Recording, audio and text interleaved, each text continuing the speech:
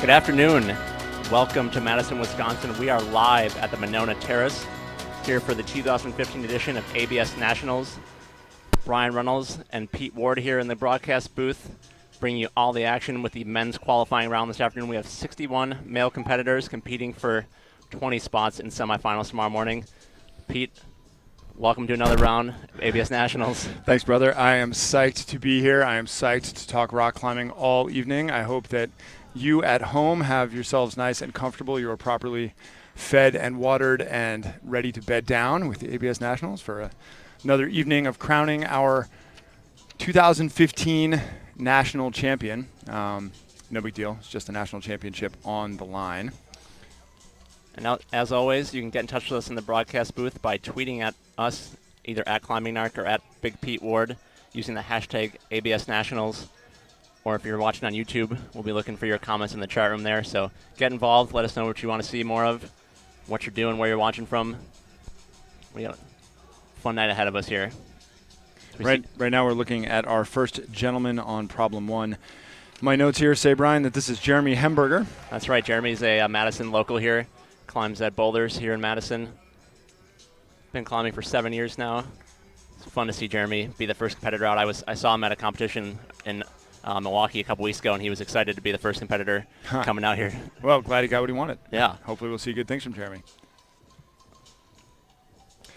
And if you've never watched a Qualifiers broadcast before this evening, it is you got a lot of rock climbing coming your way. Each competitor has 5 problems that they need to try. They have 4 minutes on each, with 4 minutes rest in between each problem.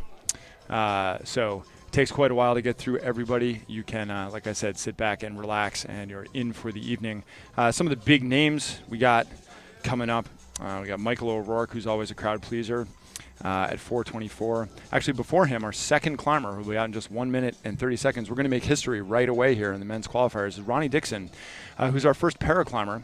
Ronnie is a below-the-knee amputee, and he's our first paraclimber in the ABS Open National Championships, which I'm really excited about. And we're me too. Ronnie's going to get through. We're going to bring him up here in the booth and chat with him.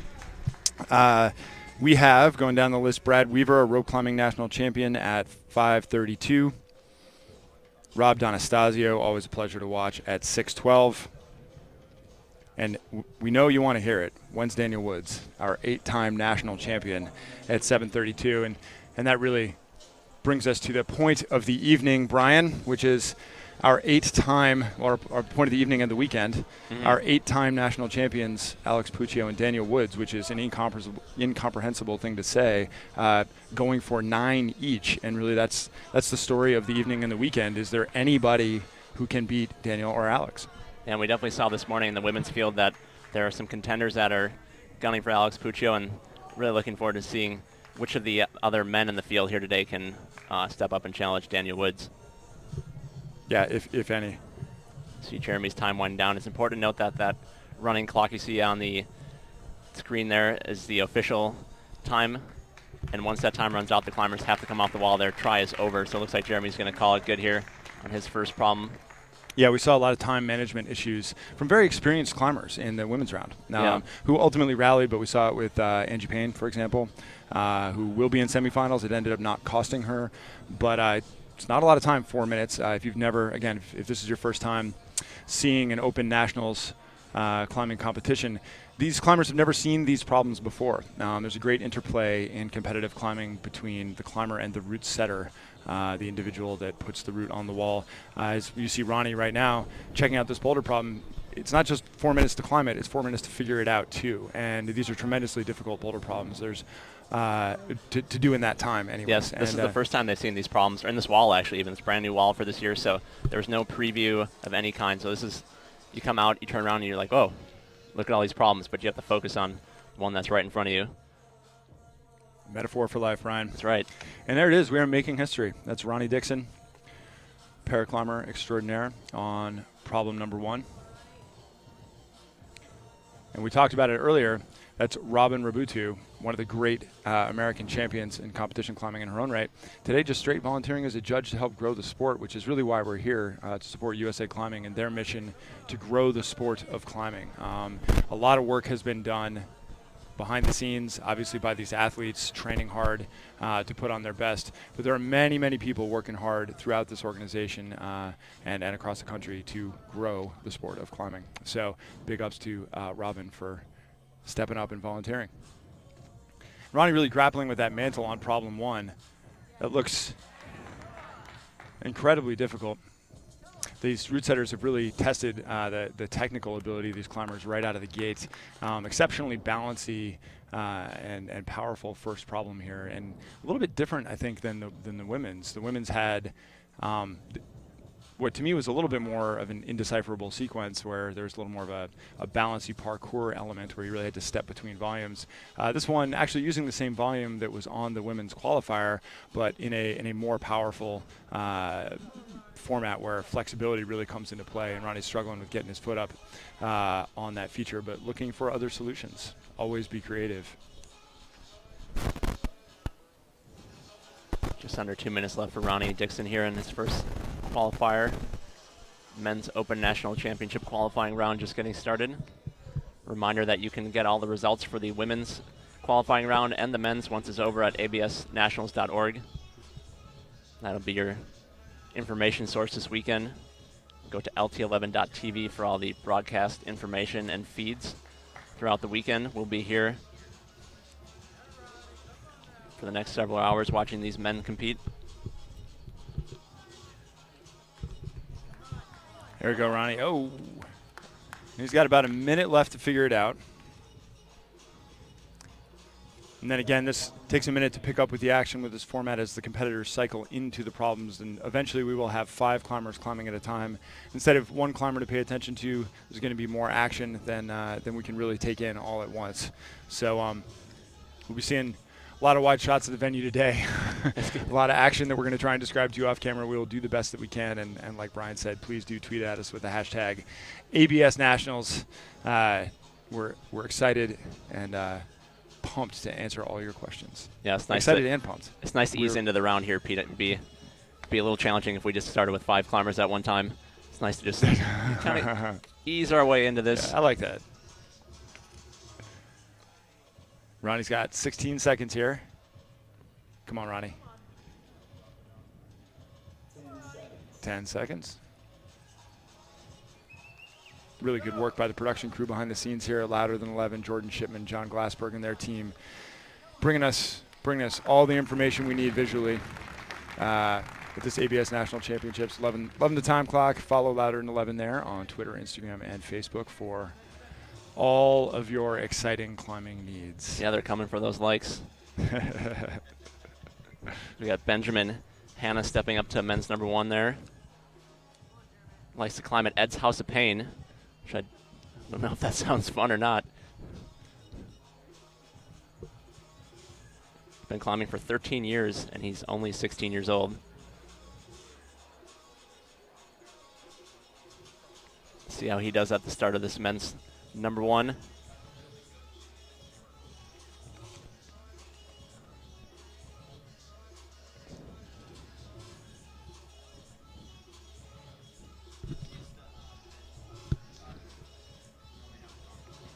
He looks pretty comfortable so far. And we talked about that a lot with Daniel in our when we got to chat with Daniel Woods earlier this morning. The mental aspect, right? Staying relaxed, staying composed, coming prepared. We talked about Alex Puccio as well, and Benjamin Hanna here looks pretty relaxed. Yeah, he looks very smooth. And we talked with some of the women competitors this morning. Like, you get pretty nervous about this. Angie Payne's been competing for almost 2 decades, and she got nervous today. So we'll see how the men handle it. Yeah, nice job very by nicely Benjamin done. Hanna. Gotta feel good about that. We know a lot of people are watching from home. We know a lot of people are watching from work as well, and some of those people know exactly what to tweet to get a mention on air. Adam Liebert tweeting at us from the SpaceX labs. He says he's got a rocket design on one monitor, ABS Nationals on the other. Adam, thanks for tuning in, man. It's good to hear from you. Adam's an old school competitor from back in the day on the East Coast, and apparently has moved on to some pretty cool things. So yeah, humble brag. Yeah.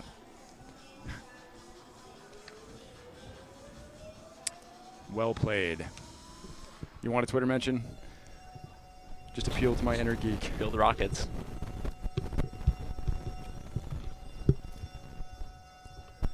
Jeremy Hemberger there eyeing up men's number 2.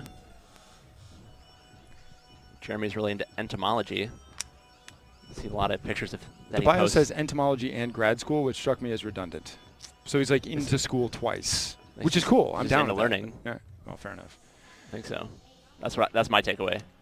He needs to be into mantling, Brian. Well, I think that's the trick with this problem. We're gonna see some interesting techniques, I think, on this, because I think the way to do this is not obvious at first glance, and like we said before, you only have 4 minutes to figure this out, so you really only have a few tries to pick a method and just go with it and do the best you can. You imply in your evaluation of the problem that there's you have an opinion on how to do it. I have thoughts. You have thoughts? It's just you and me, man. When I did it in my mind, I did it a certain way. It's just you and me. Nobody will hear. When you did it in your mind, how'd you do it? Not this way. We will see how the other competitors do. I think we're seeing that if Jeremy's trying to face the wall, that his balance is just not quite what it needs to be. We see there's no holds above him that are allowing him to just kind of step on the wall. They need to establish with all 4 points on that blue rail there. So this is definitely a tricky situation for Jeremy. There's not a lot of holds on this problem. It's going to be it for Jeremy on his second problem. Bring out our next new competitor on men's number 1. Going to be Cole Skinner on men's 1. 17 years old. Sponsored by Mom and Dad. Some of my favorite sponsors. Best sponsors ever. Shout out to Mom and Dad. And moms and dads. Wherever they are. And moms and dads and dads. Hope they're able to tune in and check out this broadcast. Cole checks it out. We see Ronnie eyeing up men's 2.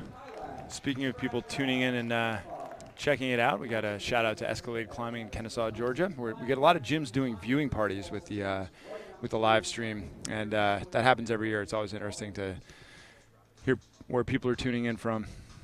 If I weren't here with you, Pete, I'd be at the gym watching this for sure. It's basically sitting here watching this for 10 hours a day. I want nothing more than to go climbing. But we make sacrifices in life, Pete, and we're here for the people. Your sacrifices are really, they're profound, brother. I mean, I don't use the word hero lightly, but it's kind of a big deal. No, seriously, I think I can speak for you in this. We love being here doing this. It's so much fun. And we just get to come out here and talk about climbing, watch some of the best climbers in the country. You're absolutely speaking for me, but you are in fuego, brother, and clearly you have this in hand. I'm gonna drop mic and just stand back in awe of your greatness. Let's not peak too early. We're going to be here for 5 hours, keeping the energy up. Cole. Cole. Doing well. And as we're looking at Cole Skinner there, doing very well in problem 1, approaching the top. I want to give a shout out. I want to give a shout out to our sponsors. Thank you to the North Face, Never Stop Exploring. North Face is a founding partner, and there for all your climbing, skiing, and running needs. North Face is the presenting sponsor of ABS Nationals. Thank you to Evolve, who's the official climbing shoe of USA Climbing. Thank you to Kailash, the official partner of USA Climbing and the International Federation of Sport Climbing. Scratch Labs, whose slogan is eat, drink, and play with all natural nutrition from scratch. Cliff Bar, it's simple. Put good food in, get good performance out. Thank you to the Madison, Wisconsin Monona Terrace Convention Center, which if you've not been here, you need to swing by if you're in town. Frank Lloyd Wright designed. It is a beautiful place. I've spent a lot of time just kind of walking around and geeking out on beautiful curves and designs. And we're just 2 blocks from the Capitol. It's a pretty beautiful area here. Yeah. Jason Danforth, if you're out there listening, you would like it here. Climbing Magazine, Entrepreneur, who's the official climbing wall supplier of USA Climbing and built this fantastic wall that these athletes are competing on today. The White Mountain School, who's the official climbing camp sponsor of USA Climbing. It's a private New England boarding school in Bethlehem, New Hampshire that offers 1- and 2-week climbing camps to youth climbers at the end of July. And thanks to our hold sponsors, obviously the grips that are the playing field themselves are really important. Thank you to Technic, eGrips, So Ill, and Motivation Volumes, the best products on the market for doing what we're doing here, which is crowning our national champion.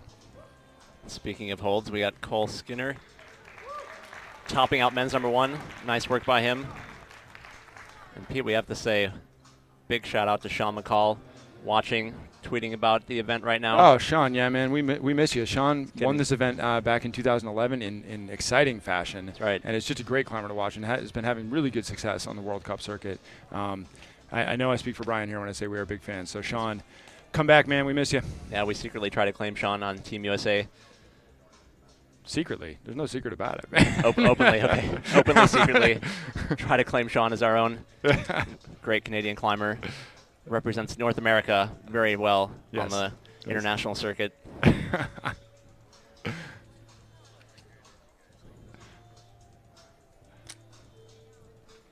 got Ronnie DICKSON here on tricky opening sequence on men's number 2. It's going to be fun to watch. All the climbers come out and sort this thing out. I'm really excited to speak to Ronnie when this round is over and get his perspective on how these problems worked and what worked and what didn't work. And I've talked to Ronnie a little bit, and I know that he is he's really, his perspective on climbing is fascinating. He's a great athlete, but just the problem-solving side of things, which obviously appeals to all of us, is something that appeals to him. So I'm psyched to get his perspective as we're looking at our first time. We've got 3 guys on the wall now with our leader of the pack, Jeremy Hemberger, first guy on problem 3, just left of your frame at home. Problem 2, we have Benjamin HANNA eyeing up his second problem, and then pulling on the wall is Noah Ridge on men's 1. Noah's a Midwest local, climbs out of Minnesota. Noah's definitely someone to be contended with. He's done really well at Rope Nationals the last 2 years, finishing on the podium both years. So look for Noah Ridge to do well here at ABS Nationals. Jeremy already, wow. Interesting route setting here on problem 3. That looks like it might be the beta. Just need to pull it off. That's going to be really fun to watch. Yeah, that is going to be really fun to watch. Might have to go climb that one after. That looks really fun. I might have to go watch you climb that one, Brian. I think at some point we're hoping to talk to one of the people on the route setting team, get their perspective on how the women's round went, how the men's round is going, and just get some insights from them. Play a big role in this comp, setting the stage for these climbers to perform the highest levels. So Benjamin HANNA finishes his second problem. That was very nicely done by him. Excuse me, that was no. Did we inform anyone? We'll fix that in post, Pete. We'll fix that in post. And speaking of fixing things in post, what? Jeremy Hemberger is going to fix that right now. Yes, he is. Wow. That's how we do. It's just plastic on a wall to some people. To me, it is brilliant viewing. I hope you're enjoying that as much as home as we're enjoying it here.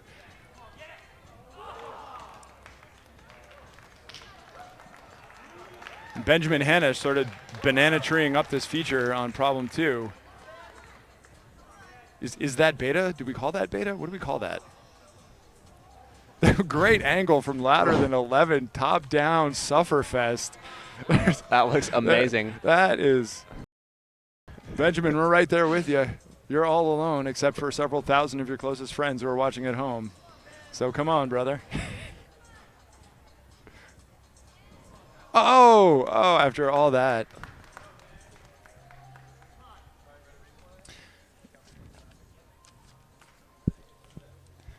And we're going to replay here as we're looking at Jeremy Hemberger snatching victory from the jaws of Faceplant. Oh. Wow. Wow, and he's we're going to come back to him trying again. This right here is him live, Jeremy again live on problem 3, our first competitor on problem 3. Yeah, so he knows what he did last time. I'm not sure I like this beta. But I am really glad I'm not his elbow tendons right now.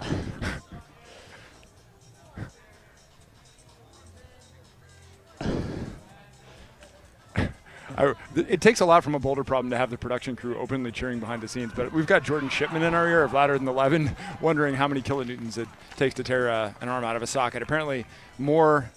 Jeremy's up for many kilonewtons, I think. So far, so good. Maybe Adam Liebert over there in SpaceX can do a computation and let us know. Yeah, Benjamin HANNA doing really well on men's 2. This is a really interesting problem, Pete. Just really subtle use of the space. And that finish hold is not good, but wow. Yeah. Really nice job by him just as time expires. Well done. Good show. Looks like he did get credit for finishing. We'll have to double check that, but that was really nicely done by him. So he did actually finish it. I called it. Yeah. I was 2 minutes too early.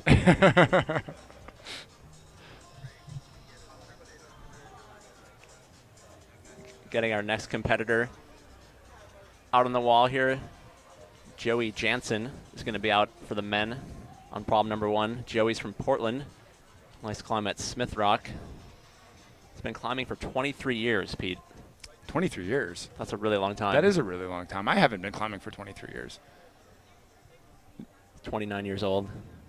Wow. Well, that is the world we live in now, man. People, you can, this is the great thing about this sport, right, is we're sitting here seeing if anybody might be able to beat Daniel Woods or Alex Puccio. And probably the person that's finally going to dethrone them is in this room. They could come from anywhere. Anywhere you got a gym, you can train. And we're looking at Ronnie Dickson here on problem 3, upside down, backwards, spinning around in circles, trying to figure it out.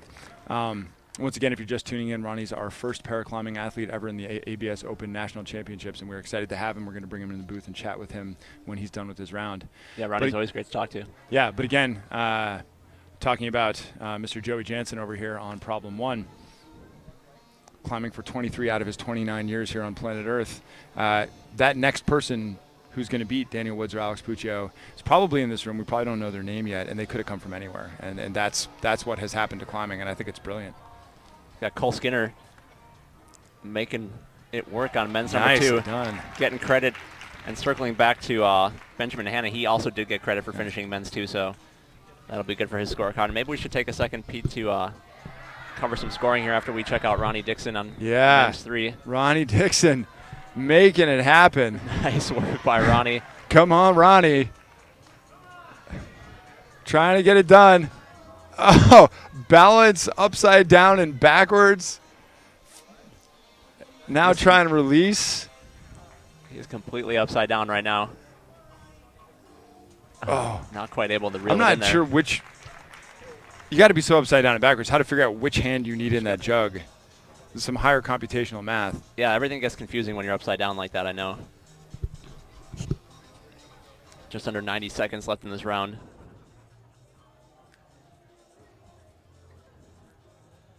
Ronnie eyeing it up.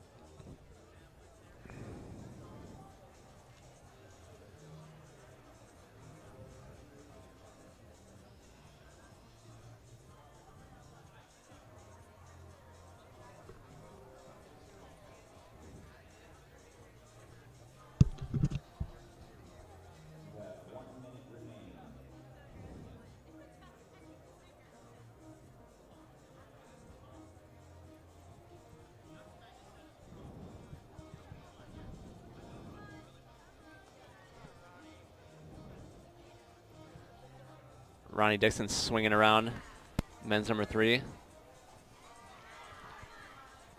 These climbers get as many attempts as they want in this 4-minute window. All right. Nice work by Ronnie.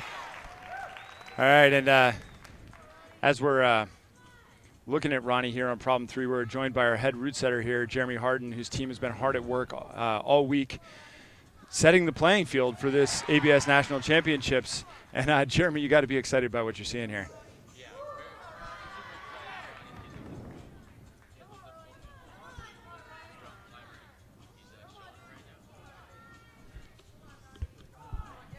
Gonna have you answer that question again. We got a little mic problem. Our production crew was so interested in watching Ronnie climb on problem 3 that they didn't turn your microphone on. So I'm going to ask that question again, Jeremy. How you feeling about what you're seeing so far, man? I was really excited about watching Ronnie on that problem. Yeah, we all were. He had some bad luck on 1 and 2, but he was showing how strong he really is on problem number 3 there. If there's ever not a left foot dependent problem, he has just as much chance as anybody else. Yeah, it's excellent watching him climb. So in general, let's talk a little bit. We talked this morning, but for anybody who wasn't tuning in this morning for the women's qualifiers, What are the goals you guys are trying to accomplish? And I'll set the table a little bit. Jeremy and his team have been here all week setting the qualifiers, semifinals, and finals round for this national championship. But in the broad outlines, Jeremy, you set the field of play. It's different every time. What are you trying to achieve in testing these athletes with these different routes that they're trying? We're trying to find the most well-rounded climber of this weekend. As I said earlier this morning, it doesn't matter if you climbed V15 a couple days ago. What we care about is who's the strongest right now on these problems. You know, we have a temperature-controlled environment. The problems aren't changing. They're not getting chipped. They're not getting anything. So what's on the wall is what everybody climbs.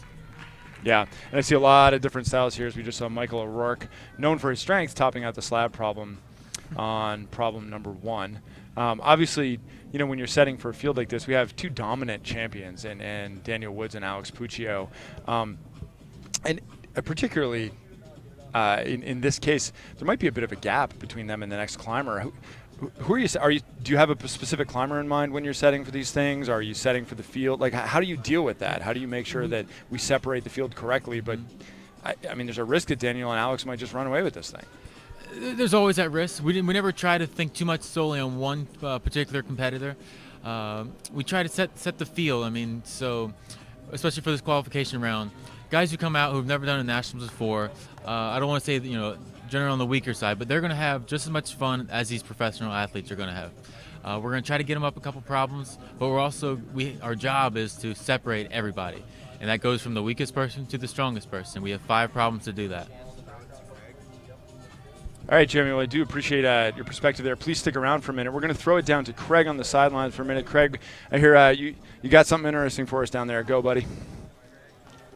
All right, I just spoke with Ronnie Dickinson, who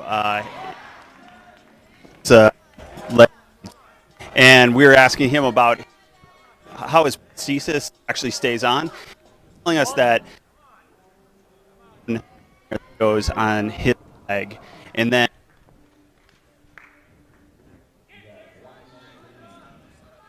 Well, sorry, folks at home. We're going to have to get Craig here in the booth and get that report again, because it sounded like he was chatting with Ronnie Dixon about some of the unique challenges presented by climbing with the prosthesis, and there's so much wireless interference in this venue. We've been having trouble all day with Craig's microphone, so we will come back to that. And like I said, in just a few short minutes, we're going to actually have Ronnie here in the booth. So as always, tweet your questions to us at #ABSNationals. My Twitter handle is @BigPeteWard. I'm sitting next to @ClimbingNarc. We're talking about all things ABS Nationals right now with Jeremy Harden, the head route setter. But if you have any questions for Ronnie, the challenges that he's facing today with making sure that, as Craig was saying, make sure his prosthesis, stays attached on a double upside-down inverted toe hook, which is quite a feat. Tweet him to us and let us know. And we're looking here at Benjamin Hanna, high on problem 3. So Jeremy, what's he grappling with up there? Trying to finish that move, he's got to do a big left-hand drive-by to the finish hold. In the forerunning process, a lot of us were able to, as we're going for the left-hand finish, flipping our right hand on that pinch to an undercling, and that would then give us the opposition to stop our bodies to match the finish hold. Tricky. And these guys figure this out in that pyramid. We were talking before about how you set the field of play, but they have a very limited amount of time. You have all week to create it. They have 4 minutes to interpret it and successfully complete it. That's got to factor in. Exactly. I mean, everyone thinks these problems are always, you know, V12, 13, V14, something like that. But these problems aren't as hard as you think they are. But keep in mind, they only have 4 minutes to do these problems, and they're doing 5 problems back to back to back. Well, I always say about that, if you're not impressed by somebody flashing something that's not V12 or 13, next time you're at your gym, your local gym, and you got a V7 or a V8, turn some bright lights on it. Tell everybody in your gym that you're about to climb it over the loudspeaker, and then see how you do when you give yourself only 4 minutes, because these are bright lights. There's a lot of pressure, and these athletes are very impressive as we watch Cole Skinner trying some different beta here. So everybody else has kind of read the intent, what I perceive to be the intended inverted toe hook. Is Cole kind of dogging himself by, looks like he's kind of got things in hand here. That problem, there's 2 different ways to do it. The inverted toe hooks, dropping down, it gets you there a little more controlled. For the guys who want to skip the toe hooks and just grab it one hand, they just have to control a little bit more of a downward swing. For us route setters, we thought it might be 60-40, the percentage of people who just go straight down and the people who then use toe hooks. Obviously, the toe hooks are a little flashier, but it doesn't quite read that way. And Cole, man, he is crushing right now. I believe this problem is probably harder than he's making it look, incorrect? Oh! Excuse me. Our first Asana moment of the afternoon. Yeah. See Peter Dickson on men's 1 climbing out of the West Coast. Peter is a past finalist at ABS Nationals. That's actually, correct, he yeah. had a really strong moment, and that was 2 years ago. Has a lot of capacity for some really strong climbing. We'll see. He didn't do as well last year, but we'll see if he can climb back into form this year. Yeah, Peter has a much experience route setting, so being a real route setter, he kind of knows what we're going after. Well, Jeremy, you'll like this compliment coming in from Poland over the internet. It says, excited and curious about American route setting. Cheers from Poland. So we hope that's Ola Love. We hope you, it doesn't look like a spam account, but we hope you like what you're seeing, because this is some pretty exciting route setting, I think, in my opinion. Actually, Jeremy, let's talk about a little bit about this problem right here, problem 2. This really unique sort of shimmying up a banana tree here. What's going on? Problem number 2. We were a little worried how difficult people were going to be to start it, especially the lower field. The start's one of the hardest moves on that problem, just getting established on the wall. For route setters, we found actually turning around, facing the crowd, and then just sitting down on the volume was the easiest I happen way to know start. a certain commentator named Brian Runnels who may have called that earlier on. Well done, Brian. You get a fist bump. Good job. Yeah, but once they establish that start, reaching to that volume, controlling some balance there. There are some black thin crimps on the second volume, and it's a matter of weighting the foot, being able to almost do a no hands to do that finish. That finish hold is pretty bad. Yeah, maybe talk about those volumes. We saw them in the women's round. We see them in the men's round here, and we see them all weekend. What are they like? What's the friction like? What do you guys use volumes for here? Volumes just help us change the wall angles. Some of these volumes are a little textured. Some are more textured than others. Speaking of that number 2, the bottom volume, it doesn't have much to grab. You're really relying on just the friction of the shoes and the volume. Your hands are on the volume, but they're not doing much. I got a question here from Twitter. Ashley, I apologize when I mess up your last name. Anixter wants to know, what is the right-hand pinch before the finish hold on number 3? So we got that blue pinch there. What brand holds are those? And tell us about that hold. Is it any good? That's a newer Technic hold. It's a pinch. It's slightly positive on both sides. There's a positive, I wouldn't say positive side on the underneath, but it is, you can match it. Pretty wide pinch for most of these guys' hands won't have a problem going around it. But yeah, Technic hold. Yeah, those Technic pinches are fun to climb on. Just big, fat, sticky things. You can really. And that finish hold is the same brand Technic hold. That one's a much wider, so they got to go with a little more control to that one. We should see a lot of people falling off that last hold. And Pete, it's our first time having all 5 problems in action at once. We have Gabe McKenzie stepping up to men's number 1. Michael O'Rourke to our men's 2, as we can see. So we have all 5 problems in action now, which will be the case for the next few hours. And by few, you mean 6. So we're going to be here all evening once again. This is the ABS 2015 National Championships. We are here to crown our national champion, and we are here all evening on LT11.tv. So tell your friends, tell your mom, tell your dog, everybody tune in. Tell your wife, tell your kids, tell everyone. Michael O'Rourke springing into action. I sense ambition from this young man. And just raw bleeding power. Well, we've been talking about him for a few years now. We have. I gotta say, the way move. You know, Brian, you're right. We have been talking about him for a few years, and what we've been saying is that this kid is strong as anybody, but he's a kid, and he's not applying it the right way. And having sample size of 2, right? So we'll see what happens in coming rounds. He looks like he's moving really well. Yep. And I don't know if he's been working on being a more technical climber or what, but if he has been, Danny Woods, get your game face on, man. Well, I think in the past what we've seen is that he's done well in certain rounds, but he hasn't been able to put together a complete comp at this point. Fair enough. And so that's what we're going to have to wait and see with Michael O'Rourke. We definitely know he's physically capable. It's just a matter of putting it out here. We do not have to wait and see with Benjamin Hanna. Jeremy, tell us about those last couple crimps on problem 4.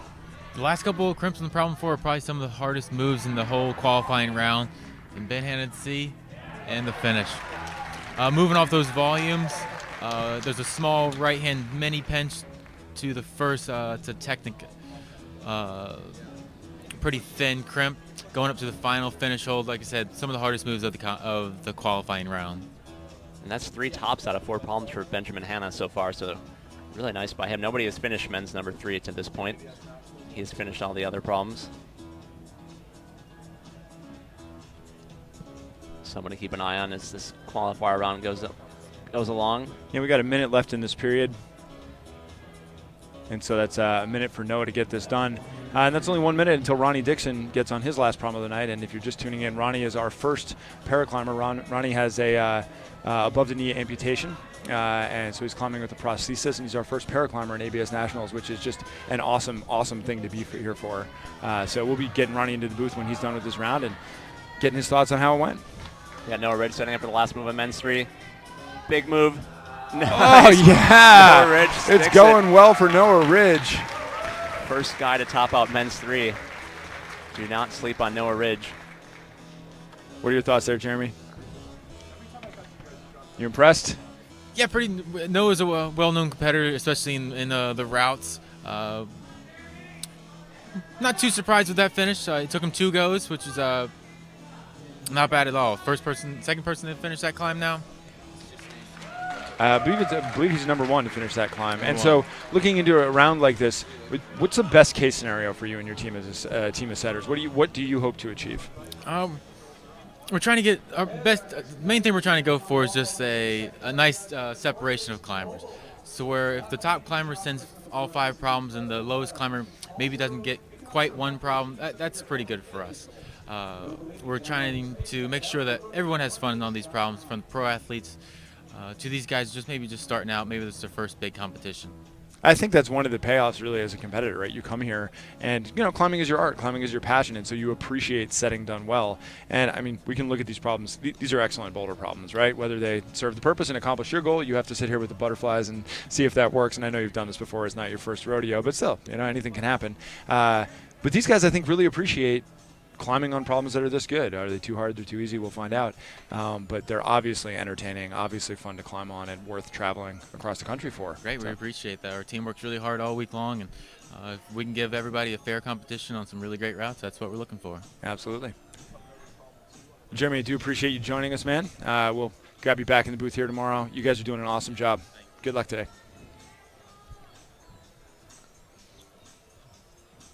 Take a look at Peter Dickson here at men's number 2.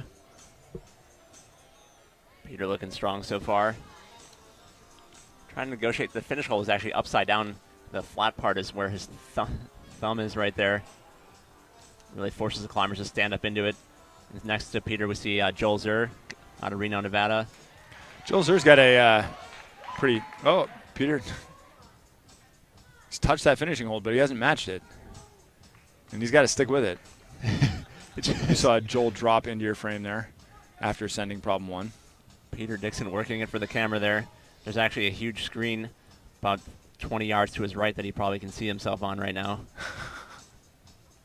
You got to cope with giving himself a little Brian. beta. You got to be a pro.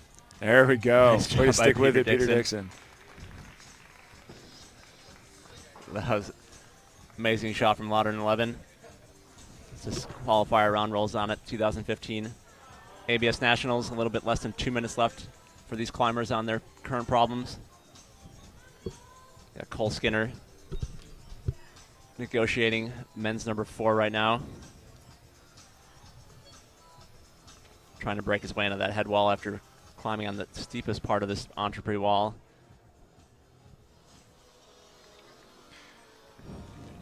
Well, Brian, one of my favorite things about climbing is how it's a worldwide phenomenon. I was saying this morning when we were chatting, with Daniel, actually, I believe, Daniel Woods, about how climbing is kind of an international secret password. You can go anywhere, you can meet people, you can get the secret tour, and I do love every time we do this every year how many people tune in from all over the world. We're just getting a shout out from Alina watching us from London. We've got a Swede watching from London, so thank you. It's late in the evening over there, Alina. Thank you for tuning in. We hope it's a little bit warmer in London than it is in Madison, but Madison is a beautiful city, and we are glad to be here. That's right. Been a great host this weekend. This really is a pretty stellar venue for ABS Nationals. As this round winds down, Ronnie Dickson making his last goes. That's Ronnie DICKSON, our first paraclimber in the ABS Open National Championships. I'm really excited to hear Ronnie's perspective on the qualifying round today.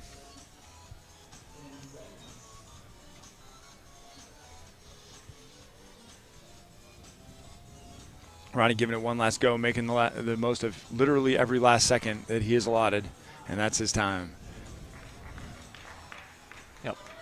One of our finalists from last year stepping up for his first problem on men's number 1 is Andy Lamb. You know, that's a storyline that we haven't really covered Sleeper enough, finalist actually, from last year. Is can Andy Lamb repeat his outrageous performance from last year? Nobody saw Andy Lamb coming, right? We're sitting here talking about the next person to beat Daniel or Alex could be in this room. What an oversight on our part to not mention the name of Andy Lamb, who came out of nowhere and not only made finals last year, but performed brilliantly in finals as well. And was that a flash in the pan? Has he been training all year? Does he have more in him? We're about to find out. We're going to see right about now.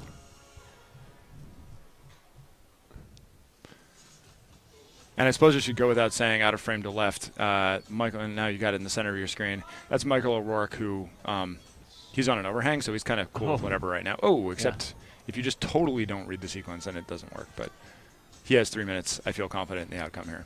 Yeah, he's got plenty of gas left in the tank for that for sure. Yep. Speaking of confident in the outcome, Andy Lamb just looks so relaxed when he's climbing. It impressed me last year. He just never seemed to get nervous, never seemed to get rattled. As you know, Jeremy just said it really, really well. It doesn't. You having fun over there? We got a little Daft Punk dance going over here, Brian. Jeremy said it really well. It doesn't matter if you did V15 last weekend. We're looking for the best climber today. You know? Right. And Andy Lamb might be that. Well, this weekend, Andy Lamb might be that climber. And Michael O'Rourke, here we are. There. This is more like we'd like to see from Michael O'Rourke on an overhang, eating it for breakfast. Yeah, I definitely like his chances to finish the problem now at this point. Yep. These are the kind of moves that he just can do. So we see Michael O'Rourke setting up. Big move to finish men's number 3. No problem for Michael O'Rourke. That's what he's made to do. Nice job by Michael. 3 for 3 at this point. Nice double dyno from Noah Ridge. Men's number 4. Cool, and as promised, we have here in the booth Ronnie DICKSON. Yep.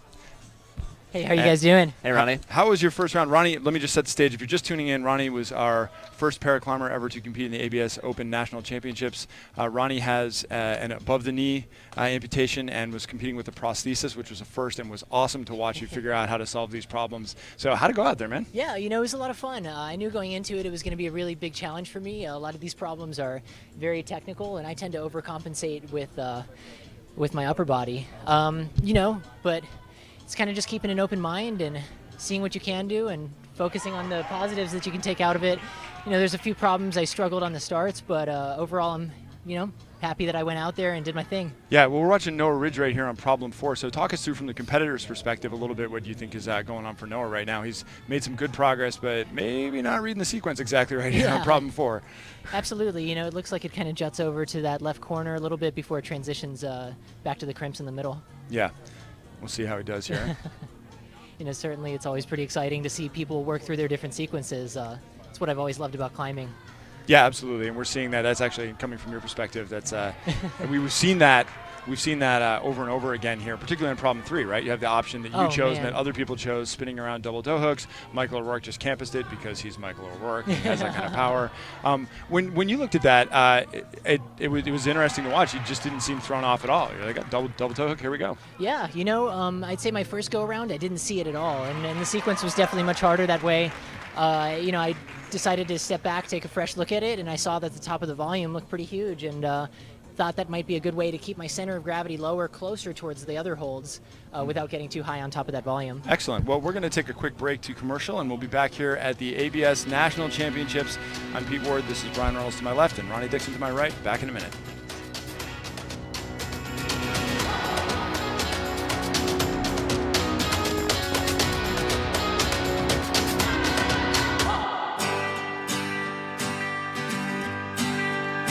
As I was walking that ribbon of highway, I saw above me that endless skyway. I saw below me that golden valley.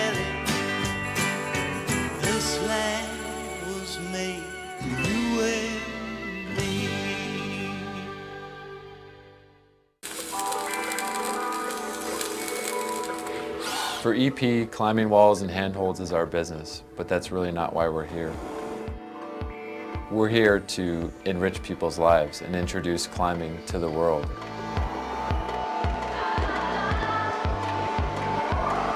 We know that once somebody gets an opportunity to go indoors and climb on a climbing wall, that they're going to be hooked and they're going to be a climber for life.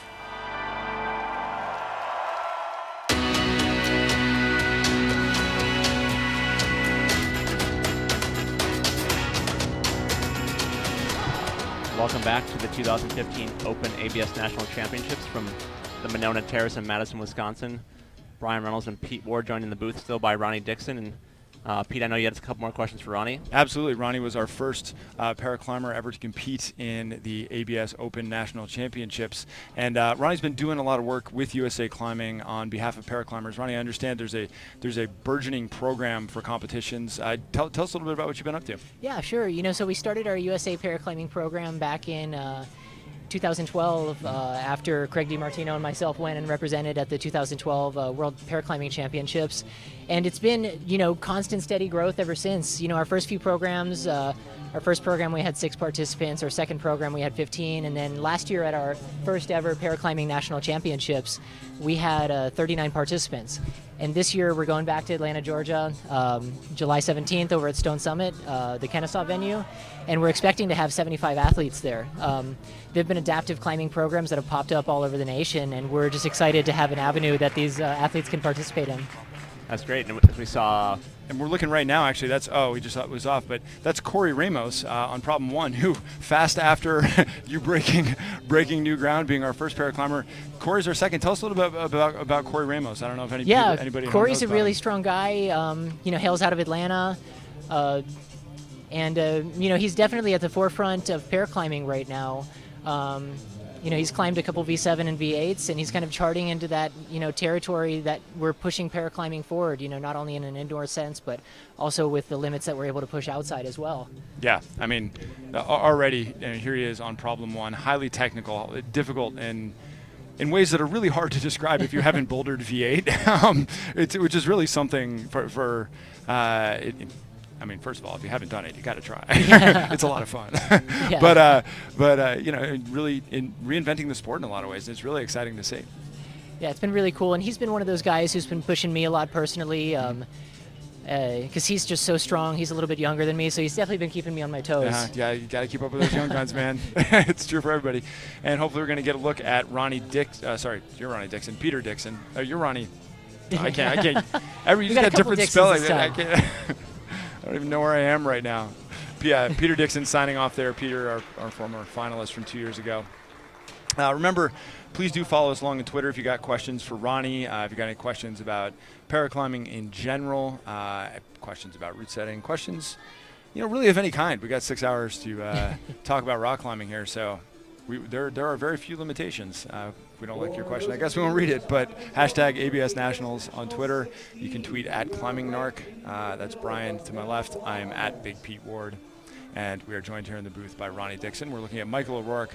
And Ronnie, tell us a little bit about what you know about Michael. This kid is one of the strongest guys out there. Oh, absolutely. I think one of the most memorable moments in my mind was ABS Nationals last year.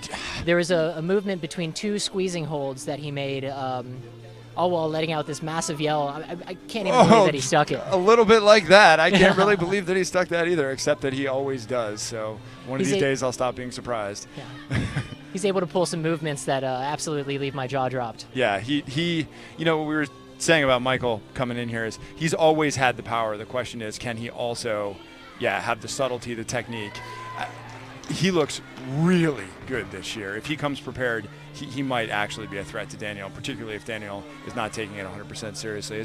You know, Daniel's had a lot on his mind. He just did the process, which was this amazing V16 out in Bishop. We talked to him today. He confessed to struggling a little bit with the mental discipline coming in. Does that mean he's rallied and he's ready to go, or does that mean the door's open for Michael? You know, we're going to find out. And we're looking at GABE McKenzie here. So you've been, Ronnie, on problem 3 here, so talk us through problem 3 a little bit. Yeah, problem 3. Unfortunately, I ran out of time at this section because I was still feeling pretty good. You have the move to the pocket, which takes a little bit of core tension to be able to execute. I think the one biggest problem is going to be either bumping off the pocket, going to the pinch, or switching hands in the pocket to be able to get that left hand in there. Right. Right, and here he is on that last move, which I believe Brian has only been stuck by Noah Ridge so far. Is that right? O'Rourke definitely. Right. Sorry. Floated that move. Right. But yeah, only a couple competitors so far, and we're just over 10 climbers in on that. We're lucky problem, Michael right didn't around tear 10. the holds off the wall, because that's probably happened before. It may have. I'm going to say it's happened before. I just said it on air. It must be true. Well, Ronnie, before we let you go, I want to know I'm really interested in what you've been doing, and are there any websites, Twitter handles? Where can people go for more information? Sure. Well, right now we do have our information on our USA Climbing website, and that's going to be updated here in 2015 to be more all-encompassing as a informational portal for paraclimbing. So whether that's local adaptive climbing clubs or other programs, we're definitely going to be putting out more information through those channels. Okay, so people can go through the USA Climbing homepage. That's usaclimbing.org, right? And Yes. find more information on paraclimbing. And one last thing on paraclimbing too. Obviously, between myself and Corey, we're both amputees, but we do have offerings for all different levels of disabilities. So our categories kind of split up into physical and neurological disability, which might be your cerebral palsy, spinal cord injury. We have a seated category for people who don't have any use of their legs at all. Maybe paraplegic or quadriplegic. Upper extremity amputee, lower extremity amputee, and then of course visually impaired too as well. So we have a little bit of something out there for everybody. I love it. So you're telling me that literally anybody can go climbing. Absolutely. If you That's have a fantastic. disability, there's nothing that should be stopping you from climbing. That is fantastic news, and climbing is a beautiful sport that has contributed tremendously to my life. I know we've been talking about how the sport is growing, and the mission statement of this organization, USA Climbing, is to grow the sport of climbing, and it's really great news to hear about your work, making sure that there are literally no limitations placed on that. And so, fist bump to you, my friend. I really appreciate the hard work, and I really appreciate you coming to join us today. Awesome. And Thank you, stop by, guys. Ronnie. Yeah, and hey, congratulations on being the first paraclimber in the ABS Yeah, it was ever fun. in history, ABS Open National Championships. That's really cool ground. I'll be back out next year. I'll do even better. Hell yeah, man. Take it easy. Awesome. Okay. Thanks to Ronnie Dickson for stopping by. Absolutely. The action has rolled on here.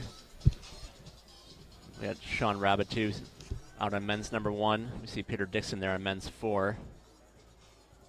Men's 2, we have Corey Ramos, who Ronnie was just talking about. Joel ZERR on men's 3 in the middle of your screen there, under the North Face logo. Joel ZERR, I understand, has a special fan in the audience. He does. We're talking to our 8-time national champion, Alex Puccio, this morning, and Joel ZERR is her personal favorite rock climber. So, Joel, you got all the encouragement you need. Probably got some pretty good tips from her on how to get better at climbing.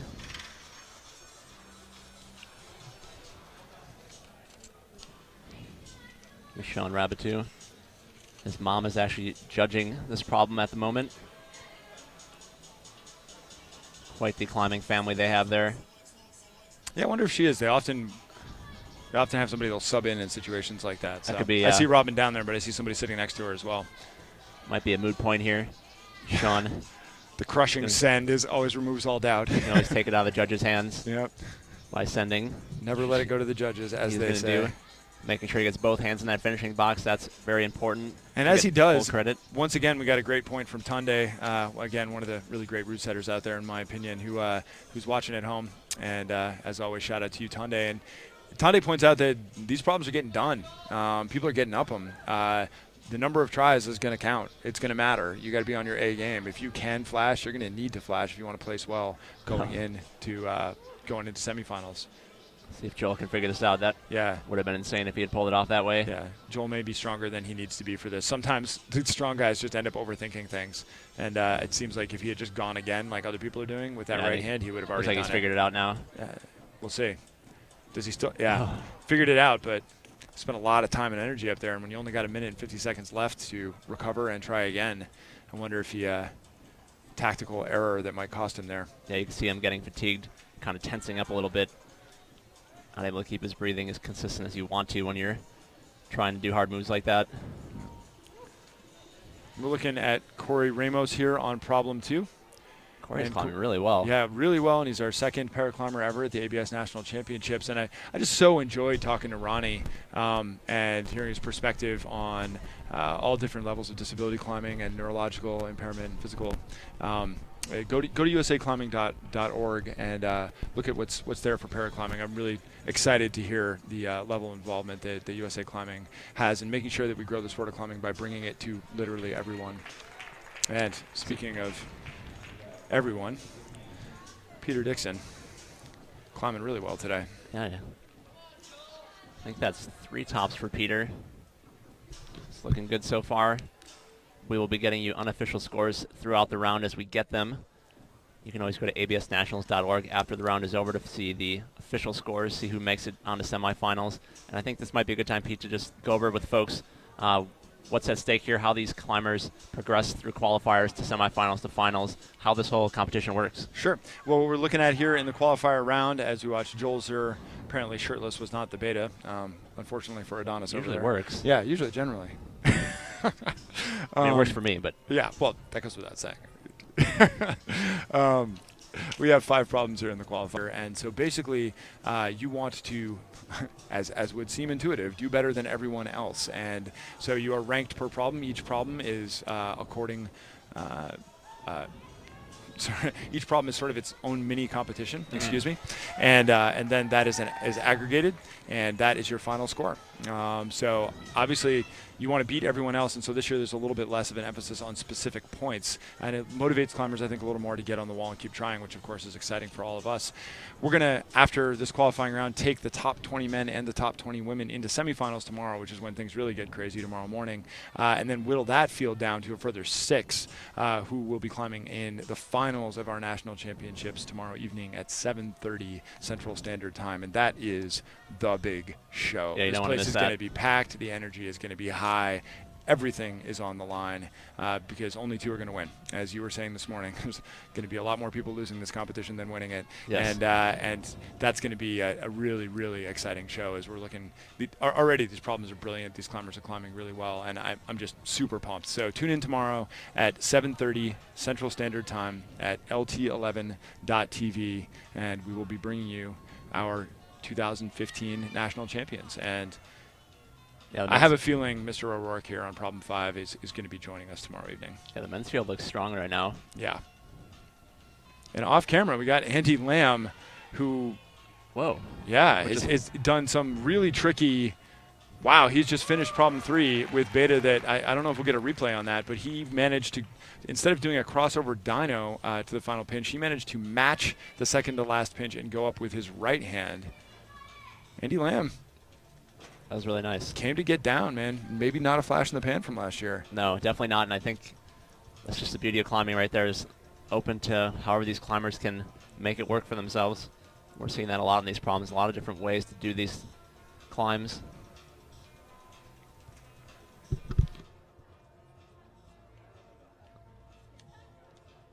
Just under 2 minutes left in this round.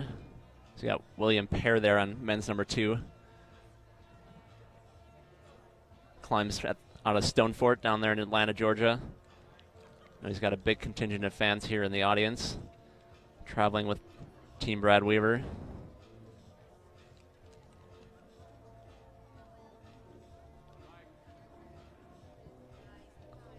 Got Michael O'Rourke back up on men's 5.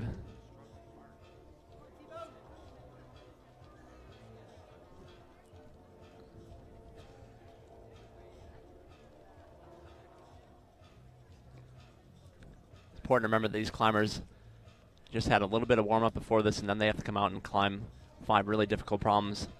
Minimal rest, so even for someone like Michael O'Rourke, definitely get tired, and you don't have much time to really recover in any way. Gabe McKenzie there in men's 4. Not able to figure out that opening move.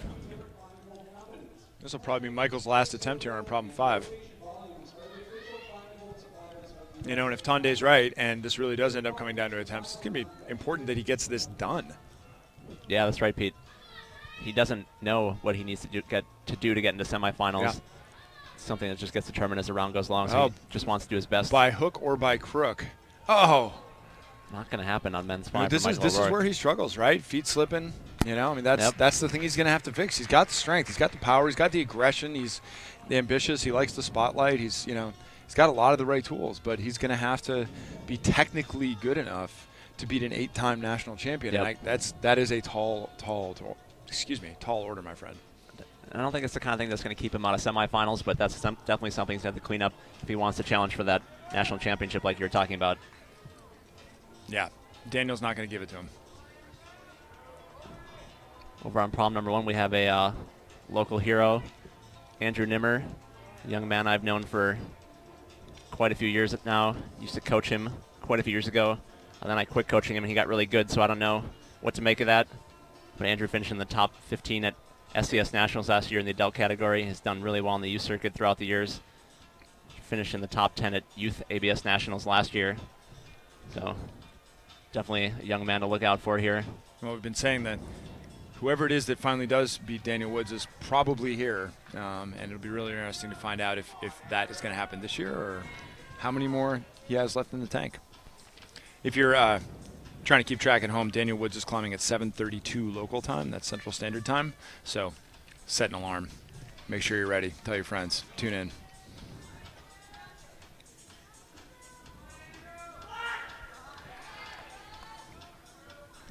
Action on all 5 problems. A still shirtless Joel ZERR on problem 4. Peter DICKSON on problem 5. Corey Ramos climbing well on problem 3, working on that down campus move. Those feet, I went and checked that out, Brian. Those feet are just abysmal down low, and you can see they're bad enough that he's sort of going back to the toe hook method as best he can. Nice job by Andrew Nimmer topping out there. Off screen as we see Peter DICKSON just trying to suss out those moves. And we had to cut away. Whoa! Corey Ramos managed to stick the down campus move, unfortunately off camera, and then did a campus match in a jug. Now we're back with Corey Ramos, still on problem 3, and it was just too much. That whole time that we cut away from him, he was on the wall, campusing around. There ain't no time for that, man. So I always get impressed when I see people doing that. Anytime you're doing climbing moves out your feet on, I got to give you some respect. It's not easy to do. Feels good when you do it, though, that's for sure. So I've heard, Brian. So I've heard. Yeah. I mean, it looks like it feels good. Lacking strength or talent myself, I wouldn't know. But everyone taking a little rest right now with 90 seconds left.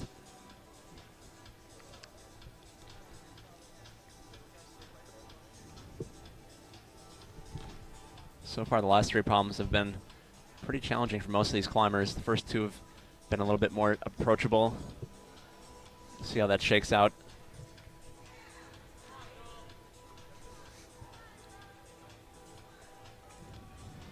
Joel ZERR certainly got all the power he needs, but the name of the game is applying it the right way.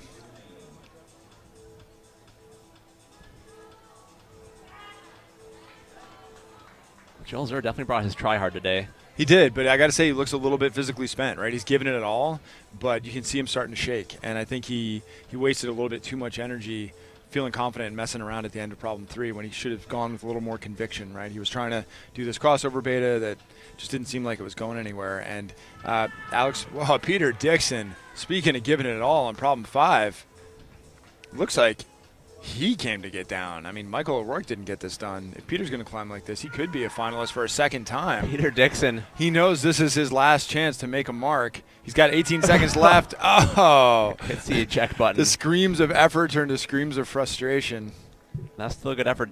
It's It was important to note excellent that the competitors do get points for each hole that they control throughout the problem. So getting to the top is the most important things, but each hole you control is still very important as we whittle down this field from 61 to 20. Yeah.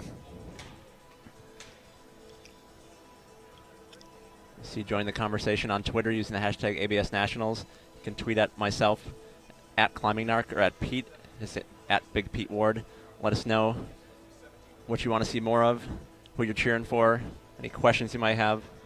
Try our best to answer them as we roll through this qualifying round here at the 2015 ABS National Championships. We prefer yes or no questions, so we have at least a 50% chance of getting them right. But you know what? Bring it. We'll do our best. And we'll just answer with yes or no, even if it's not a yes or no question. No, I'm hearing in my ear that we actually have to try, Brian. That's terrible news. I didn't get that memo. Yeah, goodness. Commanda on Twitter noting that none of the women had to take their shirts off to send this morning. Huh. What's up with the men? Just looking for any edge, I guess. The women this morning, I think, climbed really impressively, Pete. And I think we'll definitely try to talk with Alex Johnson about that a little bit later if we can get her in the booth. She's one of our semifinalists for the women.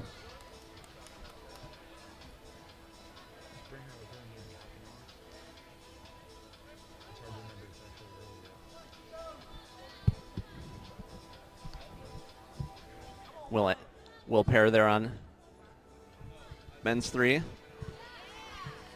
Making good work there. Got one huge move left. Oh, not quite able to reel in that finish hold. Talking with route setter Jeremy Harden before. These holds sound like they're not too bad, Pete, but it's a really long way to drive by, as he said. Sweep over your head with your left arm. Grab that hold as you're flying by it. Check your momentum. Squeeze. Make it happen. It looks easy when you do it, but it's definitely not easy at all. Yeah. Over on problem number 1, we have Jory Marvin. Yeah, and as we watch Jory here, over to our left and on your left of screen now as we go to the wide shot at home, Andy Lamb there looking at problem 4, and he's been climbing really well. He's 3 for 3 so far. And this is where we're going to see, he's not a pure power climber, and this is a pure power problem. If he can get this problem done or do well on it, his approach, his coolness, his ability to climb to 100% exactly when he needs to, right, which is what is demanded by competition, he may do well. But he's not quite targeting that second hold on the double dyno, and he just doesn't quite have the power of some of the other guys to give himself that extra half second he needs. A lot of competitors testing out these Asana mats right now. That is the name of the game.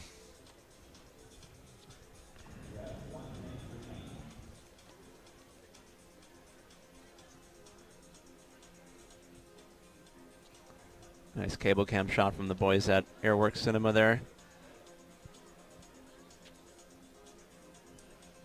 Pretty cool technology being used to bring you this broadcast this weekend. Things have really stepped up year over year. It's great to see the progression from the technical side, bringing you guys. Speaking of some progression, of the best that's angles. Andy Lamb on the left of your screen who stuck that dyno. Took him a minute, but he's up there. He's accruing points and improving his rank. Trying to stake his claim. 2 holds to go for Andy Lamb. Shaking out on one of the crux crimps. He was our dark horse last year. Is he going to do it again? He's 4 for 4, Brian. Andy Lamb, a name that we did not say all morning. Shame on us and our research department. I was saying it in my head. No? No? I don't know. I don't think you were. No. I'm not sleeping on Andy Lamb after last year. Not at all. Fool me 1 year, shame on me. Fool me 2 years. Shame on me again. Shame on me again. Yeah, but still. Got another new climber out on the wall. That's none other than Alex Borst, as we're going to get our first look at some unofficial scores. And not surprising at all to see Michael O'Rourke on top there.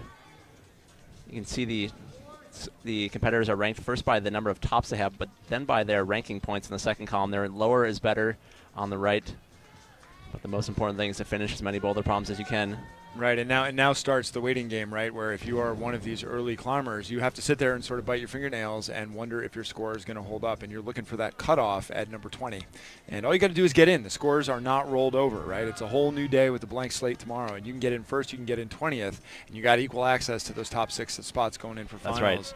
And so for these early climbers, they've got that, you got the stress coming in of having to perform, but then you got to sit around for the rest of the evening and wonder if your score is going to hold up.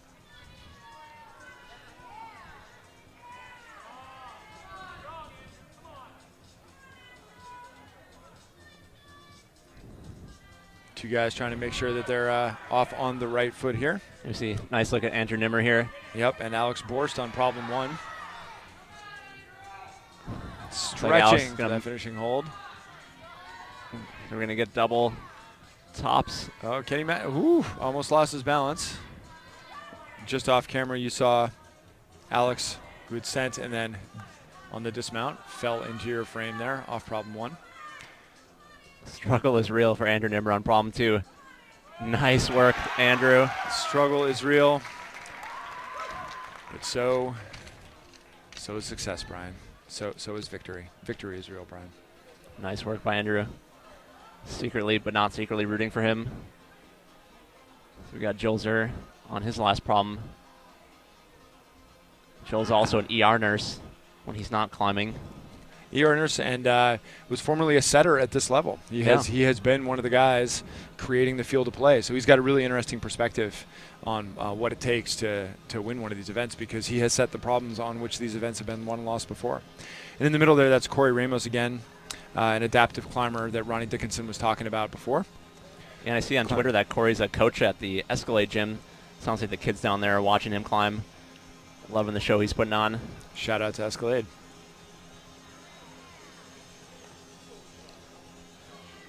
That's SHAWN RABOUTOU, son of Didier and Robin, and that is a very French. That's the Rose move on problem 3. No points for style, but mad respect. Oh, tons of points for style. I disagree, mon ami. Ah. Il est français, hein? Yeah, you're going to bust out a Rose move in our national championships. You get style points from me. So, I mean, if you could do Rose move into a figure 4, the comp would just be over. Just like a wild card move. Drop, Mike, go home. SHAWN from a family of climbing royalty. Robin and Didier, some of the great previous generation of competition climbers. Really paved the way and set the standard. There's such rapid progression and difficulty during the 80s and 90s in this sport, and now as we're seeing that we're pushing the limits outside in terms of what can be done physically, we're getting to where it comes down to so many people have access for it. Can you win the competitions? And that's how we determine who the best is who is the national champion. Can you perform when it matters, like Jeremy was saying? Who is the best climber today, tomorrow, this weekend at our national championships? Just like that, we're going to cycle through to our next competitor. Got Kyle Struthers out on problem number 1. Kyle's a young climber out of Minnesota. Definitely a bright future ahead of him. Had the audacity to beat me in a local comp here a couple weeks ago. Poor form. Yeah, I mean, that is not done. I mean, yeah, I tried to tell him, but it didn't work. Just gave me the business.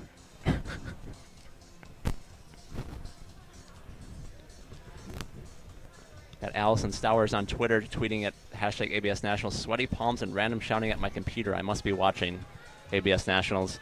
She's not alone right now. I know there's a lot of people here with sweaty palms, and I'm shouting at my computer. You guys just happen to be able to hear it. Oh. Tough move there for Timmy Dolan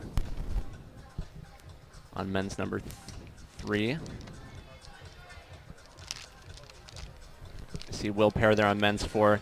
That blue undercling there actually has some foot chips on the underside of it that make it a little bit more positive, but there are no footholds there really for the climbers to drive off of, do that dyno.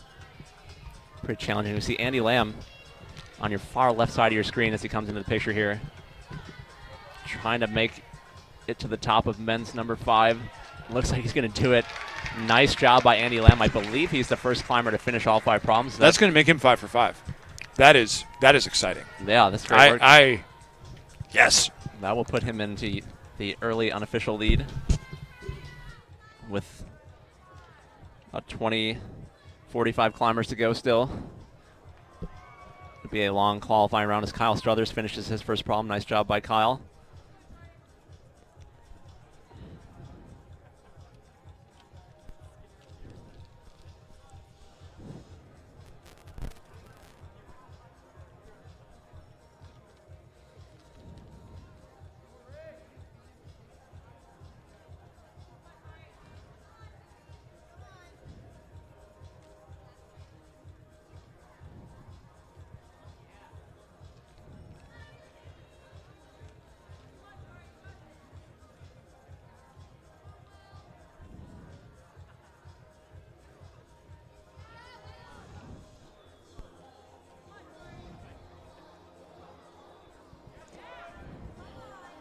Wow.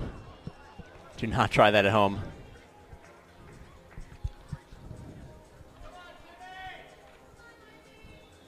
That is Timmy Dolan, who literally just made John Glassberg, our technical director, shout out loud.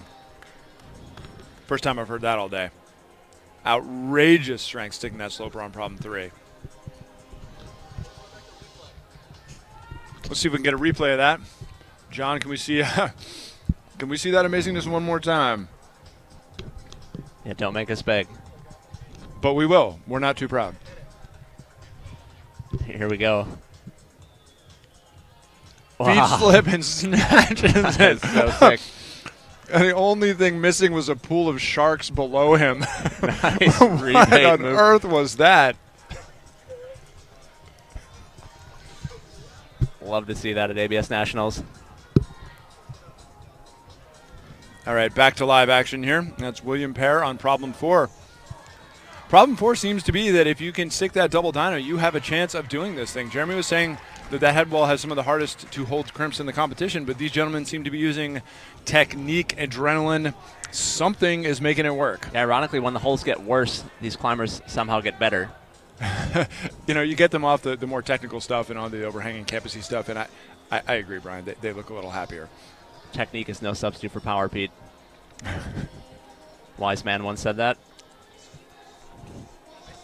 So I understand. Somebody in the broadcast team is trying to take credit for that. Will not let it happen. I believe there's a famous quote from one of the great climbers, the Austrian Alex Huber, who was learning to climb granite, and he was one of the first. We've all been hearing about the Dawn Wall, obviously, and everything that's gone on with Tommy Caldwell and Kevin Jorgensen. Their fantastic effort that really took. I don't think it's an exaggeration to say the entire world by storm. But one of the first out there was Alex and Thomas Huber, and he had this great quote when he was learning to climb granite. His crack climbing technique was not really what it could have been, and his comment to the media was, well, that's okay, I have power to waste. So power to waste, Brian, power to waste. Having power to waste is a real power move. See Matt Laundrie finishing men's number 1, 24 years old. Gonna guess he's from the East Coast. He loves climbing at RONNIE. SHAWN RABOUTOU with style stuck the double dyno on problem 4. And apparently he climbed really well in the Dark Horse competition in Boston, which is one of the lead-up events to ABS Nationals. There's a lot of these really high-quality regional events now in the country. And these athletes use them as little training sessions, and Dark Horse is one of the best, absolutely. And you know what? As Sean finishes this, I'll give a shout-out to our in-house MC, Brian Rafferty, and his crew who put together such an amazing event at the Dark Horse in Boston. Brian has come out to Madison to MC the big show at Nationals. We do appreciate him being here. You know, he's looking forward to being here as well. See Andrew Nimmer. Big hometown crowd here for Andrew in Madison. Andrew goes to school here. Yeah, we're starting to get UW. some volume in this room. Oh. That was a good first effort by Andrew on problem number 3. Over on problem 2 is Alex Borst. Alex has been climbing for 10 years. He's 24 years old. Sponsored by himself. Well done, Alex. I respect a self-reliant man.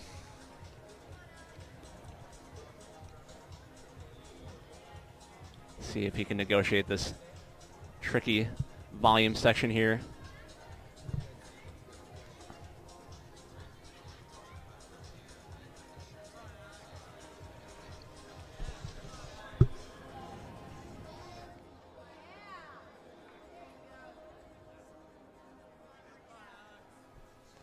Casual moment up here for that's Alex Borst on there on problem 2, looking comfortable. He knows he's got a minute left. Shaking out, getting his balance right.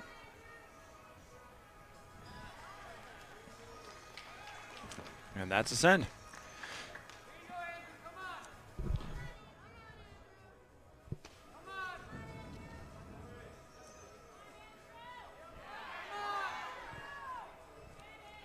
It's Andrew Nimmer there on problem 3 we're watching. He's our last climber on the wall with 32 seconds remaining. See if he's got this in him.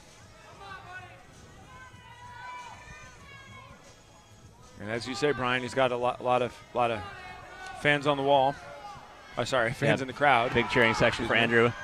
15 seconds ago. It's going to be his last chance to stick this move. Oh, no. Swing and a miss for Andrew Nimmer. Effort. And we didn't, just on the far left of your screen, that is Corey Ramos finishing up his round.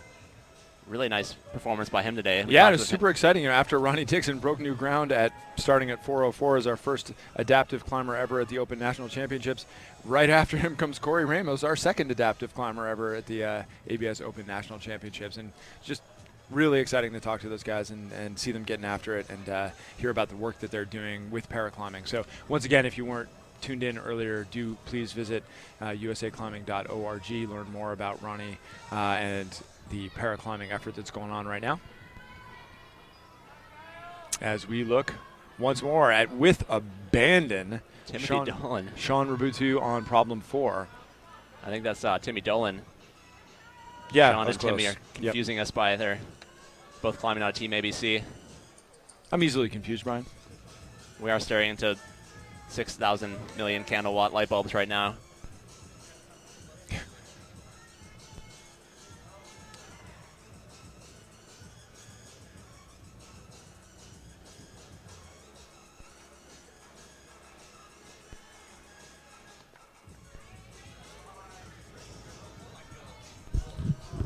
Jory Marvin there trying to figure out those upside moves on men's 3.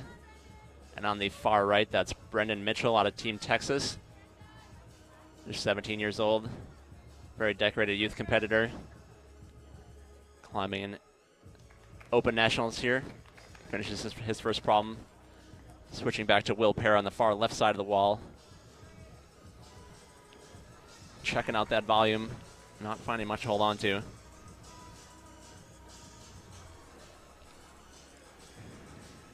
I am liking the commitment out of these Team ABC kids.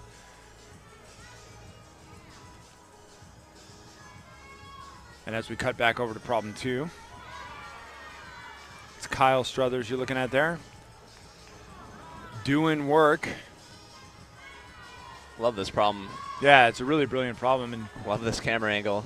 I'm really impressed at how the guys seem to be doing well on it. They seem nice comfortable. job by Kyle Struthers. Yeah. No hands rest on the Bouldering National Championships from Jory Marvin. Trying to figure out how to dismount. Suppose the no hands rest doesn't do you any good if you don't have a plan for the next move. You gotta switch your orientation to complete 180 degrees there. That's not easy to do. I think anybody at home has tried climbing upside down. It just gets confusing. You're not really sure which way to move your arms. Just like fish out of the water.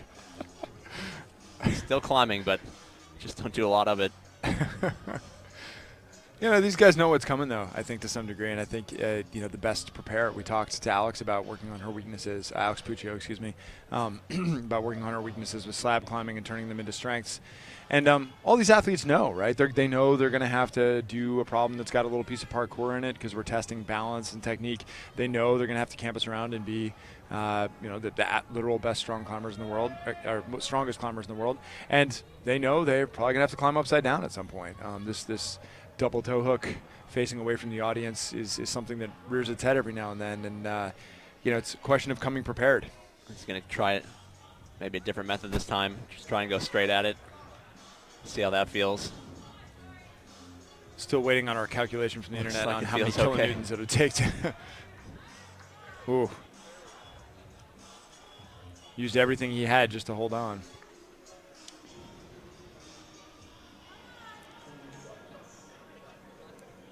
Well, 10 seconds left in this round. You're watching live coverage of the 2015 ABS Open National Championships. We are live at the Monona Terrace in Madison, Wisconsin. Brian Runnels and Pete Ward in the commentator booth, watching 61 men try to qualify their way into semifinals tomorrow morning at 10 a.m. Central Time.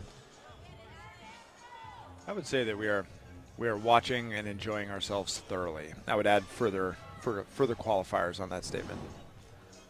Appreciate everyone out there tuning in to watch our broadcast. Real pleasure to be here bringing it to you. If you have any questions, make sure to get at us on Twitter using the hashtag ABS Nationals, or you can chat in the YouTube chat room with our audience. Try to grab out any good questions we see.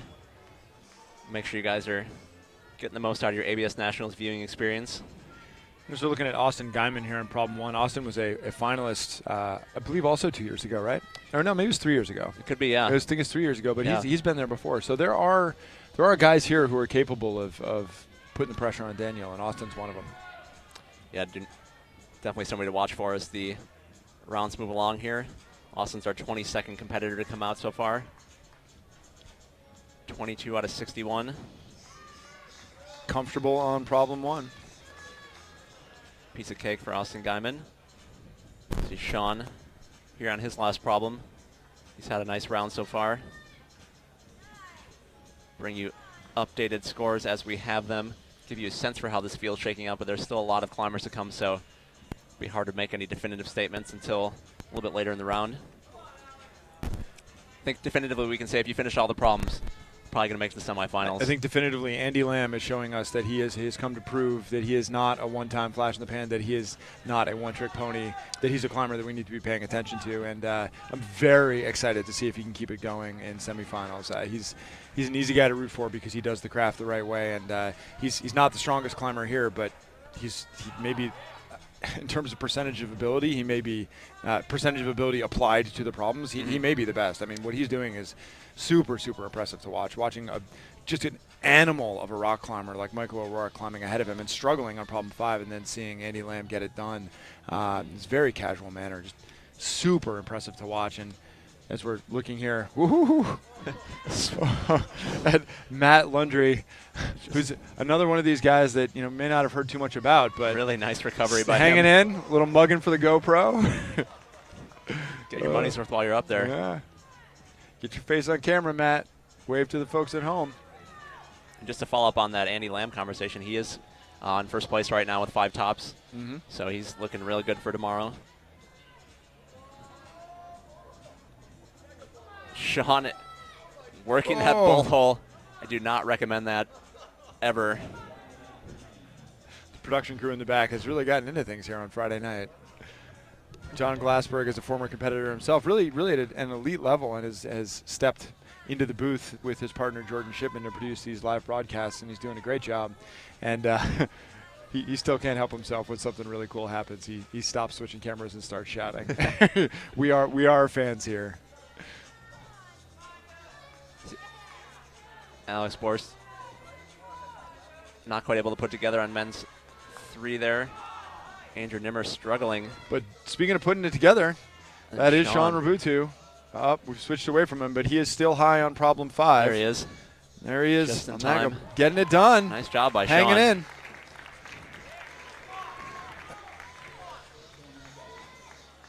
And we're going to have a scoring update now. Sean is just 16 years old as we take a look at our unofficial scores here. We're saying Andy Lamb's in first place with 5 tops, followed by O'Rourke and Ridge with 4 tops, and then Dixon and Hanna with 3 tops. Benjamin Hanna was somebody I'd not heard of before and really impressed me with his climbing. Yeah, and if I'm Joel ZERR or one of those other guys with 2 tops, I'm a little bit stressed right now. I'm going to hang in and watch for the rest of the evening, but if I'm Joel ZERR, William Parra, Cole Skinner, going to need a little bit of luck. There's a lot of guys yet to come, and we'll see where the cutoff is at the top 20. And I want to take a minute here. We got just one climber on the wall. I want to thank our sponsors. We are here for the national championships to crown our national champion. We are here with USA Climbing to grow the sport of climbing, and that happens with a dedicated team of volunteers. It happens with the passion of the entire member base of USA Climbing, which is a nonprofit, and if you're not a member of USA Climbing, you should be. Any one of us can sign up, can go to the local, regional, divisional level, compete, and try and get to these national championships, which are presented by the North Face, who is our founding partner, Never Stop Exploring. Also supported by Evolve, the official climbing shoe of USA Climbing, Kailash, who's an official partner of USA Climbing and the IFSC, Scratch Labs, whose slogan is Eat, Drink, Play with all natural nutrition from scratch, Cliff Bar, it's simple, put good foot in, get good performance out. And thanks to the Madison, Wisconsin Monona Terrace Convention Center for hosting us. This is just a fantastic venue. Climbing Magazine, Entrepris, who is the official climbing wall supplier of USA Climbing, the White Mountain School, Technic eGrips, SoIl, and Motivation Volumes. Thank you for your support. Over there on men's number 1, we have Alex Perlstein, 16 years old, out of Philadelphia, been climbing for 6 years. On his first problem, Brendan Mitchell, problem number 2 there. There's Alex on that volume there. And speaking of Alex's, I'm joined here in the booth by Alex Johnson, a crowd favorite. Alex, thank you for joining us. Hello, thank you for having me. You climbed earlier this morning, and I thought you looked really strong today. Actually, we had some people commenting on Twitter about you look like you brought your A game this year. If you missed, by the way, if you missed Alex climbing earlier today, the women's qualifiers are still on lt11.tv, as are the podcasts that Brian and I did yesterday evening. So as we're talking about talking with Alex, she'll be in the booth for a little while right now. You can go back and watch her climb. But Alex, let me bring it back to you. You look great. How'd you feel? Totally. Thank you, and thanks, Twitter people. Actually felt Twitter people. surprisingly Tweeps. really well. I surprised myself, and I know everyone comes out and they're like, "Oh, I surprised myself," but like I actually, I don't know. I've been climbing outside predominantly for the last few years, I guess. So coming back into these events on plastic is always a really hard transition. So. Yeah, your Instagram is a home for beautiful pictures of bouldering. So if you don't follow Alex on Instagram, plug yourself. What's your Instagram? It's at AlexJohnson89. Yeah, you go follow Alex. If you Lots of pictures from Bishop in Vegas. Yeah, but if you like not the bouldering Vegas at Red you're thinking. Rocks, it's the right place. Yeah, it is the right place to look. So anyways, you've been climbing a lot outside, and climbing on that kind of either sharp granite or Bishop or really, quite beautiful but very soft sandstone at Red Rocks. It's not the same kind of rodeo as what you're doing here. So yeah, how are you making that work? Super different. I honestly think it just comes down to experience. We've done so many of these that I feel like I can go out and sort of know what to expect, and I know how to turn it on and then just go out and have a good time. But yeah, today actually went really well. I'm pleased. I think I'm like sitting in 11th, but last year I was in like 25th, so yeah, way better. But you made it happen last. I mean, last year you had this very difficult qualifying round, but you really used that experience. You kept a really positive mindset, which was very impressive. I didn't start drinking yet. I thought I was out of finals, and then someone called me at like 8 o'clock, and they were like, "Oh, actually, you're in semis," and I was like, "Good timing." It's about to get rowdy. Note to self, don't let the party begin until you are sure you that know. you haven't made the next round of climbing. That's a pro tip right there. Pro tip. Yeah. Speaking of pros, we have our reigning rope climbing national champion, Brad Weaver, there on men's #1, brushing things up. Weaver Fever's about to sweep the Monona Terrace.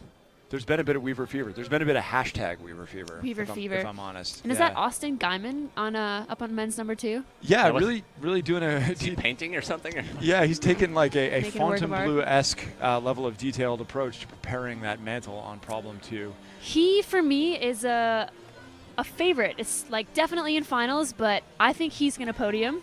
He's a dark horse for me, but I don't know why he's a dark horse, because he's done this so many times and he's done well so many times. But Austin's one of my to win this weekend. You know, if you're going to go ahead and put yourself on the spot, I'm just going to put you further on the spot. All right. What's your podium, Alex? Tell us who you got.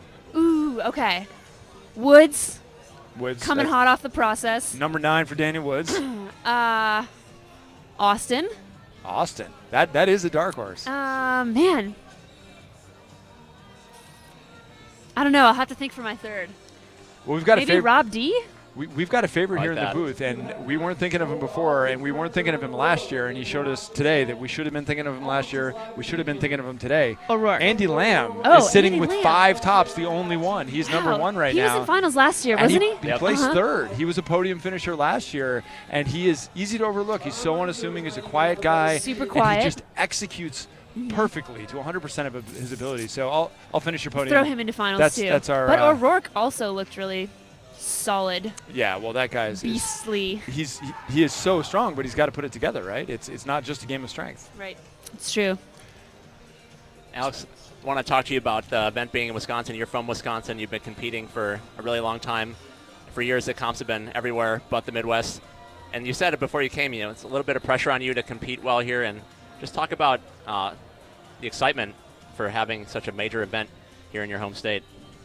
I am super excited that the event is up here. It's unfortunate that people have to come to Wisconsin at this time of year because and I can't look at them and be like, oh, this doesn't happen. This is like, it's very nice inside. It's normal. Like, it's -9. This is normal. Oh, this never happens. This is a super rare weather phenomenon. This is how we live. No. Nope, the lake is frozen. They're ice fishing. But That's it's, how yeah, it goes. we drive on the lakes up here. Yeah. We're Hicks. Just kidding.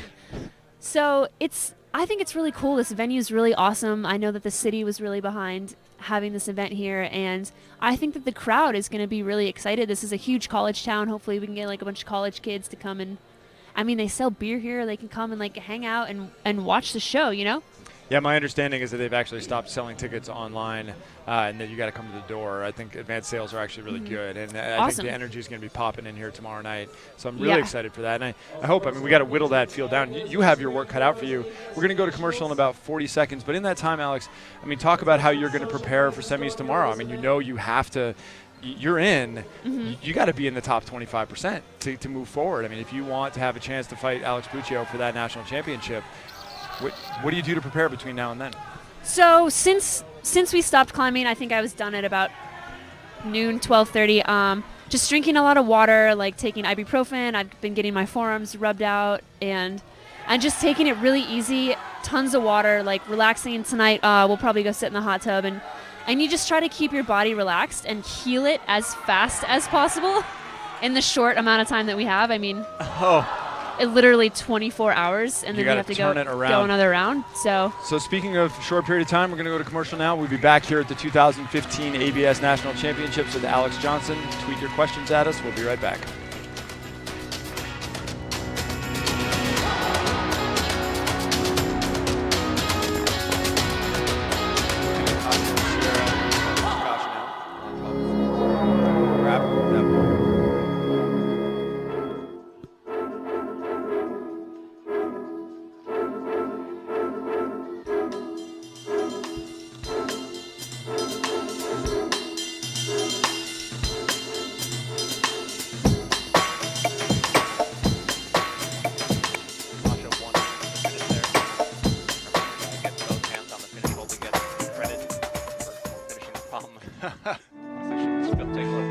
Louder Than 11 is in the business of storytelling. Rather than just providing a live streaming service, we use broadcast as a medium to tell vivid stories. Our creative productions provide an experience that focuses on the heart of an event. We use innovative technology to tell stories that would otherwise not be told.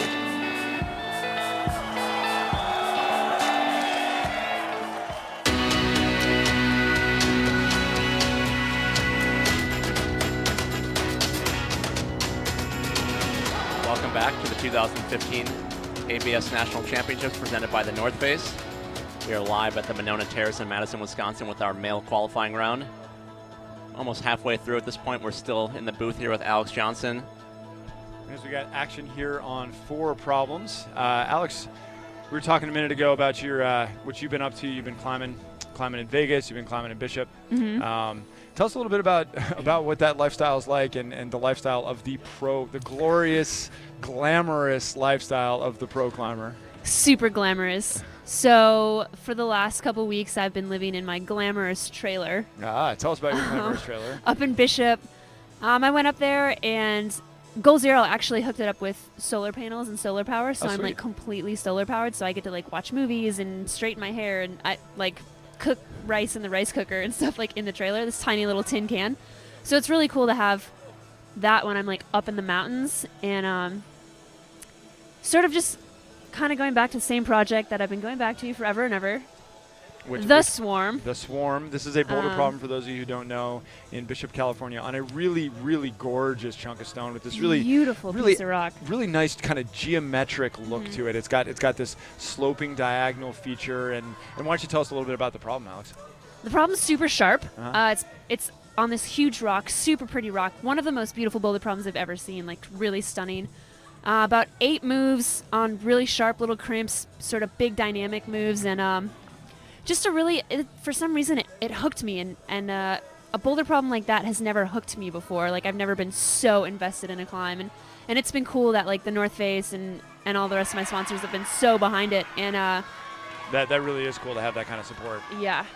Speaking of support, let me interrupt you for a minute. We got a member of Team Texas on the wall here on problem 3, and anytime Brendan that happens, Mitchell. Things get loud.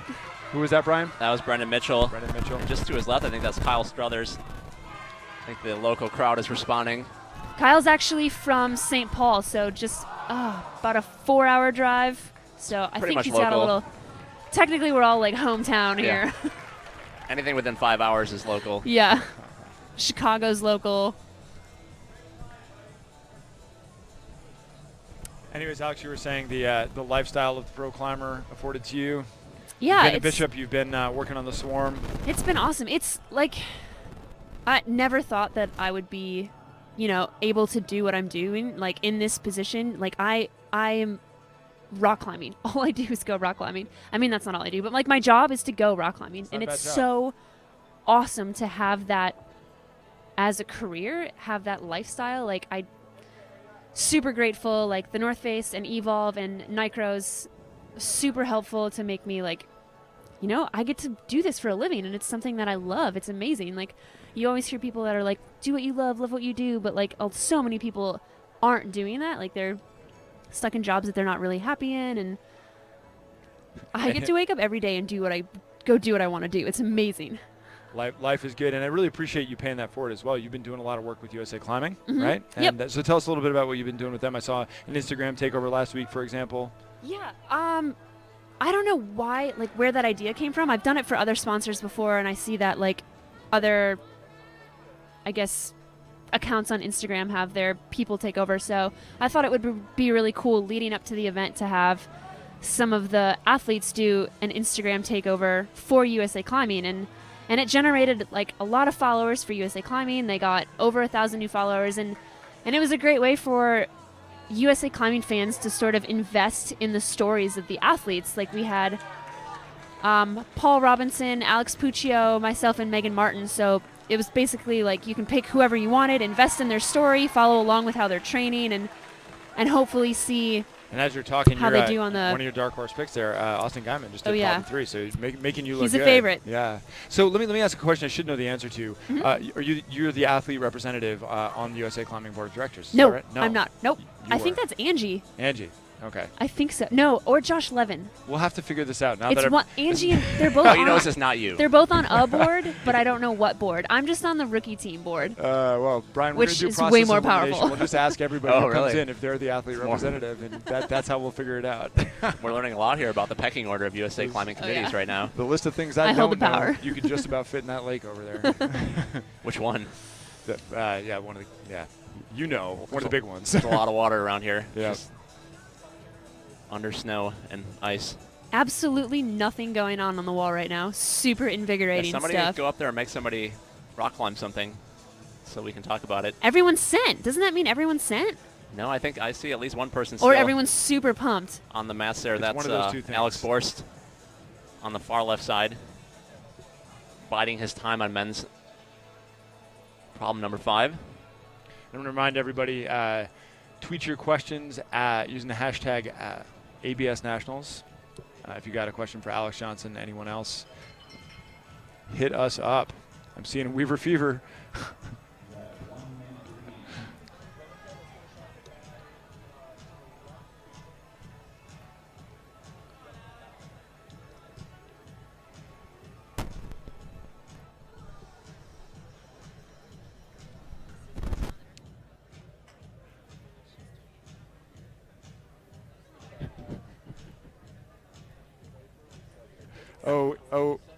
Oh, internet.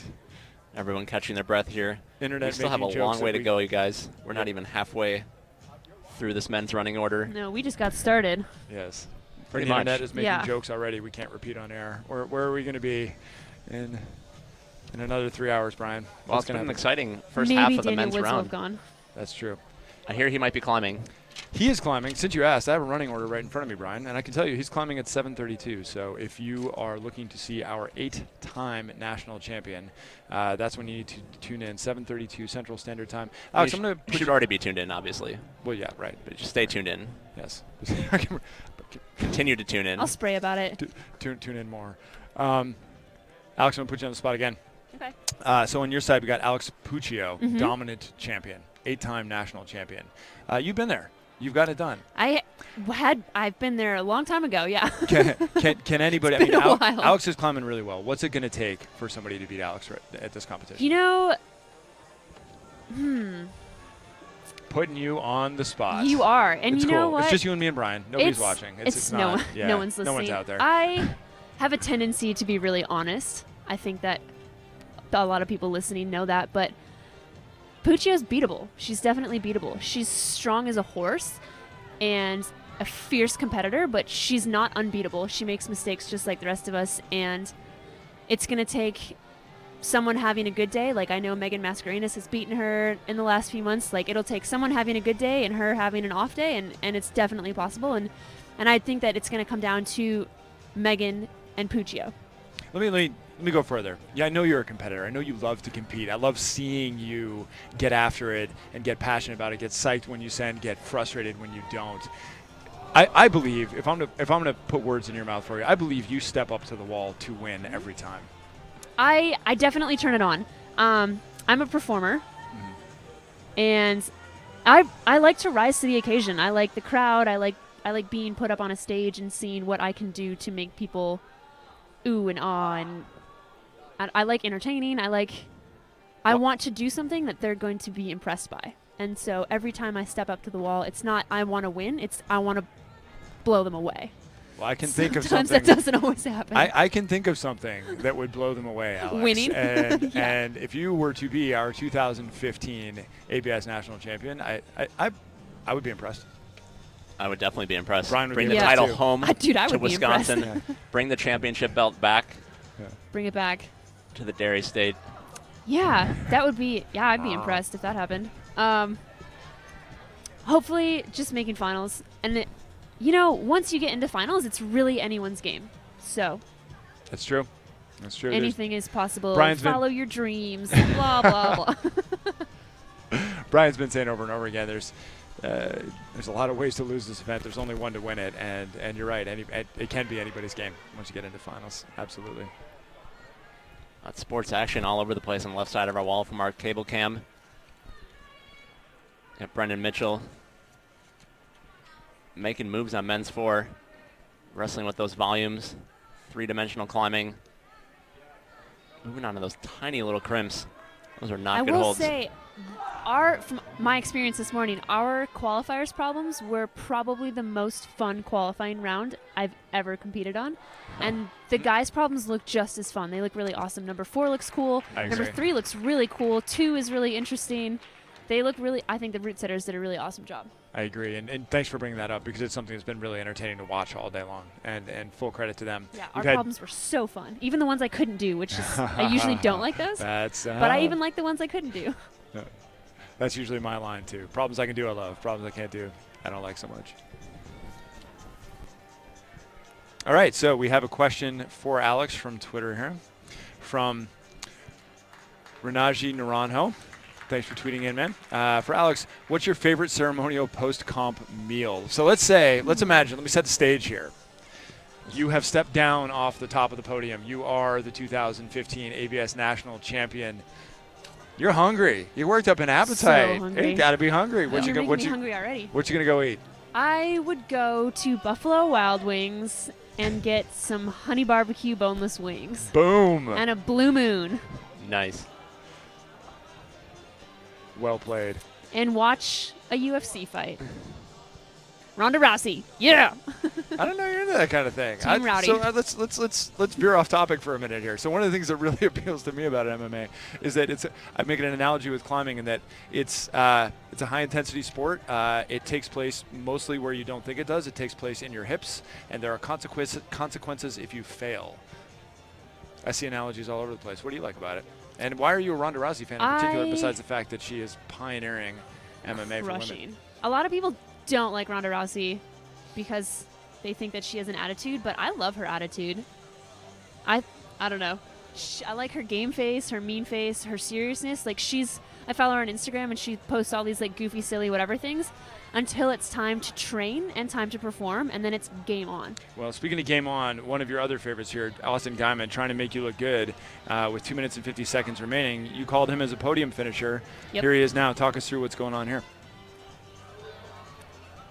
This problem, I saw the end of it give a lot of the guys a lot of trouble. Austin's a closer, and I think that he's going to be fine. I know that the end is He really looks pretty comfortable as he cuts his feet loose.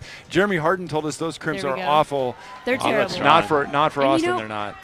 a lot of guys I saw had trouble matching the finish hold. They were a little off balance, and it looked casual for him. He was just like, whoop, match. Well, we got another question for you here from Isaac Sarver, who asks, what is your favorite place to climb outdoors? I'm going to jump in because I'm not going to make this easy on you. You've already talked about Red Rocks. You've already talked about Bishop. We know you love those two places. They're off the list. Okay. Where's the next one? Yosemite. You're making I it didn't easy. even have to think about it. Yosemite granite. Yosemite Tell granite. us what you like about Yosemite. Yosemite has the best granite in the world. True that. I've been to Switzerland. I can compare them. I know. Yosemite's granite is amazing. The boulder problems are huge. They're technical. It's amazing, phenomenal climbing. It's not like little crimpy like Bishop. It's not sort of squeeze blocks like you see in the Moab area, like the Chris Schulte type blocks. It's tall, holds, movement, really awesome boulders, Proud. and then you top out and you look at El Cap and you're just like, oh man, I didn't accomplish anything. Well, and you are in the birthplace of our sport, which is really something that. And the birthplace of bouldering. Back in the late 70s, early 80s, Ron Kauk, Jerry Moffitt. Yep. Well, I mean, we all love Jerry Moffitt, but we'll. These are the American national championships, Alex. So we're going to keep Ron it Kauk. nationalistic here. There you go. Ron Kauk. John Backer. There we go. Backer, There. yeah. I'll help you out. Jerry Moffitt, we love you, man. A real character. One of the great climbers of all time. And, of course, I believe he races cars now or something, but always welcome at our something awesome, I'm sure. Got Brad Weaver here on his second attempt on men's number 3. Fell on the last move, his previous attempt. Oh.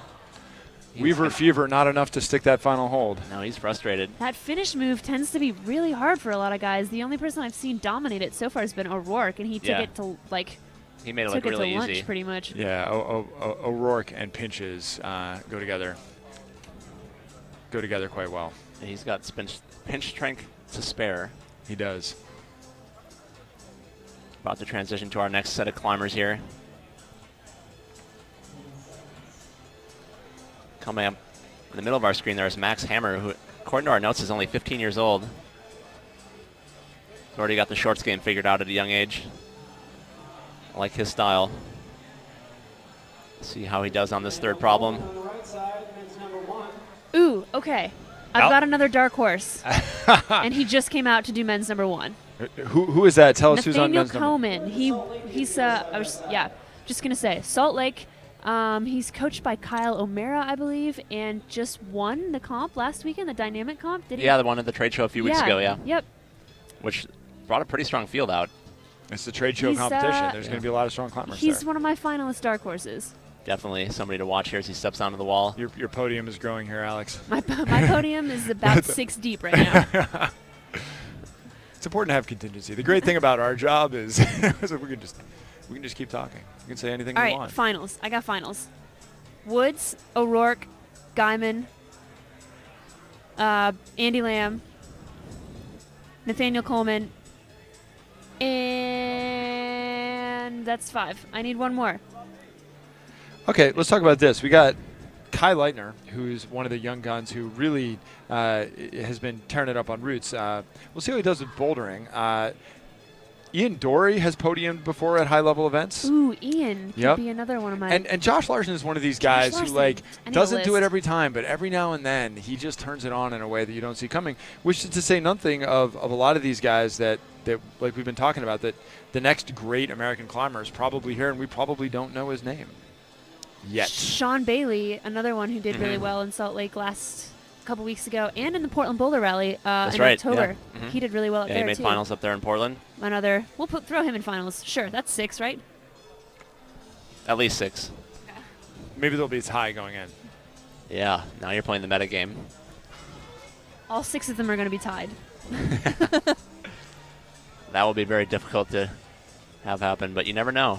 Oh, speaking of ties, we got a new scoring system. We did. Didn't we? Yep. You guys can explain it better than I can. Yep. So the way it works is that you're ranked per problem. So each problem is essentially a miniature competition. So while tops still matters the most, and points, of course, matter in determining that ranking, ultimately what matters is where you place relative to your other competitors. So what you want to do, and I know you're going to appreciate this, is win. Right, is beat your fellow competitor. Yes, exactly. Alex is, for the folks at home, beating her fist on the table. I love it. It's Beat wonderful. Puccio. Yeah. It's all coming out. We're going to get you here long enough that the truth will come out. And those ranks are then aggregated across the 5 boulders, and that tells you who wins. And the idea is that it evens out the stylistic nuances there. So if you are perhaps good at an endurance-y problem or something, it's not more weighted than something else. Right. And Which is better because I've definitely been hosed in events like that where one problem had fewer holds and another problem had a lot of holds, but they were worth the same amount of points. Right. Yeah, that's exactly what this system is working towards, evening out. So you take the total of the 5 boulders and then you divide. It's the square root of 5. Yes. Or something. Someone explained it to me, and I was like, well, that makes sense because there's 5 boulders. I don't know. Not the square root of 5. We're trying to get into complicated math on the air. It's going to make my head spin. I'm going to get dizzy. There is a formula. And speaking of the formula, Brian, tell us where we stand. Looking at our scoreboard, Andy Lamb is still on top with 5 tops. Shawn, RABOUTOU, Michael O'Rourke, and Noah Rich joining them with 4 tops there. Still filling out our field here. 3 tops and above is looking really good at this point. Joel ZERR, Kyle Struthers, and Cole Skinner rounding out our 2-top club. A lot of climbing still to come here.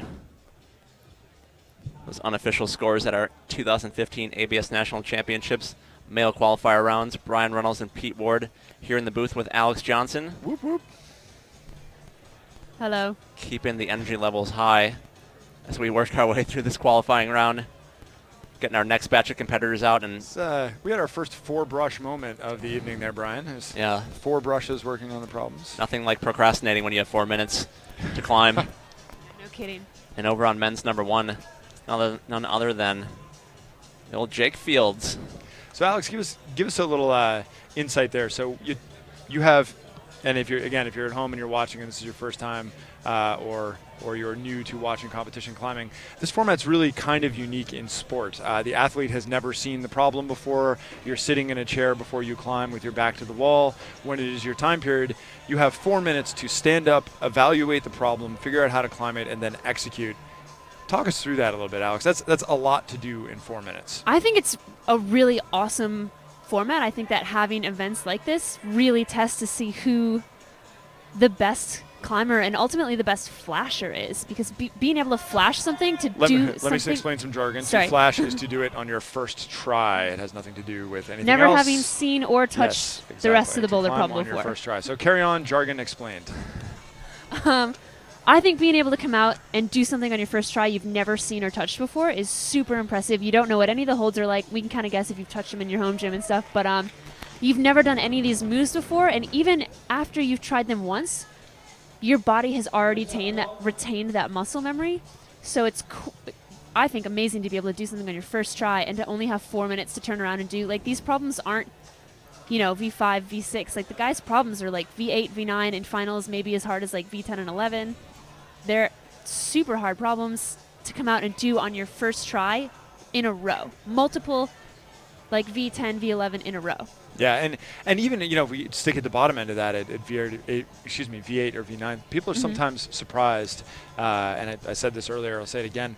At the, these are elite climbers. I mean, Daniel just came from doing a V16, which is difficult on a level that is really impossible to explain and communicate. So how hard can it be to do V8? Well, next time you're at the gym. When you only have 4 minutes? Yeah, give yourself 4 minutes. Tell everybody in the gym you're about to do it and make them watch, and then see how you do. It's really pick hard. a style that you might not be that good at. Right. Exactly. And speaking of styles that are giving people trouble, your dark horse favorite here, Austin Guyman's only got 1 minute and 18 seconds remaining I to still get have this thing faith. done. You believe. Ooh, and Austin showing you why. Showing us why you believe. Austin from Colorado Springs is a local previously, but now he's a road warrior like everybody else. Getting it done. I have the faith. Yeah, and he rewards it. Nice job by Austin Guyman, 5 for 5, yeah? I don't remember. I believe There's so. much I happening believe right he now. is our That'll, second. I do think you're right about that, Pete. Bump him into the top 2, I Yep. think. Yeah, And there's definitely something to be said about, we only have 4 minutes. And you said Daniel just came from doing the process, V16. It's impossible to even talk about that, but he spent 2 years, 2 seasons, and multiple days on it. That's how hard it was. They only have 4 minutes today. And it's something so difficult that you have to compress into such a small amount of time and execute. You're nervous, the lights are on you, you have no idea what the next problem's going to be like, or even what this problem you're on is going to be like. Like the holds that you think you know, they can alter, the setters can alter, they can put plugs in them, they can like fill some little pockets in, like you don't know what you're going to come up against. Let me put a question to you that we talked to Daniel about this morning. You talked about the process just now. He talked a lot about how the competition mindset transfers to outdoor climbing for him. The mental discipline you have to do to the mental discipline that you have to be successful in this format is something that he found really helped him with the process. So talk a little bit about that from your perspective. I agree, exactly. I think that trying hard can be really hard. To try your all. To try actually really hard. Yeah. To go Fair outside when you're not under pressure, you don't have a crowd watching, there's no money up for grabs, it's not TikTok down to the wire. Sometimes it's really hard to try really hard. And I experience that on the Swarm every time I go up there. It's like I have to convince myself to try really hard, you know? And Daniel nailed it when he said that he has to incorporate a competition mindset, because the hardest I've ever tried has been in competitions. Yeah. And if I could apply that to outdoor rock climbing, like, it would be really awesome to see what I could do. And Daniel totally nailed it. Like, you have to be super focused, everything has to flow perfectly, and you have to sort of let your body just... you have to make it try hard. It's one of the beautiful things about the progression of the sport, right, is that the sport is more than just the physical difficulty of it. There's the discipline. There's everything that goes into being a successful competition climber. It's just super impressive for me, and it's what I never get tired of sitting in this spot and seeing the craft done as well as it's done here, and seeing what you and your fellow athletes are doing. It's just a spectacular thing to watch, and if you love climbing at all, hopefully you are tuned in currently and letting all your friends know at lt11.tv. We're going to be here for a while. Yeah, we'll be here for a while. And off camera there, as the camera was panning, we had Nathaniel Coleman finishing problem number 2. So he's 2 for 2 so far. Yep. Off to a good start. That's Jordan Romig. It's my other boy. On problem number 1. Not sure what to make of his look. Here on You don't like the 4. floppy mop of hair? You got a problem with long hair? Do we need to talk? Is there something you don't like my hairstyle? Max Hammer trying to drop the hammer on problem 4. Not quite able to do it. There's Jordan. I'm into it. I'm into the hair. Do it if you can. There we go. Represent long hair. Yeah. Thank you, Alex. Thank you. Go with it if you can do it, I say.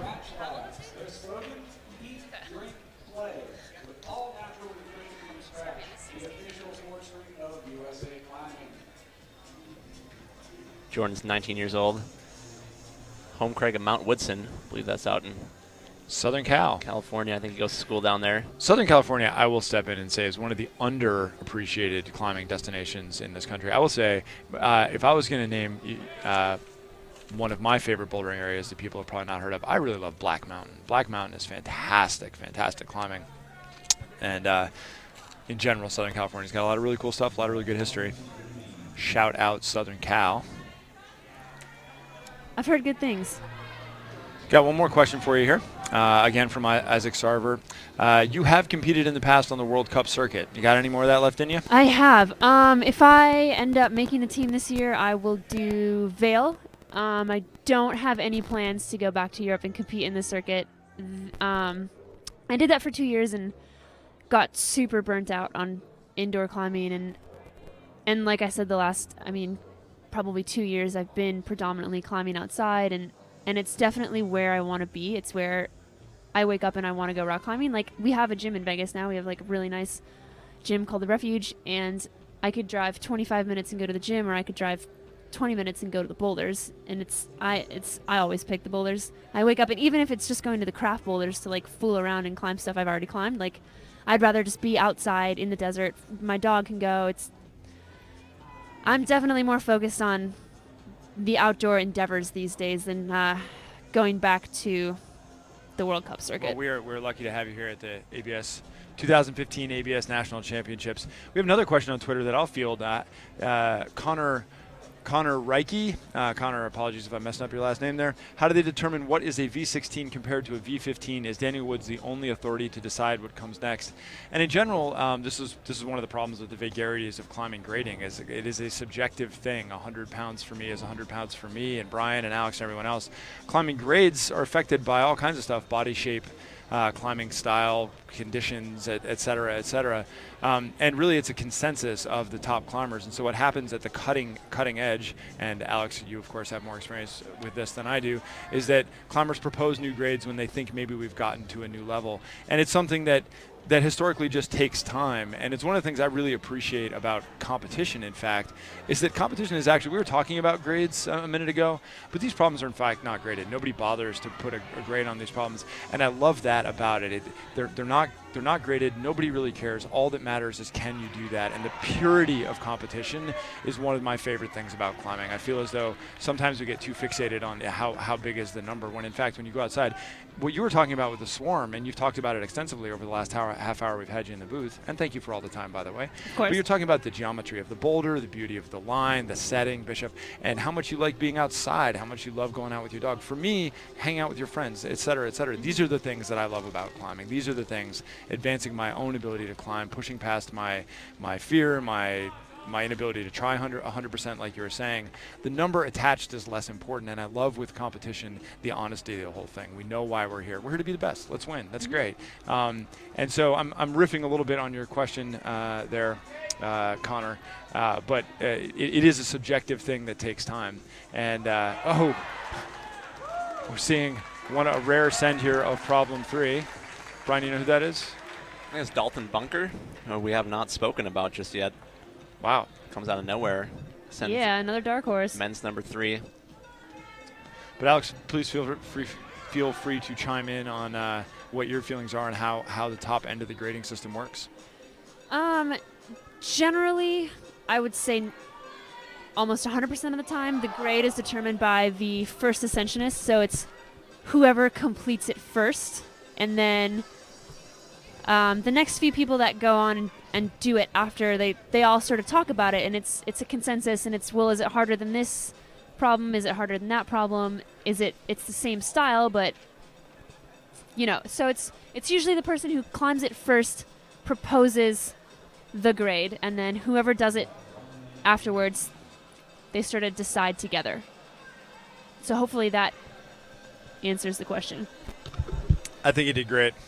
I think you're killing it. Just a minute left in this round. Brad Weaver on men's number 5. Brad's have a little bit of an uneven round. He didn't get the finish on men's 3. Men's 4 he did finish, but it took him a few extra tries, and the same thing's happening on the 5th problem now, where I think he would probably be capable of flashing all these problems, but he's just not quite able to put these together on his first try. But there he goes. Just 20 seconds left. Going to finish men's number 5. And it often comes down to this kind of event, attempts. Yep. If you're having an off day and you gotta be able to flash, execute on your first attempt, because even one fall, one slip will cost you, even if it's just a foot slip. Yeah, exactly right.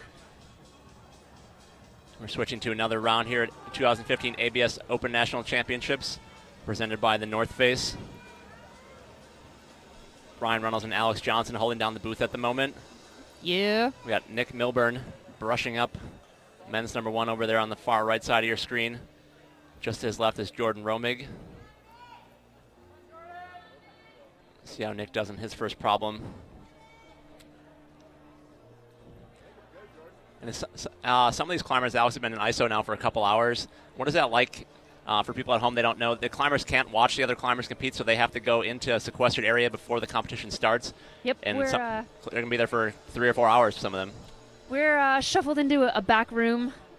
Usually we definitely can't see, but usually we can't hear the wall, and warming up back there it's a little hectic. It can be hectic. There's often not a lot of wall space, and you go and there's coffee and food, and it's for the first hour, it's kind of just hanging out with your friends and reconnecting, and you're talking and stretching, and then when it comes time to warm up, you're not fighting for space on the wall, but you have to warm up. That And, seems you know, distracting. Yeah, and everyone has the same mentality. It's like, need to get on the wall, need to get on the wall, and you're sort of like, you have to take turns trying to warm up, and the guys are all heavy, so they spin holds, and then they have to tighten them and reposition them, and it's ISO's an interesting place. It's usually really fun, but warming up can be interesting.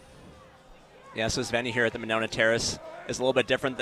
As we see Nick Milburn. Oh, That was Nathaniel Coleman. and Nathaniel Coleman. My dark almost horse. sticking that. It's a little bit different here at the Monona Terrace. It's a huge convention hall space. So ISO is actually in the same room that we're in right now. She's behind a curtain where the climbers can't see, so they But can a really hear what's thick going curtain. on. Yeah. It was really hard to hear when we were Was back it? there. Yeah. Okay. I mean, we can definitely hear, but it was hard to hear. And I know that there were only 43 girls competing, and I think they were only in ISO for like maybe 3 hours, couple of hours. And I know that there are a lot more guys than there are girls, so they're going to be in ISO for like, 4, maybe 5 hours. And that definitely wears on someone. You sit back there and you can hear all these people climbing, you hear everyone cheering, and you're just sitting there waiting to go out. And it's mentally draining because you just want to go climb. You just want to go try the so problems. if you could pick, you would pick to go earlier if you could. I would, yeah. I went kind of in the middle of the pack today because of the time change in Vegas. We had to be in ISO at 8:30 here, 6:30 West Coast time. So that was a little rough. But I would definitely rather come out and climb and just be able to hang out and watch than sit back in ISO for ever. Yeah, the running order we're seeing today is just based on what time climbers picked when they registered for the comp, so it's not based on any kind of ranking or anything like that. It's just basically random based on when people decided to register and get signed up for this ABS Nationals. There's Nathaniel Coleman. Have another go on men's number 3. Just barely missed the finish hold last time. Let's see if he can get it this time. That was pretty easily. Oh, tried to just pause on the corner of the wall there. I don't think he needed to do that. I think he needs to bring his right hand up and match right away. I don't think he's going to be able to hold that with one swing. I think he needs to either keep his right hand down on the pinch or bring his right hand up and match the finish right away. See if it's not going to be enough time, so he will not get credit for finishing that problem. Even though he grabbed the finish hold with one hand, you need to get 2 hands to control. That's second hold. Oh, God. What is Jordan Romick doing? Totally backwards. Nice work. Some amazing stuff going on men's That was problem an number incredible 2. Finishing shot. totally backwards. That's the first time we've seen this. We've seen almost 30 climbers get up there at this point, and he just found a totally different way to do it. That was amazing. As we cycle through another set of climbers here at ABS Nationals, Rob D'Anastasio coming out in men's number 1. Peter. Rob, sorry. Yeah, we're going to take a another look at that finish by Jordan Robig here in just a second. Definitely want to see that again. Because I couldn't make sense of what was happening the first time. And here we go, the replay. It's just perching on that volume, making it work. That was awesome. Definitely put that on the personal highlight reel if I were him. Yeah. Looking at Jake Fields right now, Milwaukee local, known Jake for a long time. I think Alex looked a little astounded by how big Jake's gotten. I had no idea he was old enough to be competing in the adults. Yeah, he's 15 years old now. You said his name, and I was like, wait, what? Yeah. He was 8, I think. He's still 8. Yes. Frozen in time. That's how it works. Now Jake's going to love this kind of problem. See Jake out down in Adventure Rock all the time. Loves these fun boulder problems. And Rob D looks like he's about to finish number 1. Hope I don't jinx him here. He's still one of my favorites to watch. He's kind of old school. He still likes to get angry. He's passionate about how he does, whether it's really well or not so well. And I think that sort of entertaining, passionate, like spitfire aspect of climbing is almost lost with this generation. It's you definitely can tell people get bummed, but Rob's a screamer, and it takes you back to the John Stack days. And yeah, you can always tell how Rob's doing, good or bad. You know, Yep. You know where you stand with Rob D. Always one of my favorite competitors, and he is. You said he's old school. He's also one of the oldest competitors, one of the only male competitors over the age of 30. But don't let that deter you. Nice job by Dalton Bunker finishing another problem.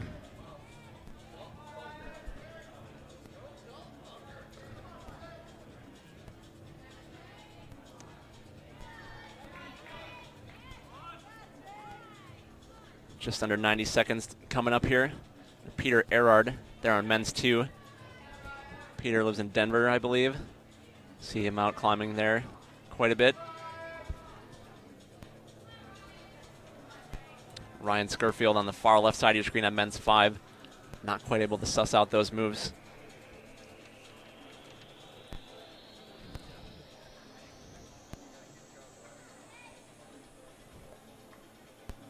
One last attempt for Jake Fields here on men's 3.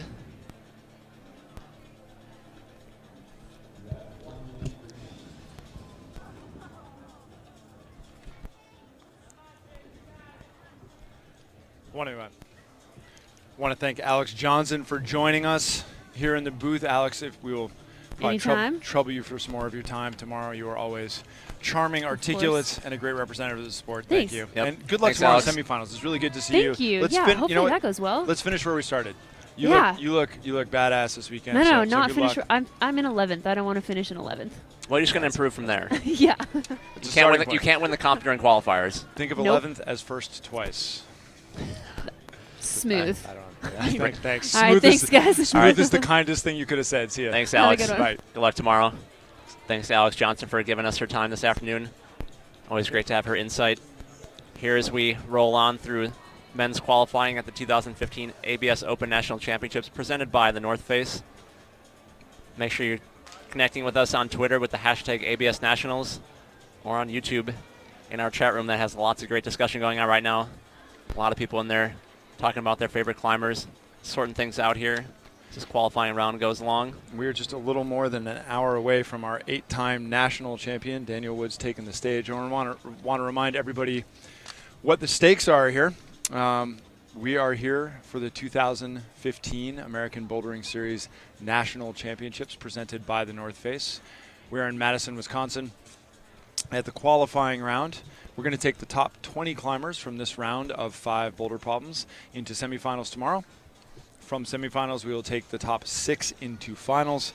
Finals begin at 7:30 Central Standard Time tomorrow.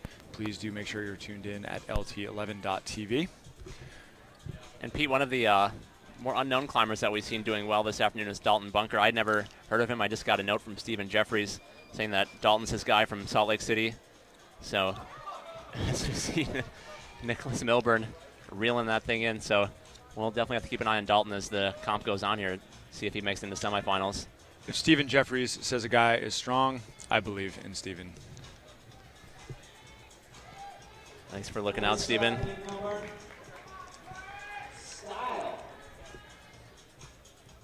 And on your screen, that is Nathaniel Coleman on problem 4 to your left, second from the left.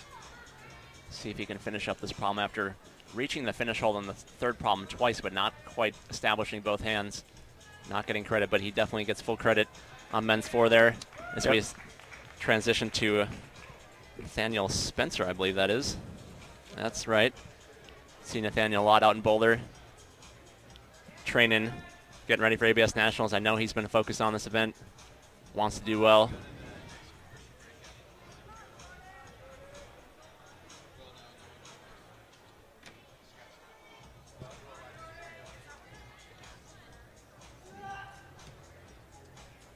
Strong effort from Jordan there on problem 3.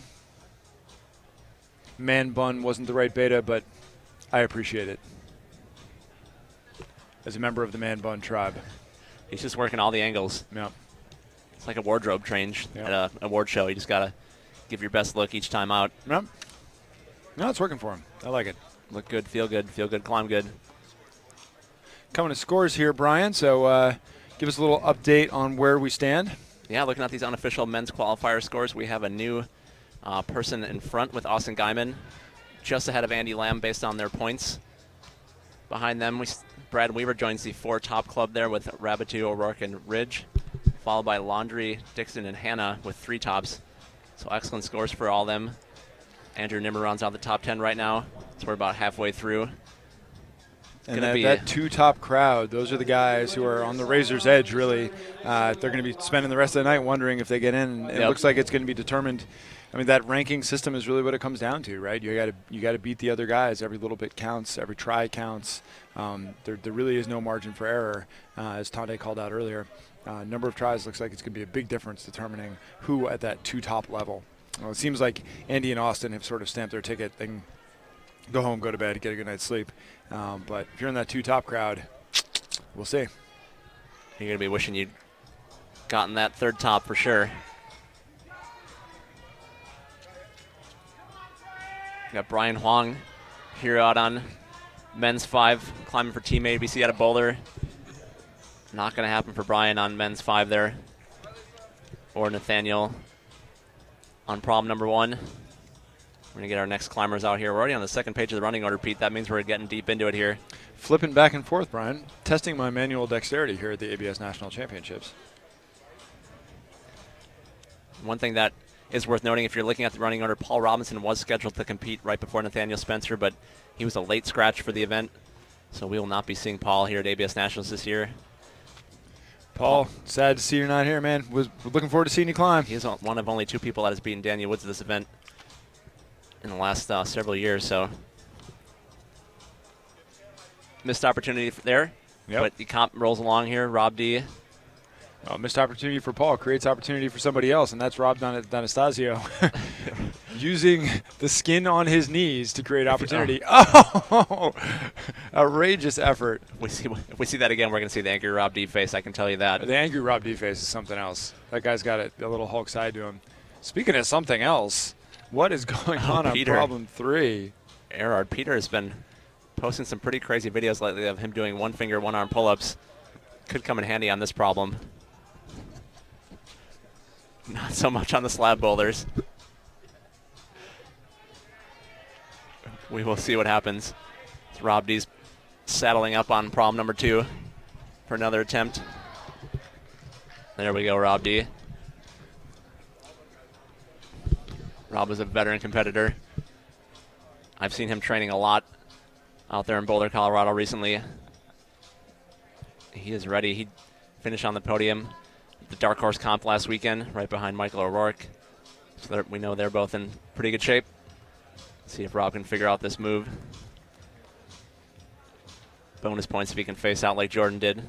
Yeah, and Rob is not known as one of the most technical climbers out there, but he's been at it for a long time, and he's got the experience to relax, really sit into those footholds, make them work for him, and get this done. Although he really does seem to be struggling here with this match. A lot of guys have found it hard, but it seems like most of the people are getting up there, getting it done.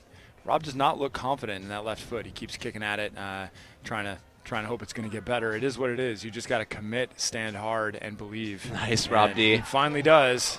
That was really nice. You can see him just measuring that move. He didn't want to rush it. He knows that if he were to fall from that move, it could be hard to get back up there. Limited time left, so he just kind of took his time, measured it out, and did exactly what he needed to do. And here's Peter Erard again. Well, on problem 3, we've cut over to problem 5. And there's Stephen Jeffries' favorite, Nathaniel Coleman, just topping out problem 5. So Stephen being proven correct. And while we were away, the 1-arm pull-up maestro there, Peter Erard has... It's definitely a problem that would suit his power. Moved on. Clearly a powerful climber. Clearly a guy who... But no good if the hand slips or the foot slips. Power does nothing if it's not applied. And speaking of applying power. Doing the flying squirrel move on problem 4. That's Jake Fields you just saw. Already up and ready to go again. Being 15 years old, he's not really into resting. No. You don't learn that until I think you get to at least like 25. I don't know. The savvy veterans of this sport are 19 and 20 years old right now. The national champions that we have at 25, the grizzled veterans, Alex Puccio and Daniel Woods. It is very strange thinking that they're old, grizzled competitors, and they're 25 years old. It's staggering to me. I mean, what they've done has been incredible, and we'll have lots more time to talk about it here at the 2015 ABS National Championships. As we're about an hour away from Daniel Woods, we're going to go to commercial, and we'll be right back.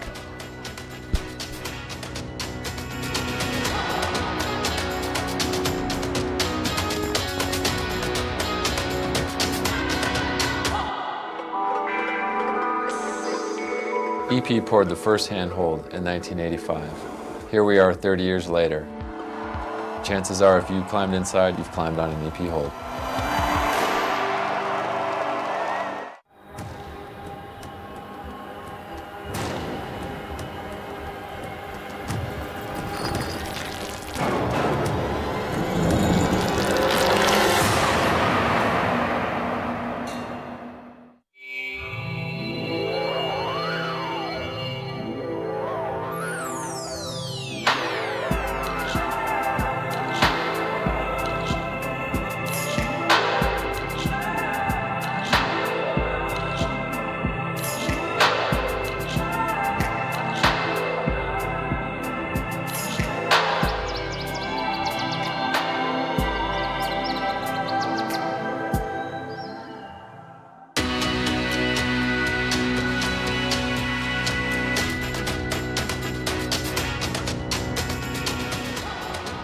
Welcome back to live coverage of the 2015 ABS Open National Championships presented by the North Face. We are live in Madison, Wisconsin at the lovely Monona Terrace. Brian Reynolds here with Big Pete Ward. What's up, Brian? We're just rolling through this men's qualifying round. Still 5-wide action all day and all night. New climber on problem number 1. We'll get to in just a second. Got Nick Milburn here. Flying high in men's 3. Seems to be a lot of flying hair in this particular round of competitors, and I got to say, I like it. Yeah, speaking of, we'll still get to that. Nathaniel Coleman here on the far left out of Salt Lake City. Trying to sort out these last moves. He's had a really nice round. Whoa. Watch that knee, son. You never know when your knee could just flat explode. I've had it happen. It's not pretty. Philip Simons on the far right there, sporting the mohawk, looking fresh. And that's a little flashback to what climbing light was like 10, 15 years ago. I appreciate a little bit of a crazy hairstyle. If you're going to go hard. In fact, Brian, it's something I haven't heard from you lately. If one was to go hard, where would you do that? Let me think. Let me check my notes. The paint? You would. You would. Actually, now that you mention it, one would go hard in the paint. In theory. In theory. Anyways, clearly having gone hard in the paint. Well, his barber did. That's for sure. Nick Milburn here. Nick's one of these guys that is really strong. Still looking for that breakthrough performance at ABS Nationals. Definitely capable. Still not even barely 20 years old, I don't think. As is seemingly half the field.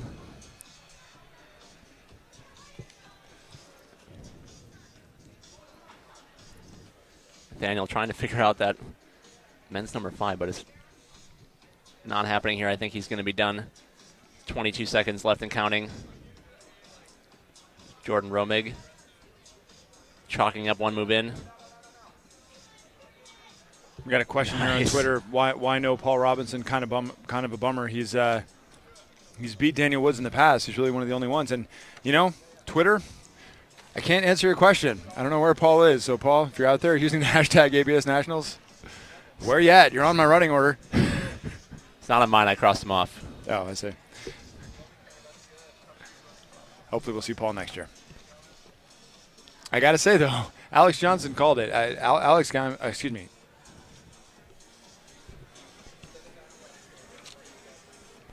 Got Austin Diamond. We got Austin Purdy out here on the far right side, 17 years old, climbing out of stone moves. Likes climbing at Reimer's Ranch. But going back to 30 seconds ago before my brain spasm, Austin Guyman, Andy Lamb, I mean, these guys are clearly there if Daniel slips up even in the least or didn't come prepared. It is not ready to rock. There's going to be guys, and here's one of them, Rob D, capable and willing to become our 2015 national champion. It's definitely a problem that would suit Rob D's strengths. See if he can make this work. I don't think we've seen any climbers make that work just yet.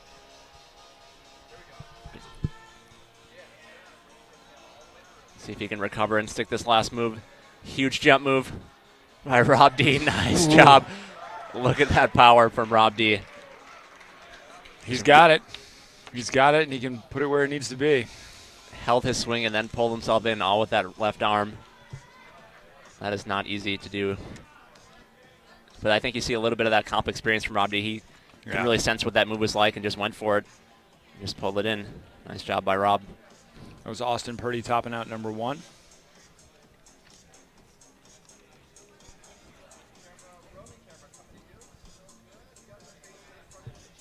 Got to give a shout out to Alex Fritz and Team Vertical World watching out there on the West Coast. Yeah, speaking of climbers. Watching at practice, they should be climbing. Yeah, they should be climbing number 1, and Alex Fritz should be here number 2. That's another strong climber. Yeah, where you at, Alex? Where you at? He did really well last year, I believe. Yeah.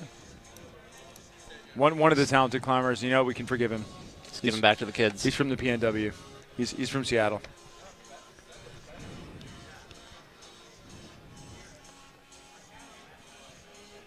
That's Peter Erard there we're looking at on the steeps on problem 4. It would seem that this problem would cater to his strengths, which seem to be strength, but not so far.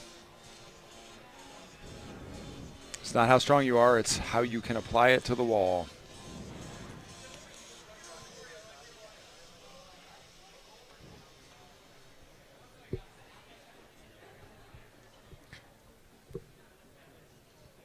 Well, we got this break in the action. I want to take another minute to thank all of our partners and sponsors who made this event possible. This is your 2015 ABS National Championships. I want to thank our founding partner, the North Face. Never stop exploring for all your climbing, skiing, and running needs. I want to thank Evolve, the official climbing shoe of USA Climbing and made in the USA, and Evolve is pushing the standards in climbing. I want to thank Kailash, an official partner of USA Climbing and the IFSC. Scratch Labs, whose slogan is Eat, Drink, Play with all natural nutrition from scratch. Cliff Bar, Eat, Drink, Play with all... Nope, that was Scratch. I'm going to have to start over there. Cliff Bar, it's simple. Put good food in, get good performance out. And I want to thank Madison, Wisconsin and the Monona Terrace for hosting us here. They've been fantastic hosts so far. Without all of these brands, including Climbing Magazine, Entrepris, the White Mountain School, Technic E-Grips, So Ill, and Motivation Volumes, this event simply would not be possible. And I, for one, am glad to be here. So thank you very much, and I think we should all support those brands. And we should support Peter Erard, who stuck that dyno with 2 seconds left. Not enough time, but crucial points there for him. As he tries to squeak into that semifinal round on a problem that you would think would suit him with that kind of power. So he needed to stick that dyno. At least he did. We'll see where that sorts out for him. And since I know you're not going to read this out loud, Brian, you have your official. You have a shout out here on Twitter. You're killing it in your home state. Sounding awesome. Good job. Yeah, thanks for that shout out, Dave McAllister. Thunderkling.com.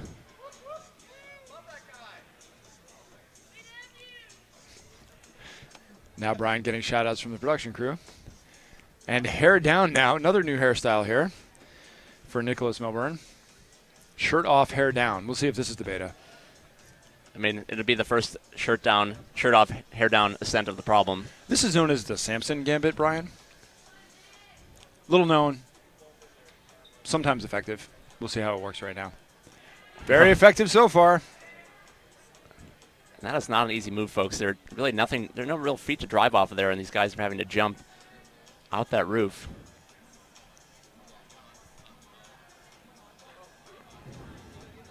And it seems like it's been, of the guys who've gotten to this point, different solutions to the problem. A lot of guys missed the tick mark that Nick just grabbed out there on the wall and just grabbing the arete by itself. Some guys go straight to the feature. Nick had an interesting mix there where he grabbed the tick mark, avoided the feature entirely, went to that tiny little crimp, and he may want to redeploy tactics on the next effort. He will have 2 minutes and 20 seconds or so. You see that official clock on the bottom of your screens at home. That is the clock all these competitors are working against. Clock is always ticking at ABS Nationals. Nice. We'll see if they gave it to him. See if he gets credit for that. Looks like they're going to give him credit. It's Philip Simons, I believe. I'm hearing in my ear here that we're going to be joined momentarily by the CEO of USA Climbing, Keenan Wagner, which I'm very excited about. So we'll talk to Keenan a bit about the goals of the organization. USA Climbing, whose mission is to grow the sport of climbing, is presenting these national championships.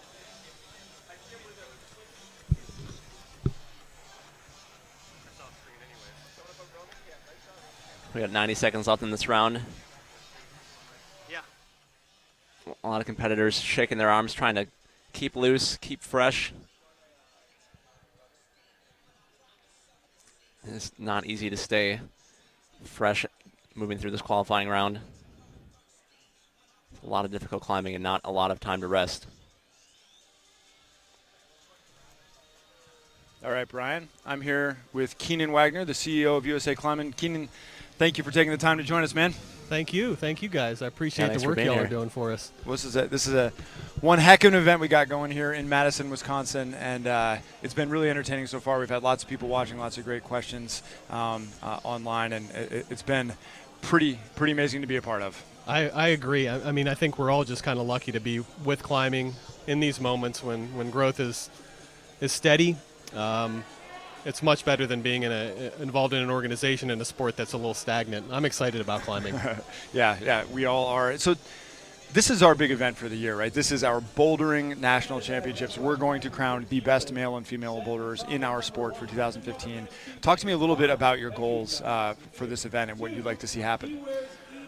Well, number one, I want to select the best male and female boulderers across all styles as our national champions at this event. Next week, we also have our Bouldering Youth National Championships. Let's not forget about that, where 350 of the best kids in the country will be competing. Lucky for us, we got some support from great sponsors, partners like the North Face, supportive volunteers, people that help on your crew at LT11. I think what we can expect to see is a lot of sports action. Yeah, I like seeing that. A lot of that so far. I think we've already seen that today, right? Yep. And I'm looking forward to watching Daniel climb later. Obviously, our reigning national champion. I don't know how many, 8 times. 8 times. We already got to watch Puccio climb this morning. I'm interested in seeing what Daniel does. He's coming out late. I think the crowd is gathering. They're getting off of work here in Madison and trying to catch him in qualifiers. I'm excited to see what happens the rest of today, especially with this men's round. Well, that really is the story, right? We've got Daniel and Alex 8-time national champions, trying to become 9-time national champions, which goes without saying is unprecedented in our sport, but they're setting a bar that when could that ever happen again? It's going to be a long time before we see it. So obviously we got a lot going on this weekend. We have a minute. It's qualifiers. Things are slow, but not for Rob D, as Rob D is high on problem 4. So while we're looking at that, let's zoom out a little bit. Talk about your goals for the organization in general. This is our national championship, but I know it's not the only thing you got going on. You're a busy man. You are leading our sport from the top. What are you hoping to see for USA Climbing this year and in the near future that you can talk about here? I mean, for those of you that don't know, USA Climbing is a 501c3 nonprofit organization. For the United States, what that means is we're the national governing body of the sport of competition climbing. Actually, come back to your original question. What can we see? I think that what we've seen over the last few years with our organization is standardization of formats. We're moving into event centers like the Monona Terrace that 5 years ago we weren't considering as event hosts. We have the ability to travel with this bouldering wall and bring our premier event, which is our Bouldering National Championships, to what I like to call emerging markets. The Midwest, there's a lot of development with climbing gyms this year. Yeah. And I think that this does justice to that idea that it is a market that's only going to grow. It's already seen growth in the last 3 years, and I hope we can impact that in some way, in a positive way. Moving forward for the organization, speaking in generalities, I think that one of the biggest things that we can focus on is education. We've been highly successful in an educational certification program for our route setting, and that's paid off in spades for our events. The quality of our events. Seeing it. We're hearing it. We're hearing comment after comment about the quality of the routes today. And I think that if we can apply that similar amount of energy towards education for judging, I think that'd be a good thing to do for the organization in general. We host so many events. I mean, for those of you that don't know, we host over 300 events a year from the local, regional, divisional, and national level.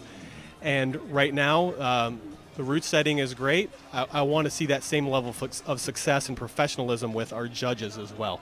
And luckily for us, we've got a judges committee tasked with that specifically. The other thing that I think that you'll see from USA Climbing in coming years is more support for the athlete, especially the elite athlete. I think that it's incredible that we're able to select a U.S. team.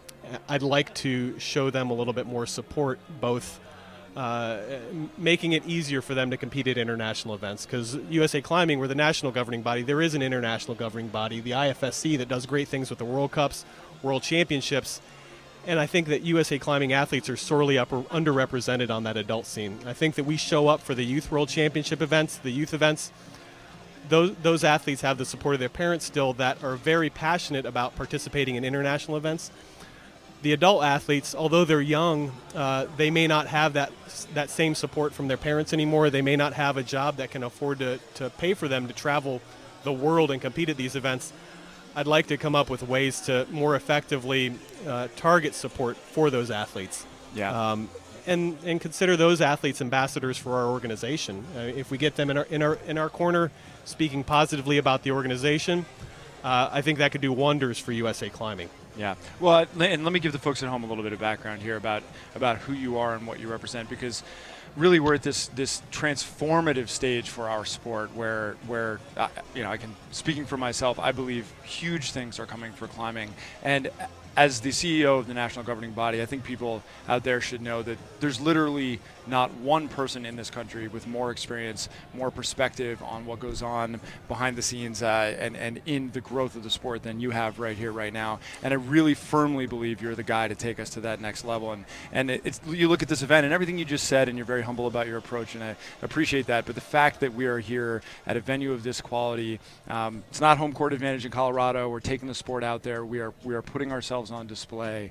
You're just doing a bang-up job, and I really am so excited to see what you and your team have in store for years to come. And I know, I know it's going to be fantastic. So thank you. Yeah, thank you. Thanks, man. Well, and I'll say this. I mean, really, I'm standing on the shoulders of giants. Like, yes, you're a tall guy, but part of the reason that our events look so good is because you pushed this organization to do a better job with these events. The production quality is starting to catch up. Route setting has always been good because we worked pretty closely on that stuff way back in the day.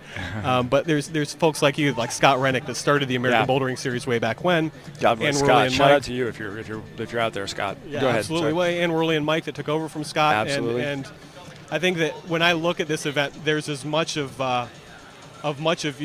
your impact and Jason Danforth on the quality of this event that as any of us, as mine, you know. Well, thank you. I appreciate the shout out, but you guys are doing a bang up job here now, and it's something to see. And with all those names you just listed, it's a reminder of something we've been talking about here, is that our community is so behind these events, and they so support these events, and it's a call for us to all remember, if we're not members of USA Climbing, we should become members of USA Climbing. Anybody can go and compete at these local, regional, divisional, national level events. The sport is very accessible. If you have a climbing gym in your town and you have an internet connection, you can train, become a USA Climbing member, find out what's going on in your area, and join in and see if you have this in you. And it's just a fascinating time in the sport. I think that we're lucky. The organization is lucky that we're getting to a point where access to a climbing gym has never been easier. And we're only poised to get better in that regard. With the number of gyms going in the United States, it's wildfire. As long as I can continue to try and develop relationships with host facilities that is mutually beneficial, I mean, the sky's the limit. Absolutely. It really is.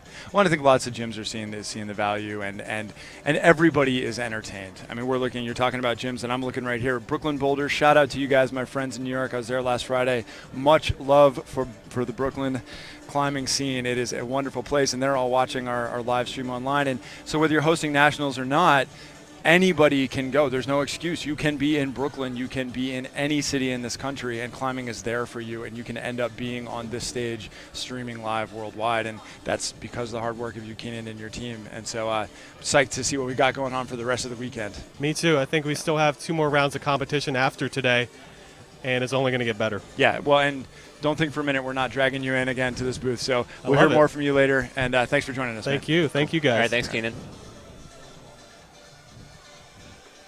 Thanks, Keenan Wagner, CEO of USA Climbing, for stopping by the broadcast booth here during our coverage of men's qualifying at the 2015 ABS Nationals. Yeah, it's an exciting time to be paying attention to what's going on in the sport, and I really appreciate the work that Keenan and his team are doing. It's we're going to take a look at the scores right now, but when we come back, I'm going to wax poetic about how excited I am. Carry on, Brian. I'm going to wax poetic right now about Dalton Bunker. Yeah. They're in the top group with 5 tops. Honestly, I'd never heard of him before this weekend. I love when this happens at these comps. I love learning about new climbers. The sport is changing so quickly. Who's the guy that's going to take down D Woods? Is it Dalton Bunker? Is it you? Could be. Getting in our 11th through 20th competitors here, and 21st through 30th. A lot more scores to be entered there. Those scores are all unofficial. We will have official scores on absnationals.org as soon as we can after this round finishes, probably sometime after 9 o'clock Central Time. Get you the full running orders for tomorrow's semifinals round.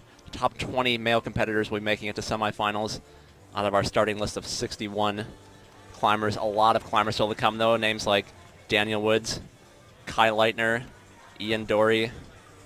A lot of good climbers still to come. Josh so Larson. Don't go anywhere.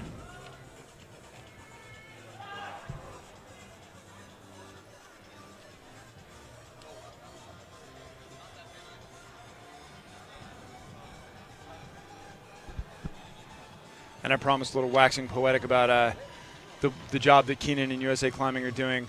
It is just so exciting to be here. This event has been in Colorado for the past 3 years, 4 years actually, which has been fantastic. Colorado is one of the hotbeds for climbing. It is, that Front Range is a beautiful place with history and climbers of the highest quality. But in some ways, I feel like we have home court advantage there, you know, and it's so great to take our sport out to places where you may not think of as hotbeds and see the kind of support we have, for example, here in Madison, Wisconsin, who have been just tremendous, tremendous hosts. And here we all are at qualifiers. It's just the qualifying round, and already the room is filling up. The energy is great. And that's because USA Climbing, whose mission is to grow the sport of climbing, is doing that. They're getting after it. They're willing to innovate. They're willing to make changes. And I think that's the kind of national governing body I want representing my sport, the sport that I care about. I want people who are willing to get after it, willing to take chances, and do what works. Very, very exciting times.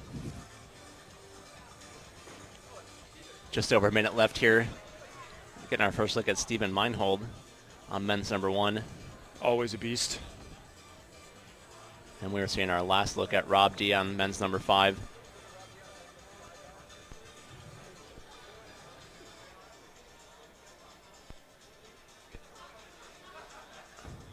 Rob D trying to suss out these moves, figure out how to negotiate pretty bad holds.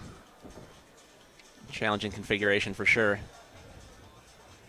He really seems to be having some trouble doing a lot of kind of pedaling his feet here. He's not the most precise footwork that we see, but it's working for him. There we go. Rob has had a very solid round thus far. I think he's topped the first 4 problems. Hey, man, if he comes with his A game, he's one of the guys that could get it done. If he can finish men's 5, no. That's going to be it for Rob D, but I think he should be through to semifinals. I just saw a brave man walk through the venue in a Tom Brady jersey. Aren't we in Packer country? Does that happen around here? Do you guys allow that? That is. I don't. As long as it's not a Russell Wilson jersey right now, I think you're okay. Just seeing red every time people around here see green. Yeah. So I think he might be okay right now. On to the next group here. Speaking of the New England Patriots, on to the next. Andrew Lee stepping up to problem number 1. I know somebody in the chat room was looking to watch him climb, so watch for him on the far right side of the wall here in the Monona Terrace.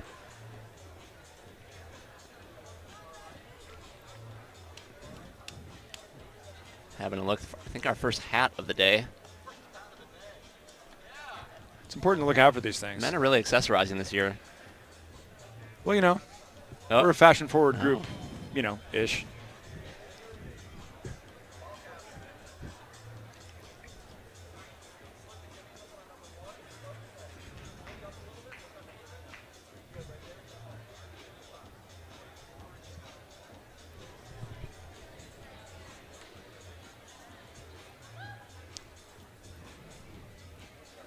Once again, if you're keeping track at home, the local time here in Madison, Wisconsin is 6:49 p.m., which means we are just a little more than half an hour away from our 8-time national champion Daniel Woods taking the floor at 7:32. He steps on to problem 1.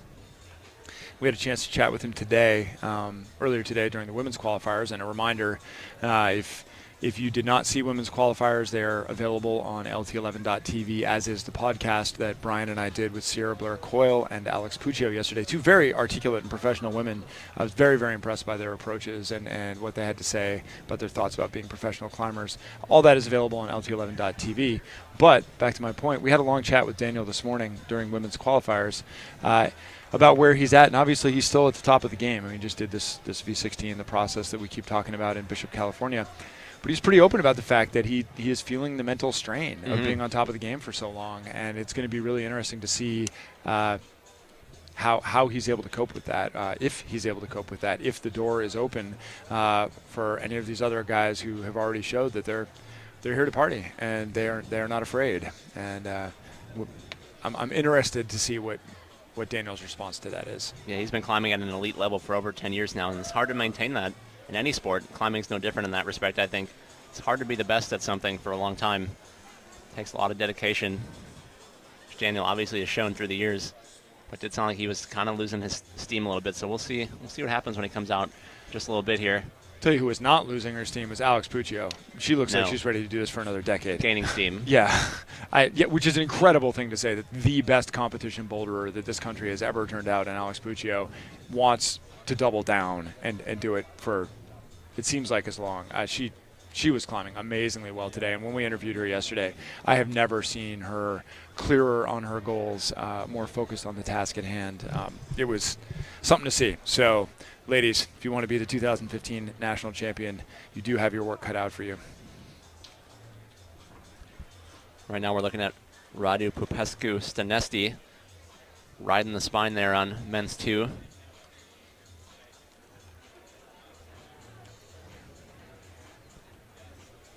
Looks like he's going to call it good there with 30 seconds left in this round. Competitors have to be done climbing when the clock expires. Their turn is over as soon as that clock strikes 0. These competitors are ranked on the number of problems they finish, and then based on the number of holds they control, and a weighted formula for each problem. But getting to the top is what counts the most here at ABS Nationals. Transitioning, and one of our new climbers here, Pete, none other than Kai Leitner, competing in his first Open Nationals, and he is really an incredible story. He has been dominating the youth circuit the last couple of years. There's been a lot of buzz about this kid. Yeah, he's won multiple youth championships in bouldering. He just won the Youth World Championships for sport climbing. We'll take just a quick break to check out our scores here. And we'll see the bar that Kai is going to have to hit to. I mean, if he wants to be qualifying in a top position, he's going to 5 tops is the bar that has been set by Austin, Dalton, and Andy. It'll be really interesting to see if Kai's up to that. He really is. As I said, one of the kids who's been generating a ton of buzz, and it's really exciting to have him just at the age of 15 here at the national championships. He still isn't even 16 years old yet. You have to be 16 by, I believe it's by the end of the year, right? By the end of the year is what it is. That's your competitor. That's your technical competitor age. Yeah. And do you remember that his bio must be a misprint? It says that he's 5'2" with a 6'3" wingspan, which he certainly climbs tall, climbs comfortable. Looks like he is not intimidated by the stage in the least. I am impressed by his demeanor. I do not think he's 5'3". Yeah, he doesn't look 5'3". He's 15. He's maybe growing. That's metric or something. Maybe I don't know. Maybe they measured yesterday. He's young. He's growing. Yeah.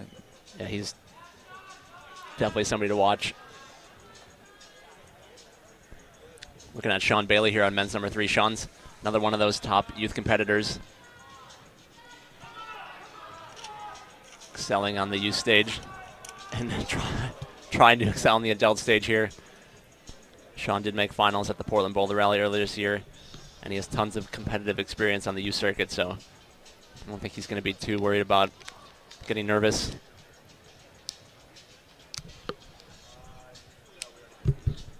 About 2 minutes left here, halfway through this round. Come back to the Beastie Boys portion of the evening.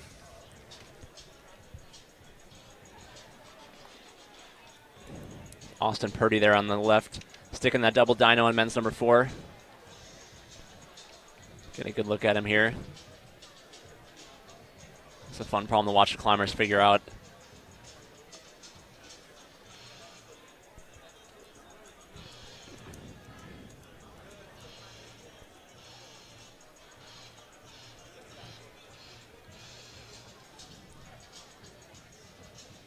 The head wall of this problem seems to really be one of the points of separation of this field. Some guys get through that dyno, seem like they're casually hiking. Austin, not so much, having some trouble in making Jeremy Harden, who earlier said that those crimps were some of the hardest to hold, make him look like a man who understands what the challenges these guys are facing, which I suppose he ought to be, being as how he's the head route setter. Yeah, the folks at home can learn a lot as we see Sean Bailey not quite able to stick that move. There's a lot you can learn about these problems watching the different climbers approach them. Some succeed, some not. Get a sense for how difficult these problems are.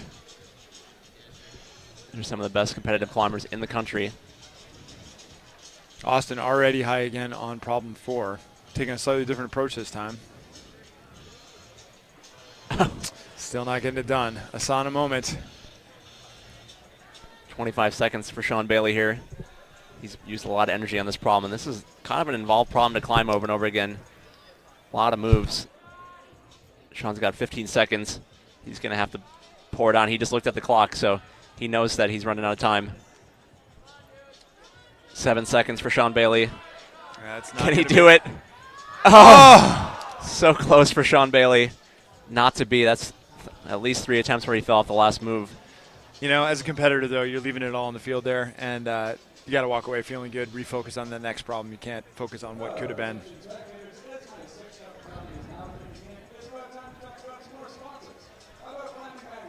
As we approach the top of the hour here at the 2015 ABS National Championships presented by the North Face, we are live at the Monona Terrace in Madison, Wisconsin. Brian Runnels and Pete Ward here in the broadcast booth. This Louder Than 11 production. Got the full dream team here this weekend, bringing you live coverage all weekend. Men's qualifiers this evening. Men's and women's semifinals tomorrow morning, followed by finals, the big show, 7:30 p.m. Central Time, where the top 6 men and top 6 women will be competing for the title of national champion.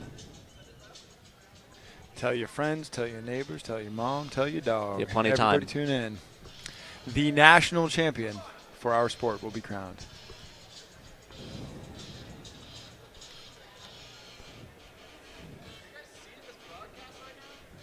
Got Luke Ashley here, men's number 1.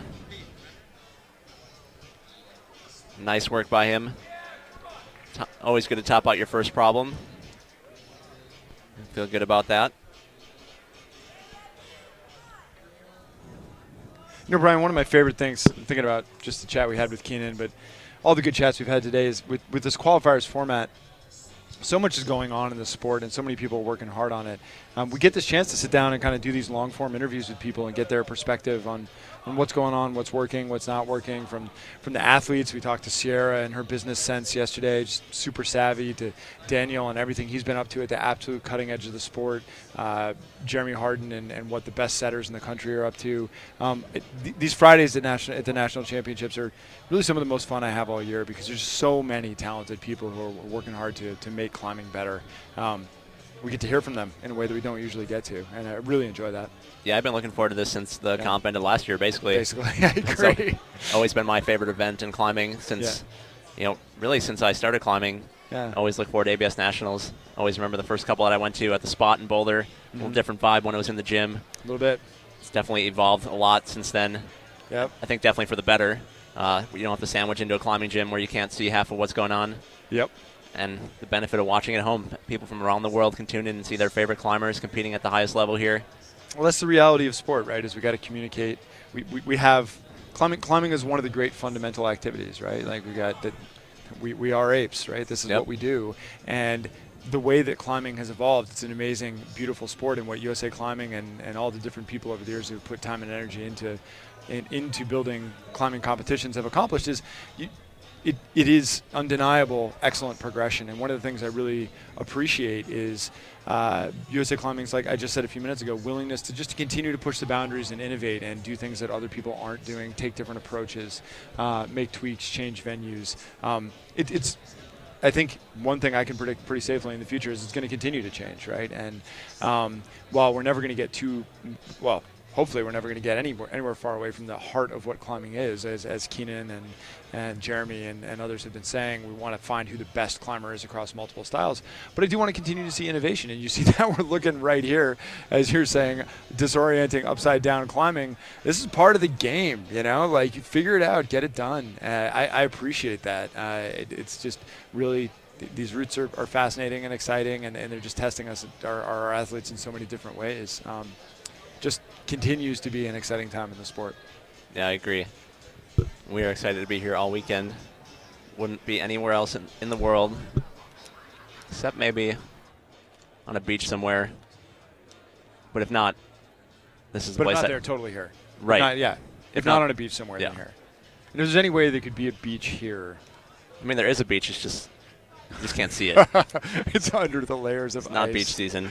So we got Samuel Wolf coming out on men's number 1 there. Samuel's 20 years old. Home Craig Leavenworth out in Washington there. Loves playing video games, it looks like. Been climbing for 10 years. Wow, we're having a Belle Biv DeVoe moment from the DJ here. And wow. Kai Leitner there on the left side of your screen on his second problem. Kai is definitely one of the people to watch this weekend. Hasn't competed on this adult stage yet, so interesting to see how he does at his first Open National Championships for bouldering. Yeah, and his body language on problem 1 was just relaxed. He just looked like it was another day at the gym. Didn't look like it was bothering him at all. That this is his first adult nationals. Looks a little more tense here. And as I say that, he relaxes in and uses some of that route climbing endurance we know he's got. Everybody's interested to see what this kid can do. You know, a lot of people have said that he might be one of the climbers who could be the future of the sport. Yeah. Nice flash by Kai Leitner. That'll do. And even though he's only 15 years old, but he's competed at the highest levels of youth climbing for years now. Yeah. A lot of pressure in those youth events, and he's come through. Yeah. So 2 for 2 for Kai Leitner. If you're keeping track at home, we are definitely keeping track here. We'll bring you some unofficial scores as we have them throughout the night. Might want to throw Kai into our hypothetical podium, which now has 8 or 10 guys on Podium's it. getting kind of big. It's kind of getting crowded on the hypothetical That's okay. podium. Everyone will forget that we talked about this by the No. time we get to tomorrow's semifinal round, and we can come up with new predictions. We will fix it in post. That's right.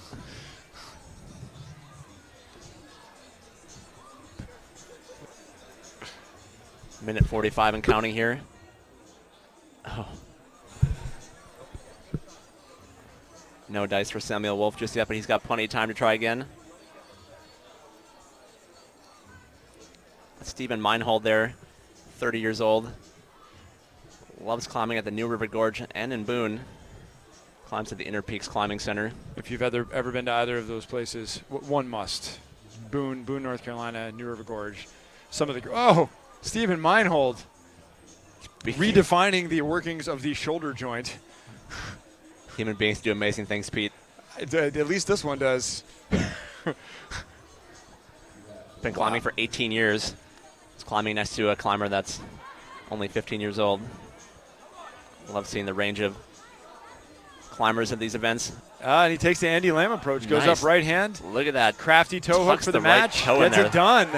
I love that. Veteran savvy from Stephen Meinhold. Well played, sir. Bonus points for me for style there. That was really nice. Yeah. See him working his body just perfectly. Don't always have to do things the most powerful way. That was really nice by Stephen Meinhold. Yeah. Oh, Samuel Wolf comes off touching the finish hole. That's going to be it for him, I think.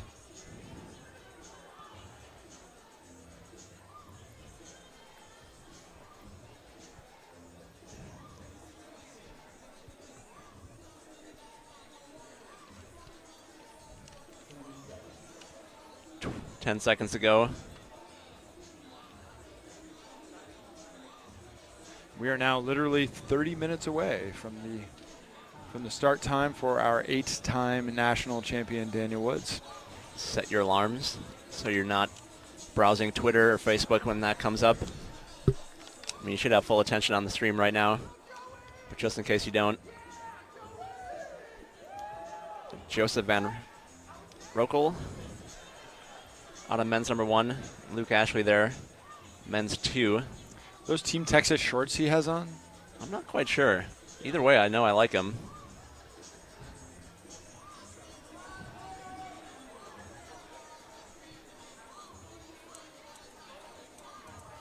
Luke's 18 years old. Been climbing for 8 years. Interested in applied math and medicine. Sounds like 2 topics I could not talk to him about. I also would be over 2 in those 2 topics. Oh, a cheer goes up for Radu Mihai Popescu Stanisti. High on problem 4. Nice shots from Louder Than 11 there. See him just swinging around on men's 4. Using all the tools at his disposal. Yeah, the drop knee toe hook brings a cheer from the crowd, but was not enough to get it done. Making that hole work for him. Things are getting a little goofy in the LT11 booth. I'm hearing more and more cheering over there, Brian. We're consummate professionals. We would never get too into our work. We are paragons of rationalism and impartiality over here in the booth, but back there, those guys, heathens. Animals, Brian, animals.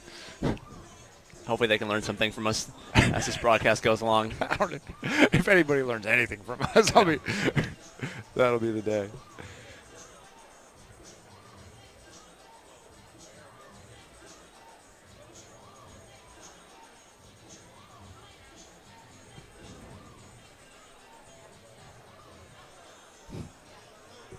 Got one person in the chat room trying to watch the women's replay and the men's live at the same time. That sounds like a challenge worth trying.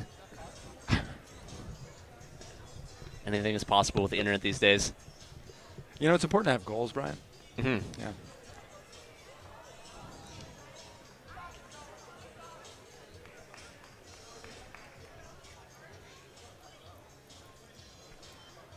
$80 seconds left till this round ends. Oh, sick one-arm strength there. Just getting his money's worth. Andrew Lee putting on a show for the crowd here in Madison.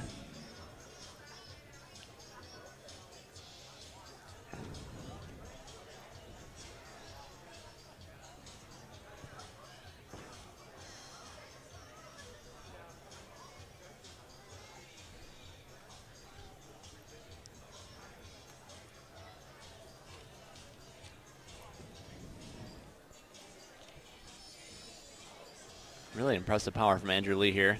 Yeah. He looks... Yeah, it looks like he's kind of cradling that right shoulder a little bit. Yeah. He might have overdone it a little bit on some of those moves. He's got kind of a Andrew WK thing going on there. And maybe if somebody asks him to get the party started. I don't even think he knows who that is. I'll date myself on international broadcast. I'm not afraid.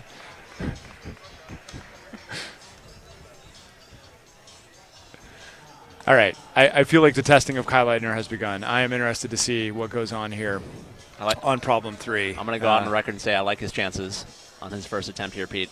I like his chances too, and I'll tell you what, I want to see it. I want to see Daniel get pushed.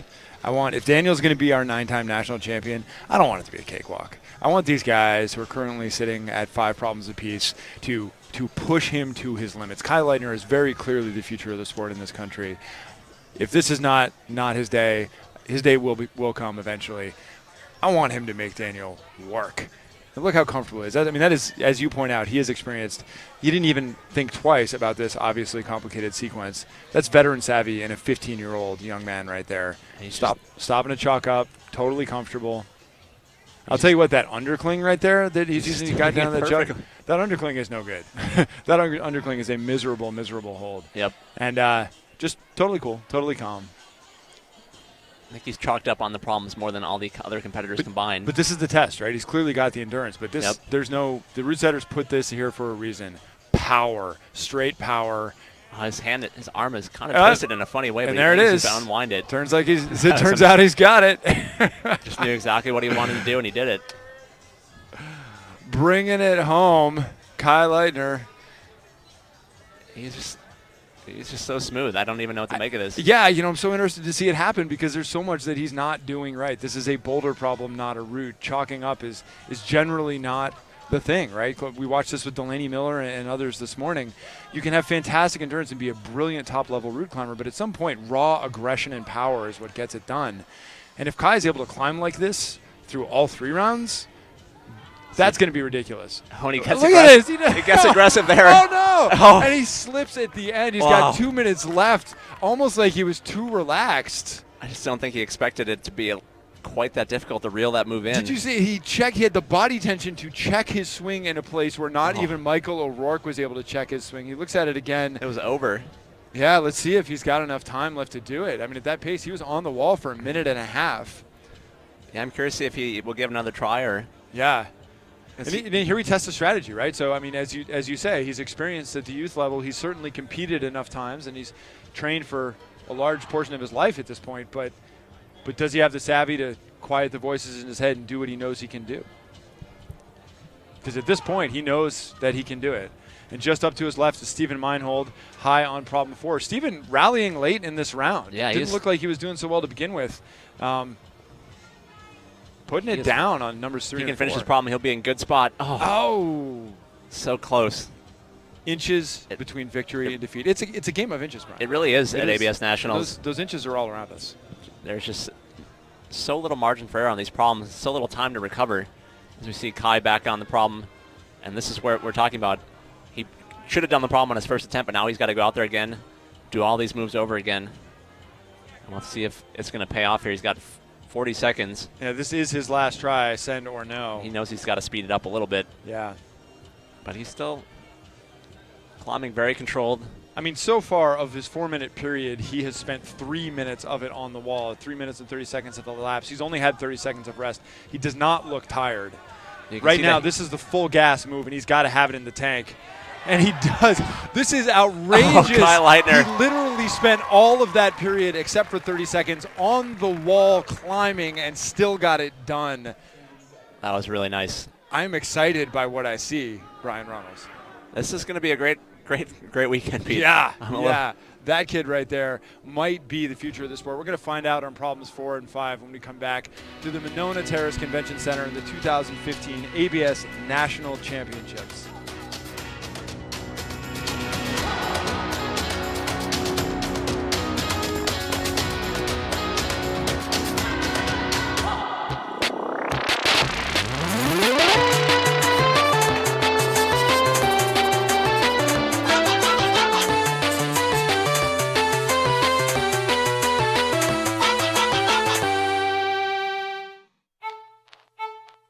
My name is Matt Siegel.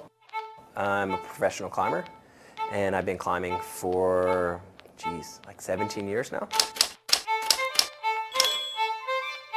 The question of why I climb is such a hard question.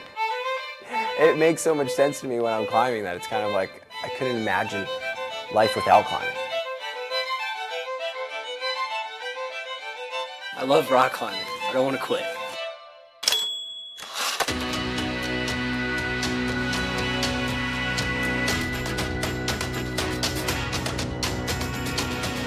Welcome back to continuing live coverage of the 2015 Open ABS National Championships from the Monona Terrace in Madison, Wisconsin.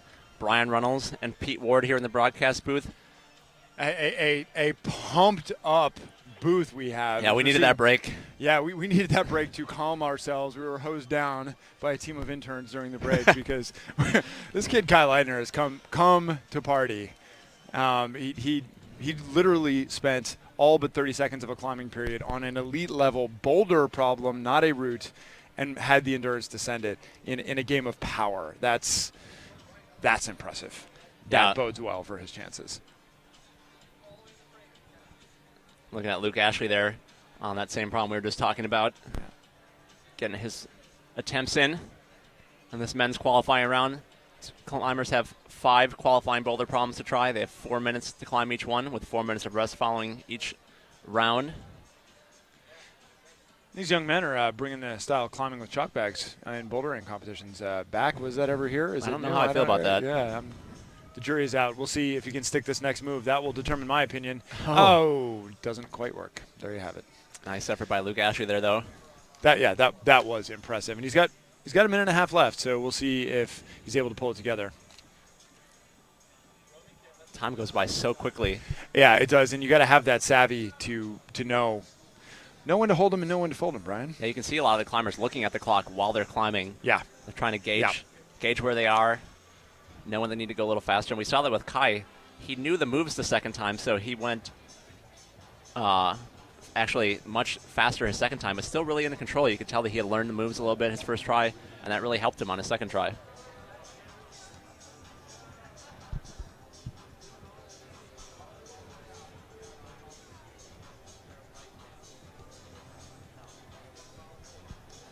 Make sure you keep in touch with us on Twitter with the hashtag ABS Nationals.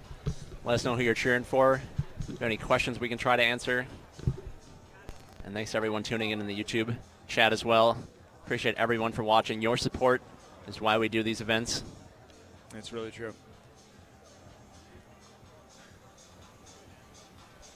This round winds down. Looks like a couple of the guys are contemplating some last attempts. Over on the far left, we have Radu. His last attempt on men's 5.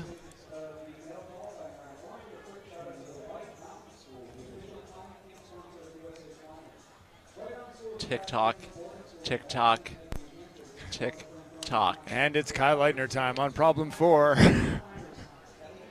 Cycling through.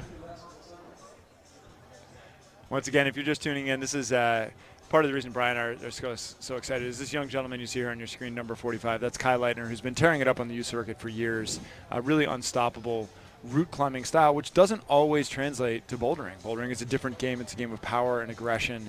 And Kai has just made really impressive work. It took him 2 tries. He didn't flash it, but he did problem 3 in a style that I'm going to go out on a limb and say was the wrong tool for the job, and he got it done anyway. And whether or not he wins this competition or even qualifies for finals, the talent of this young man is to my mind unquestionable, just based on watching that one thing. And you look at, doesn't look nervous in the least.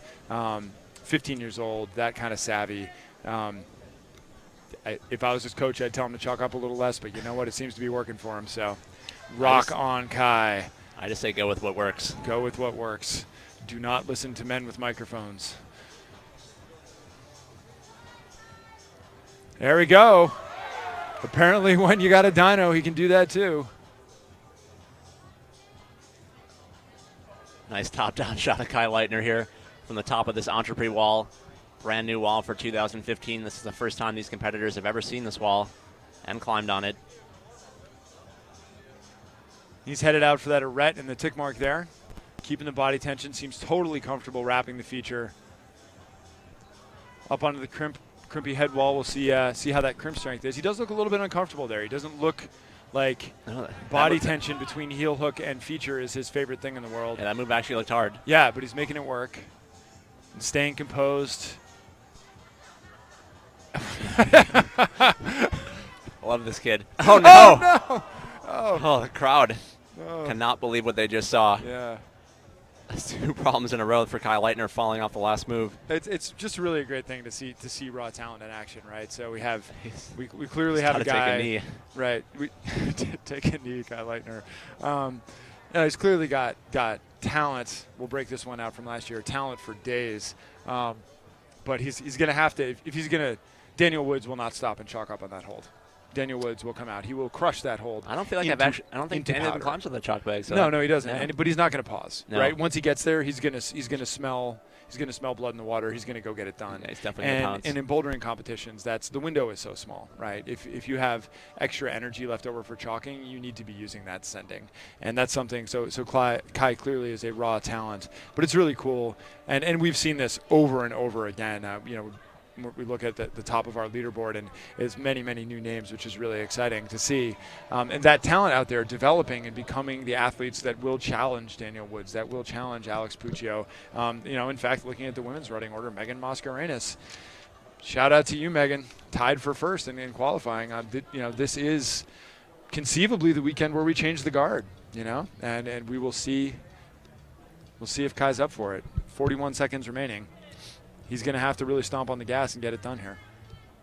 Remember, that clock is final. As soon as that expires, his attempt is over. There's no climbing after the bell here. He's being a little more aggressive this time. He's doing a little less, trying to get it perfect. And now I want to see him get it done. Let's see if he just drops the hammer here. Looks very smooth. That is not a good hold, people at home. But it's good enough. Nice job by crafty Kai Leitner. Veteran drop knee to match that finishing hold. And he's making mistakes, but he is having the mental strength to stick with it and get it done. And I see a little bit of Andy Lamb in this guy, to be honest, right? Andy does such a good job being calm, cool, and collected, not being fazed by the stage, and applying his skills to 100% of his ability. I don't see the raw power, again, that we have in a Daniel Woods or even a Michael O'Rourke out of Kai Leitner. But I definitely see some potential for sure. It'll be really interesting to see how far that takes him this weekend. You were watching live coverage of the 2015 ABS National Championships live from the Monona Terrace in Madison, Wisconsin. We have our next set of competitors up on the wall. Getting our first look at Will Englund there on the far right side of the wall. Climbing out of Golden, Colorado these days. Will has actually been setting competition-style problems at the gym there in Golden Earth Treks. Trying to get, I think, the kids on their climbing team ready and himself ready for this event. Some of the more unique style of problems that you'll see here.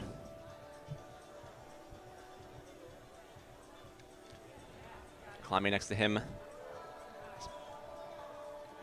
think that's Catlin William Fry. Came off men's 2.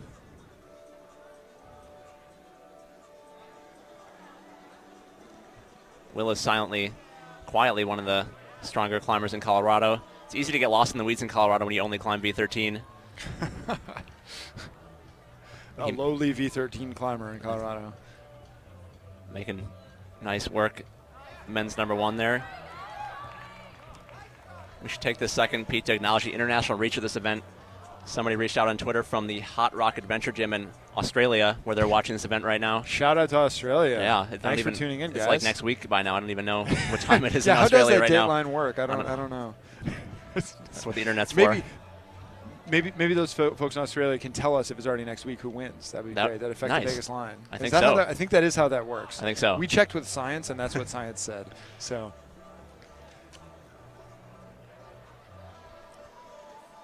Just to give you a heads up, we do have Daniel Woods coming up in just 10 minutes. Also, we're going to be getting Kai Leitner in here in the booth, getting his perspective on how his first qualifying round went. And we're going to drag Andy Lamb in here as well. I'm really interested to hear his take on how his qualifying round went, as he's currently sitting there way up high in third place on our leaderboard behind Austin Guyman and Dalton Bunker.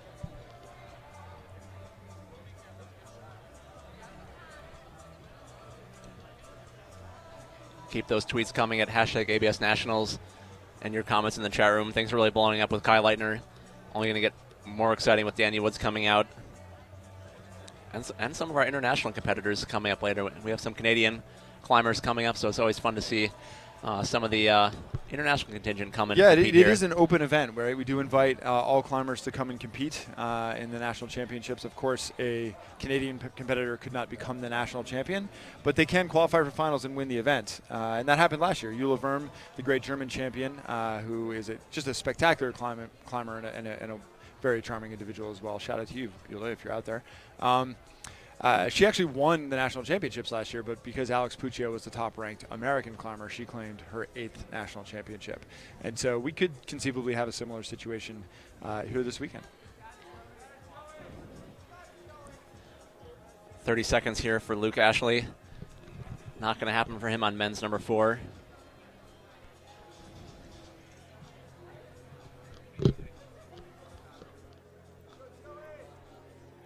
Getting close to 7:30 here local time. Daniel Woods is scheduled to come out at 7:32.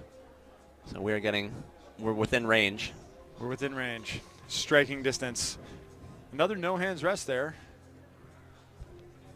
on problem 3. Doesn't seem to be the beta though.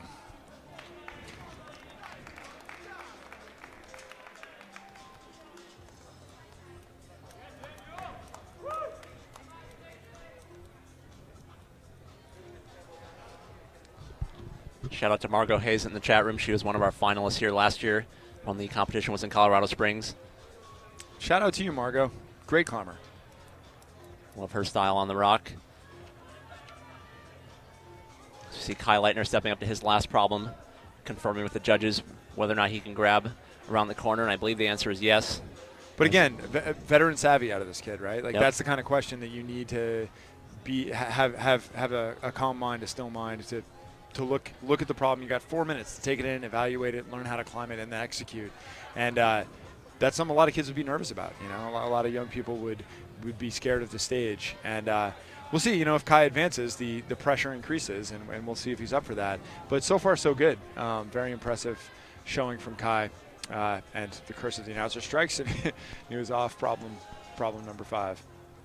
So Kai Leitner using up over a minute, kind of evaluating this problem, and that's certainly the climber's prerogative. They can use their 4 minutes however they would like. Just the more time they spend not climbing, the lower their margin for error is to recover if something goes wrong. Kai looks like he's struggling a little bit with problem 5 here. Looks like he's a lot of climbers have used an opposition tactic with the arete and the feature there. He seems like he's getting flat out stymied. It looks like he's looking for a brush, so he can crimp harder there on that second crimp. Four problems in the bag. He looks like probably a lock for semi, so it looks like we'll see him tomorrow. If he's gonna present a threat to Daniel Woods, I'm gonna say he's gonna have to find a way to get this kind of thing done, because my expectation is that Daniel will. It's happened before, though. Daniel didn't make finals 3 years ago. That's right. Just like we said this morning for the women's event, you can't win the comp today, but you can lose it. So all you want to do right now is make it in the semifinals. You get a clean slate, get to start over. It's a brand new comp tomorrow morning. The semifinal round, we'll whittle the field from 20 down to 6 for finals. Kaya's bumming over there on men's Yeah, 5. looks like we're seeing a little bit of a head shake, maybe getting his head out of the game there. Understandable, of course. He's been mostly on autopilot. Made a few mistakes, but he's gotten through them real quick. I wonder if in some ways this might be the best thing for him, right? Or keep him focused going into tomorrow. Although clearly he came prepared already, so I'm very, very impressed with what I see from this young man, and very excited about what might be coming in the future. Just clearly a tremendous talent. And I'm excited about Sam Wolf there, trying to latch that second hand on the finish hold. Nice job by him. Yeah, well done. Finish men's 4. That is not an easy problem. Good work. Nicely done, Sam Mr. Wolf. Checking back with Kai Leitner here. That's Kai. All Kai needed was for us to look somewhere else, apparently, because he got through that heel hook section. And he is crouched low on that volume on number 5. This is going to be his last attempt, it looks like. Yes, he's just having a little bit of a hard time figuring out the sequence, but this is see if that works for him. No margin for error. I think he's going to call it good. Looks like he's done. Well done, Kai Leitner. So be interested to talk to that young man and get his perspective.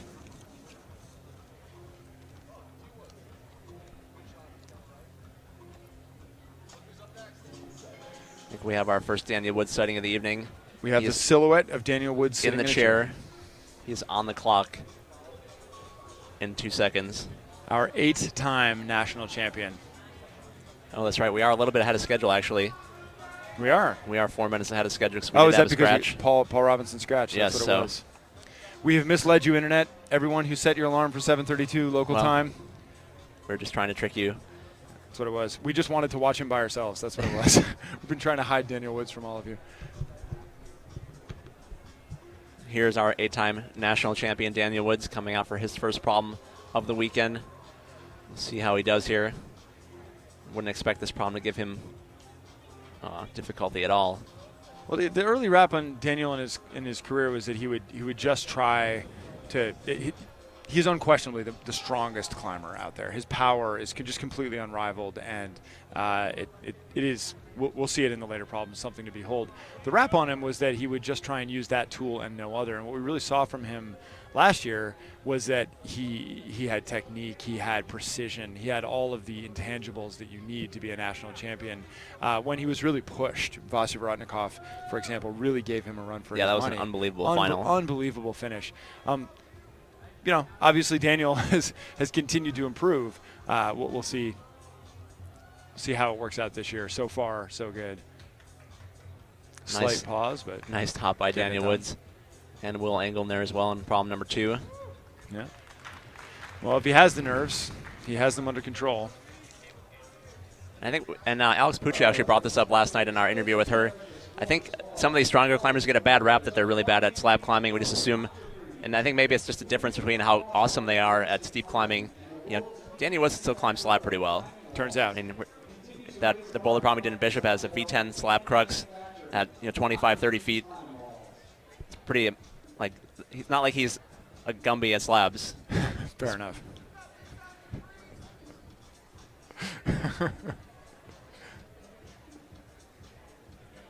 Daniel Woods, not a Gumby at slabs. You heard it here first. You can write that on his Wikipedia page.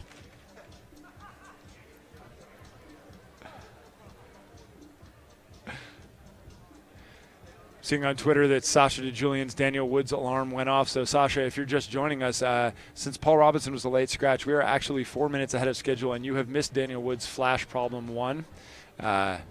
You can still see the replay at lt11.tv, though. It's a great time to remind people that that YouTube video you're watching gives you complete control over what you're seeing.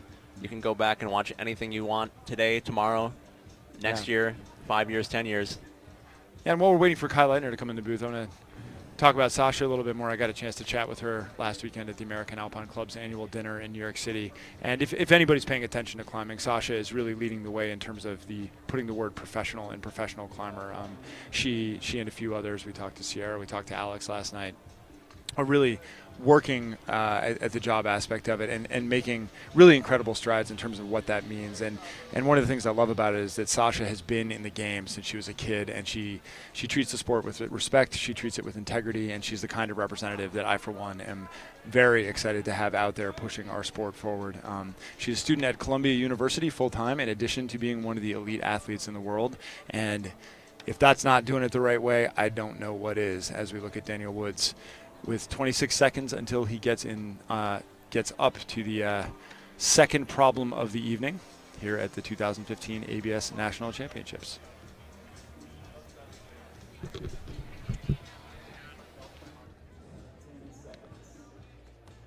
Ten seconds left in this round. About 10 competitors left to come out here in this men's qualifying round. Another 4-minute round starting.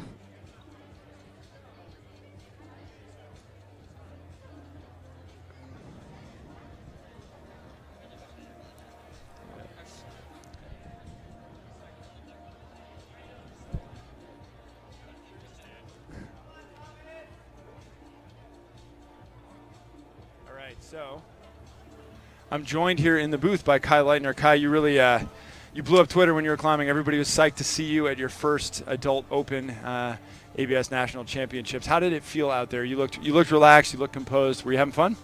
Yeah, I had a lot of fun. The atmosphere was so great because I was surrounded by my peers that I always climb with, and my idols also. And so it was a really fun competition, and I loved all the routes, and I had a great time. Yeah. So tell us a little about your style. You have you have a really relaxed, I would call it a route climbing style. You actually we were freaking out over here on problem 3 because of your allotted.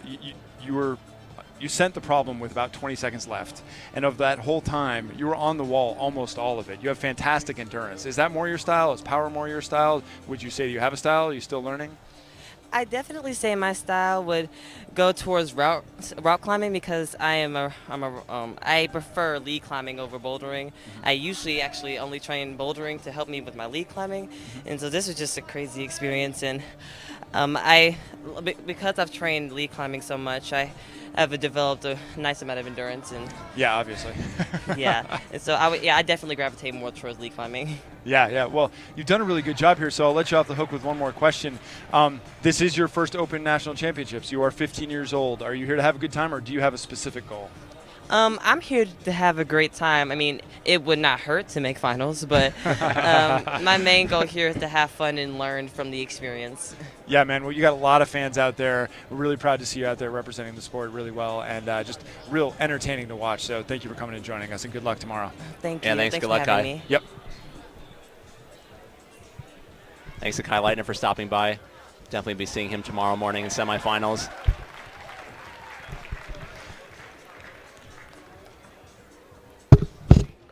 And be joined by one of our top qualifiers at this point in just a second. Found Andy Lamb. Get his thoughts on his qualifying round. He made finals last year. Someone to look for this year. Okay, I'm joined here by Andy Lamb. Andy, you can grab this. Hold it up to there. You go. Andy, first of all, great job. 5 tops in your qualifying round. How do you feel? Yeah, I feel really good. I wanted to make semis, so. Good. Yeah, and it looks like you're going to. So we were talking over here. Last year, you came out of nowhere, at least as far as we were concerned. We did not see your podium finish coming, and you made it look easy. This year, again, you look totally comfortable out there. I mean, what is your goal for this event? What is your expectation of yourself? I guess I'm not sure I'm coming in with a specific goal. I mean, I obviously want to make semis. I feel like I'm climbing well right now, so. Yeah, I think my goal is just come out, give it my best effort. I got to say, when I watch your style, it looks like you are able to climb. Nobody's as naturally talented. As naturally strong as Daniel Woods is, right? That pure gymnastic power. Michael O'Rourke, that kind of stuff. That doesn't look like your style, and it's a really interesting contrast to watch you climb. You look like you identify the movement and just execute with precision, and it looks like a real strength that is kind of unique in the field as far as I see. Yeah, I think I've definitely gotten stronger since last year. I think I know that's something I really want to work on. I think one other thing I've worked on is just really focusing on a route, like, staying in the present, just putting everything I have into one attempt. So maybe that's not exactly an answer, but no, it's an open-ended question, and it's very interesting because part of what I love about the nuance of climbing, right, is it's not a pull-up contest. Right? Yeah. Like, nobody's going to win a pull-up contest with Daniel Woods, but you're going to be sitting in some version of a very close to a tie or very, very close to first place going to semifinals because you're perfecting the craft the right way. And I guess what I'm most interested in knowing is how much of that comes naturally, how much of that is something you think about. And you said you trained hard for this event. Tell us about some of how you approach training. You said you worked on strength as a weakness, and pure gymnastic strength, I assume. So tell us what your approach is to building on the strengths you have and addressing any weaknesses. Yeah, I guess when I say worked on strength, I really mean just kind of, basic stuff that everyone else is doing, like campusing, hangboard. I've gotten outside, bouldering a little bit more. So I guess when I say that, I really mean, like I kind of knew it was something I could, well, you can always get stronger, right? Right. But I knew it was something I could really work on, and so that was like one of my big focuses this past year. Well, talking about difficult things to work on, Daniel Woods had some trouble here at the beginning of number 2. It seemed like he didn't understand the judge's instructions correctly that you have to establish on the wall on problem 2 before you attack this kind of banana tree feature here. Head out of the game, maybe cost him a little bit there, certainly cost him some attempts. That wasn't a problem that you had. Were you a little more composed in the round? How did you feel going into that problem specifically and the rest of the round as well? That's funny because I felt like I actually had a lot of trouble on problem 2. Yeah. Like when I did it, I think I fell twice just off the first move of problem 2. And then, it seems like some people were really able to just like get on it statically. Sure. When I did it, I basically wasn't like really balanced on it statically, and I kind of was falling away from the wall and just caught the crimps coming out. So yeah, I guess it was definitely a tricky move. Is that something you worry about when you have trouble with a beginning move like that, or is it kind of like take your time and know that you'll be able to figure it out? you know, I guess like I think I knew I would be able to get the move. Like the first time when I got on, I wasn't sure exactly what it would feel like. I was kind of expecting to be able to balance, and then I realized I couldn't just balance statically on the ledge. But after my first try, I knew I would be able to kind of stand up and catch it. Sure. So I wasn't too worried about eventually getting it. We're checking out Will Englund here on the end of men's 3. See if he can finish this problem. Oh no! Oh, he went for the false grip. That was a new try. Andy, you kind of pioneered the right hand beta. A lot of guys have been doing the left hand crossover drive by. You went up right hand first there. Talk to us a little bit about about what the challenge that Will's facing is right now. Yeah, so I guess when I kind of previewed the route when I first looked at it, it seems like the most obvious beta is just do a big drive-by cross. And then I think it's kind of one of those things where I thought that was a possibility. I thought maybe matching and doing it the way I did was going to be a possibility. And I think it was, moves like that, it's hard to really know what you should do until you actually get there and can feel your body in that position. Right. So I guess that's kind of almost like an intuitive decision. Like I just got there, it felt, I kind of knew like either way was possible, or either way could potentially work. And it felt like matching and going up right hand was just the higher percentage way for me to do it.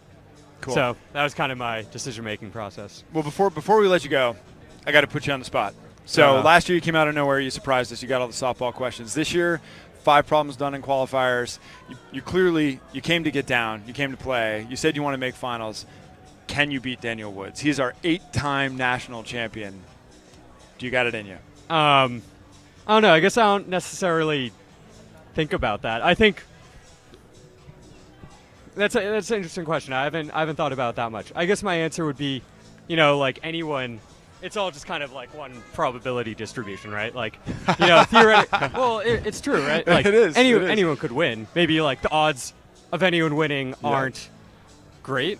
So yeah, I guess my answer is that's kind of like the way I conceptualize this question. Hashtag math. Yeah, I need to talk to Andy before I make my picks in our unofficial pool later. Yeah, absolutely. Yeah. So sorry if that's kind of a huge cop-out. I would say, like, yeah, there's some probability I could beat Daniel Woods. And, of course, I don't know what that number is. Well, if the Vegas casinos are listening and you want to consult how to construct the odds for tomorrow's round, consult Andy Lamb. Yeah, so that's really not an answer. I guess I don't think it's – part of being a top-level athlete, Andy, is avoiding questions from the media. So we'll just call you the Marshawn Lynch. It's clear that you're here so you don't get fined. It's cool. I guess, I don't think it's necessarily constructive for me to, think about that.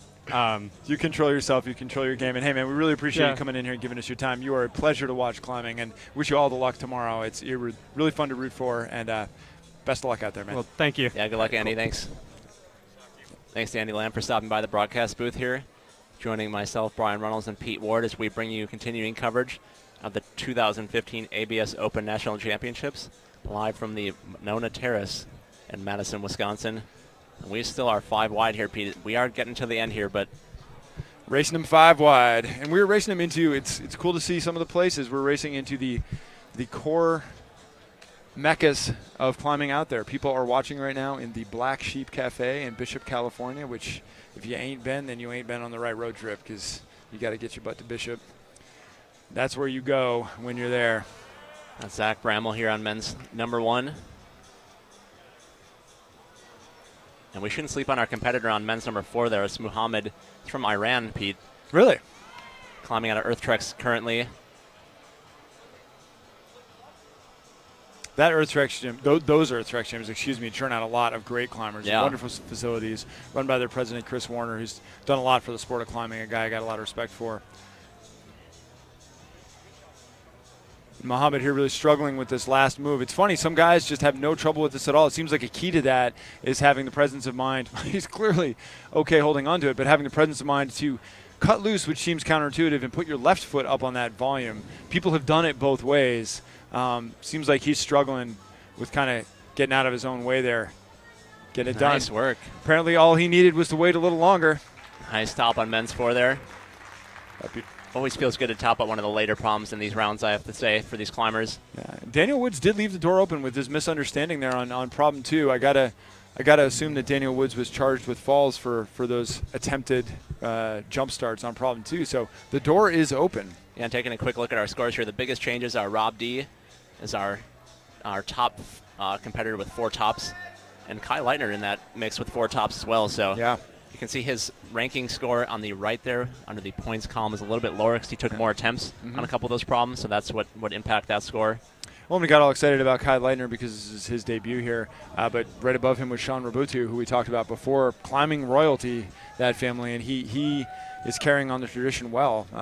Very strong young man. And speaking of royalty, looking at the king of ABS Nationals right here, Daniel Woods.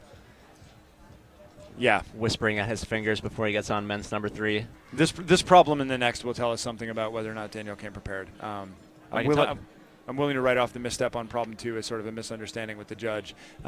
This problem, this should be his bread and butter. Yeah, excuse me, that's exactly what I was going to say.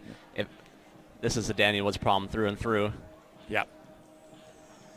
This will give us a better sense of where he's at.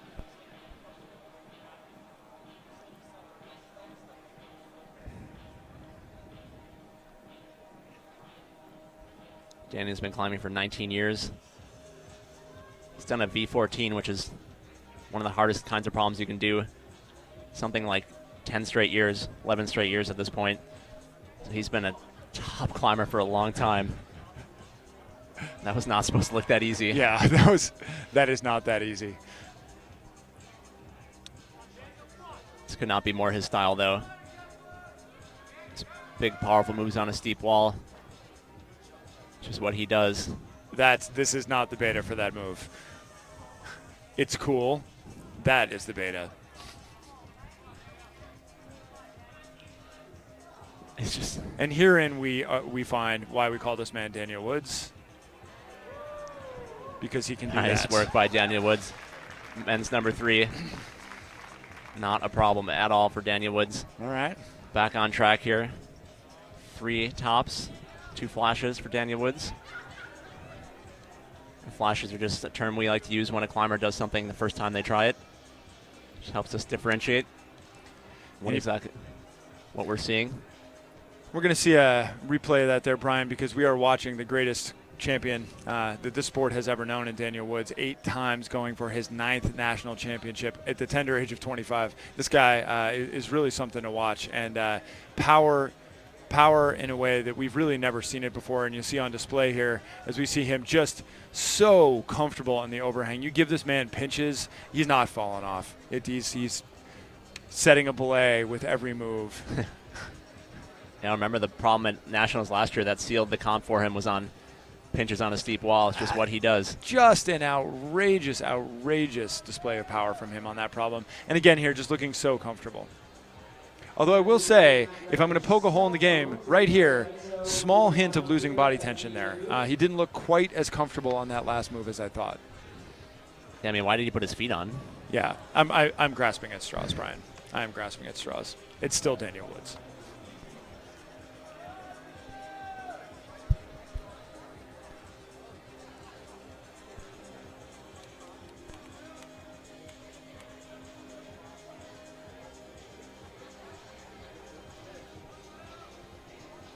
Over there on men's number 1, we have Kepler Warbeck. Let's see what we know about him. Loves climbing at the Red River Gorge, 17 years old. Been climbing for 4 years. Sponsored by his mom. Shout out to Mom, the best sponsor out there.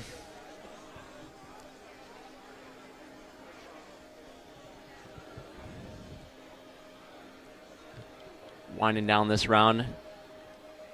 2015 ABS National Championships presented by the North Face. Make sure you join the conversation using the hashtag ABS Nationals on Twitter. A lot of great feedback so far. It's been great to see all the people out there watching, tuning in from all over the world.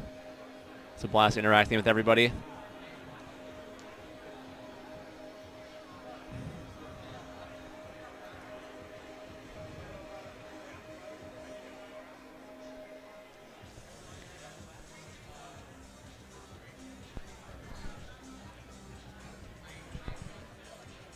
Stepping up on men's number 1, we have one of our Canadian competitors.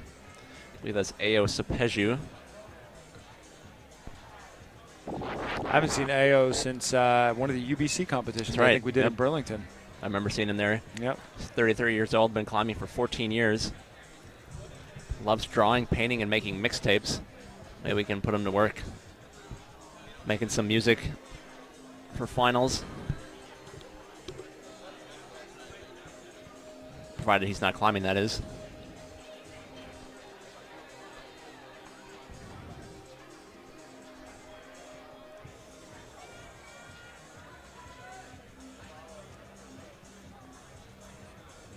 After AO, we have 3 more climbers to come out of isolation, including Josh Larson and Ian Dory.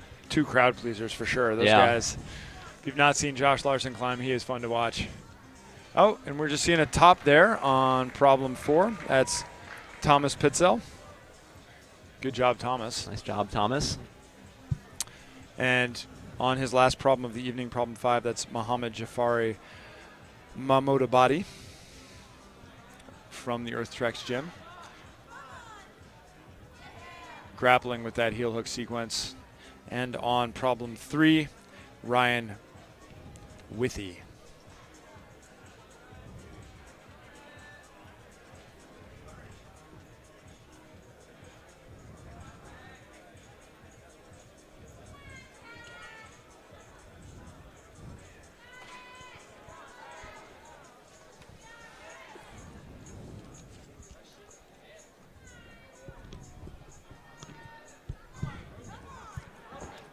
Oh.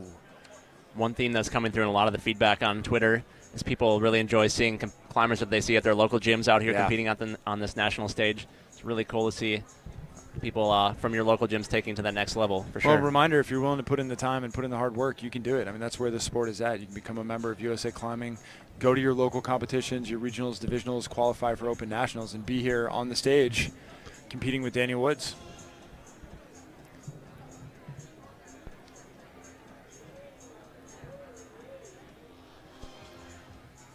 Seen Io Sepeju here. Thanks for that feedback, Ryan. Always trying to do our best with these names here. There are a lot of people to announce. Always try to do our best, though.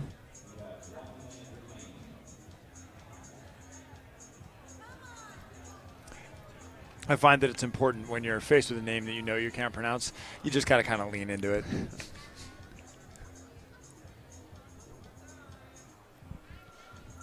And Zach Bramwell wrestling with that spine here on men's too. Been a lot of great action on that problem. It's so simple looking from back here, but it's really not like intricate, deep problem. There's so much coming out of it. And it looks like Zach's gonna great camera angle. Just there we all go. the way up to the top of that wall. Nice job. Big up to Jordan Shipman, John Glassberg, and the crew at Louder Than 11 putting together these awesome images for us. These guys have really pushed broadcast forward and really invented the model, in fact, for competition broadcast. This is all new, something that's come on in the last couple years, and it is something that is being invented on the fly, and these gentlemen are doing a fine, fine job getting it done.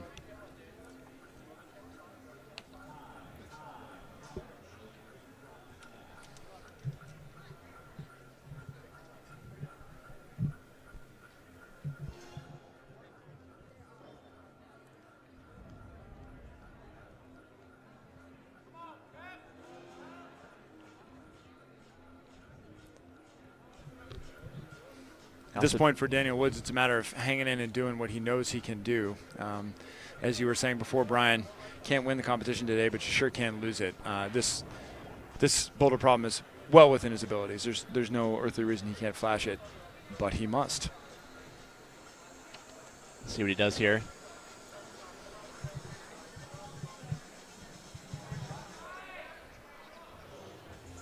This problem is given a bunch of climbers fits.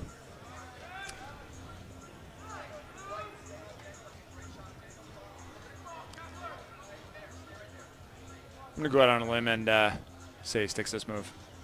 Whoa! Oh. Chris, the announcer. Wow. What did you do, Pete? That's my bad. I'd like to apologize to Daniel Woods and the Woods family for ruining his 9th national championship. It is far from ruined. He's got plenty of time. Daniel, he's got to get his head in the game.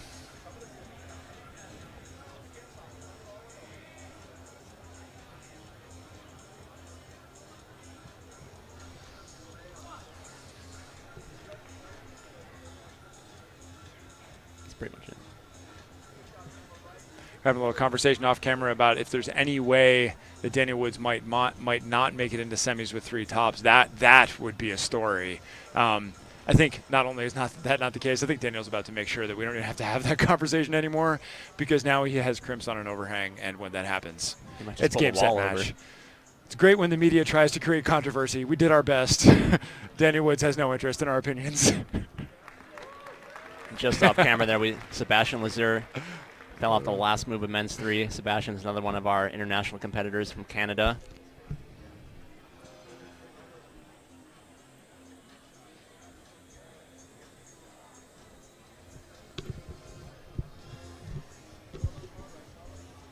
"90 seconds left for these climbers on these problems."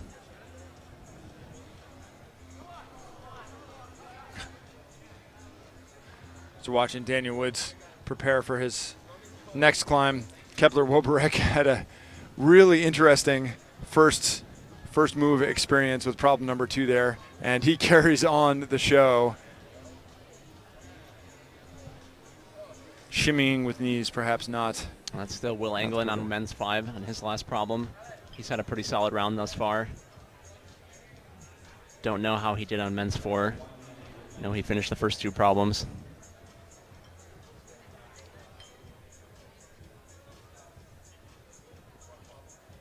So much action happening here at the same time.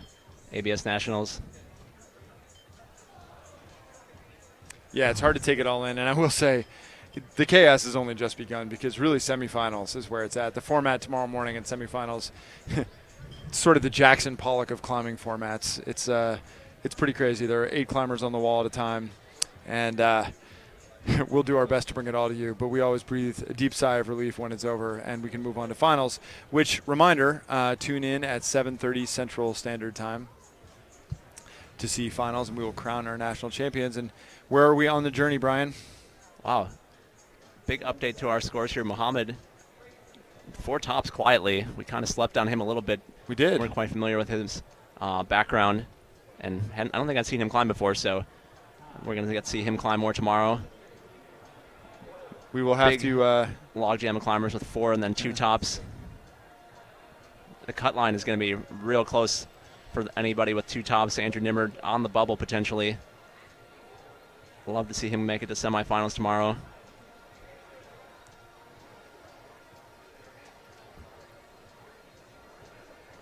Nice distribution of climbers thus far. We will get final scores for these competitors that are still coming out. Reminder, those are our unofficial scores, so things may change. I want to take this brief break in the action to thank our sponsors again. This is the 2015 National Championships. They're brought to you by the North Face, our founding partner. North Face urges you to never stop exploring. Also, thank you to Evolve, who's the official climbing shoe of USA Climbing. They're made in the USA, and Evolve is pushing the standard in climbing. Also, thanks to Kailash, who's an official partner of USA Climbing and the International Federation of Sport Climbing. Thanks to Scratch Labs, who urges you to eat, drink, play with all natural nutrition from scratch. And Cliff Bar, it's simple. Put good food in, get good performance out. Thanks to Madison, Wisconsin, and the Monona Terrace Convention Center. Once again, just fantastic hosts this Frank Lloyd Wright designed facility. It's just a beautiful, beautiful place to walk around. Never mind take in a climbing competition and some of the best athletes in the country. Climbing Magazine, Entrepreneur, the official climbing wall supplier of USA Climbing, the White Mountain School, Technic, eGrips, So Ill, and Motivation Volumes. Thanks to all of you for your support, and thank you to Josh Larson, always an entertainer, on Problem 1. I got to say, it would be a long shot for Josh to make the podium this year, but he's always such an entertaining climber, and he gives 100%, and it would be fun to see. Yeah, Josh is one of my favorite guys to watch on the circuit. Love climbers that let you know how they're feeling. Put on a great show for the audience, both here in Madison and for our viewers around the world. Quite literally, around the world.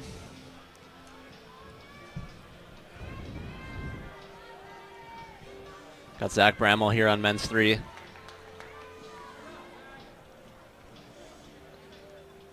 believe he has 2 tops thus far.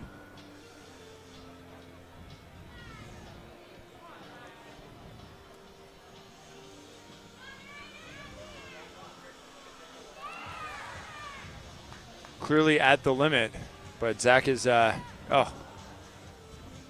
progress.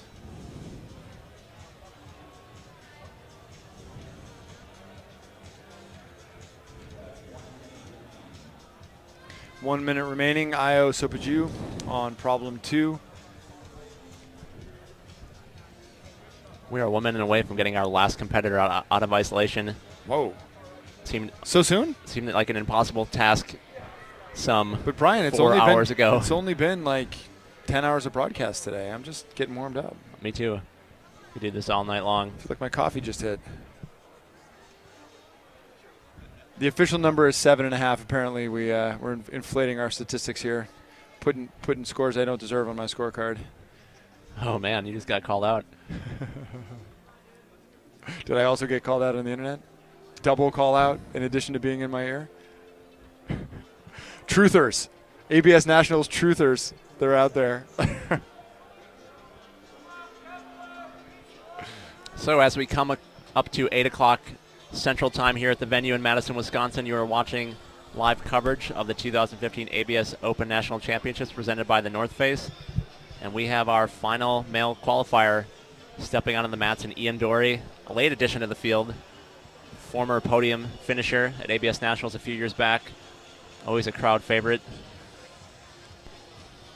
Trying to whittle this field of 61 men down to 20 semifinalists for tomorrow morning's semifinals at 10 a.m. You can catch that on LT11.tv. And you can catch all the results from today's action at absnationals.org. Get official scores and running orders for tomorrow. See if your favorite climbers made it through to semifinals. And Ian's always a favorite to watch. He's definitely got the tools to get this done, and he's a family man. Shout out to you, Jess Dory, Ian's wife, if you're out there watching, and his child at home. The Dory family. Off camera, Ian is getting started on problem 1, but right now we're looking at our 8-time national champion on problem 5. That's Daniel Woods, who has struggled a bit in this round. He's had a few misstarts.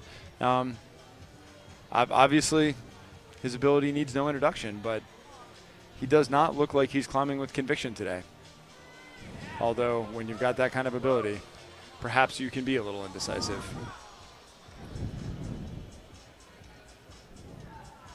Ooh. Wow. There's nothing correct about that sequence, and Daniel Woods does not care. What? Brian, take it away, man. I got nothing. Well, that was a nice job by Danny Woods on men's number 5. We will definitely be seeing him in semifinals. So understatement wins the day. He's just on to the next. On to the next. We're on to semifinals. That's right. We're on to semifinals. Channeling his inner Bill Belichick. Business as usual at the 2015 ABS National Championships. Although I will say, whereas Alex Puccio came out and clearly it's a bit of a 2-horse race between her and Megan Mascarenas, Daniel Woods is looking human here, right? He's looking a little bit shaky and a little bit unsure about this sequence. Nobody else has approached this problem this way, though, and he very clearly hit his his strength. When he chooses really to get it done, it gets done.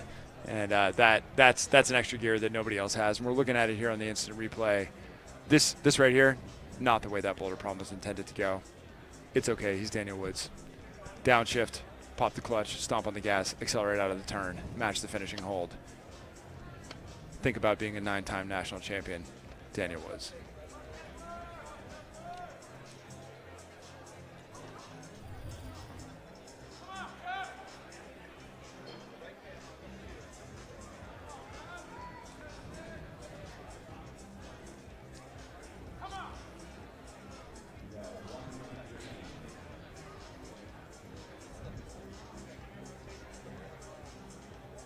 Ian Dory put down in his bio sheet here his Instagram handle is #headband. That's a real power move. You don't even need an account. Just a hashtag. Past years, Ian has rocked the headband look when he had a little bit longer hair. He had no headband this year. Yeah, not yet. Intrigue. Did spawn the Ian Dory's headband YouTube account. One of our favorite commenters through the years. Yeah, Ian Dory's headband. I wonder what happened to Ian Dory's headband. He or she is present and accounted for. All right. 10 seconds left. Sebastian Lazur thought about giving another try, but he is out of time. We are done with men's number 1. That problem is history, gone, never to be climbed again. Just dust in the wind, Brian. That's right. See Josh Larson stepping up to men's number 2. Giving it a little brush there on the far right side of your screen under that USA Climbing logo. And as we start to wind down, I want to remind everybody again, we got semifinals tomorrow morning at LT11.tv, and most important, at 7:30 Central Standard Time, we have the men's finals. Sorry, men's and women's finals. We'll take the top 6 men, the top 6 women, and we will crown our national champion.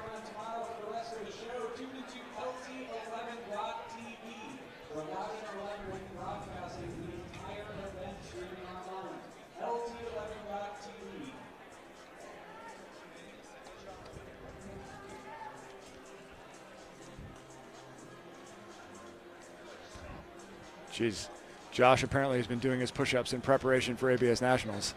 Good Lord.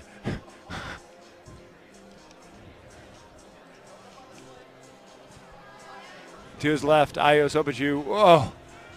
One arm down, campus on problem 3, making it look easy. Ayo looking fit. Struggled a little bit on the first 2 problems, but looks like maybe he's got something left in the tank for problem 3. He would really have to rally and do well in these final 3 problems to qualify for semifinals as Josh Larson rallies.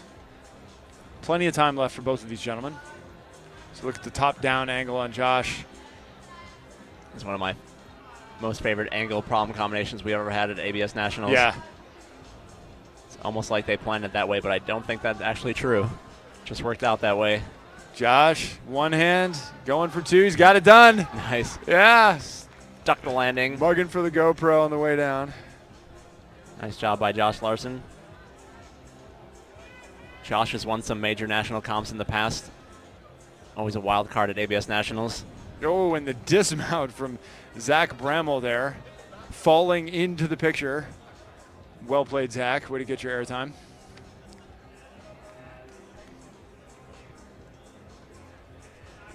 It's important as a pro athlete to always know where the camera is. Professional. Yeah. It's a growing sport, Brian. Looking at some unofficial scores here, Daniel Woods does join the top of the leaderboard here with 5 tops. He's unofficially in 3rd place right now, so even though it was a little uneven at times, still very solid performance from Daniel Woods. Full credit to Alex Johnson for calling out the Austin Guyman show. Austin, if you're out there, we're going to be dragging you into the booth tomorrow. We'll have to chat with you because clearly you've been training hard and focused. Maybe home court advantage in Colorado Springs wasn't such an advantage. There we have Ayo Sopachu looking comfortable on number 3.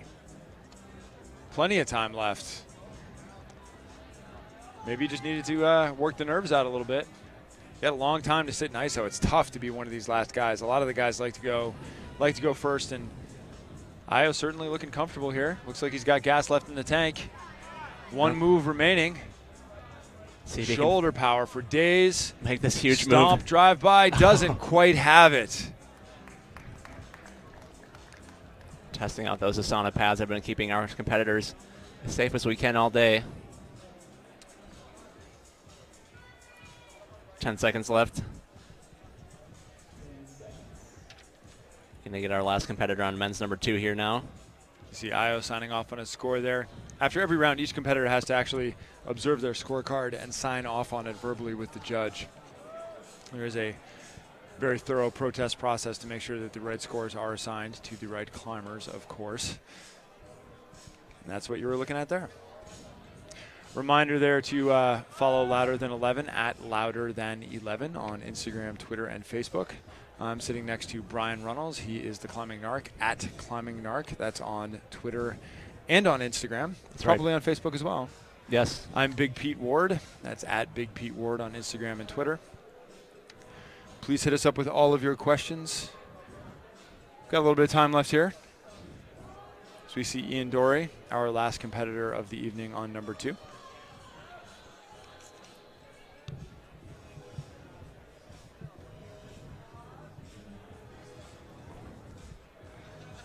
Ian Doris just pounces up to that big spine. He looks comfortable, man. We haven't really talked enough about how bad those holds are that are on that volume. He's just making it look really easy. Well, yeah, it's a function of how good these climbers are. Yeah.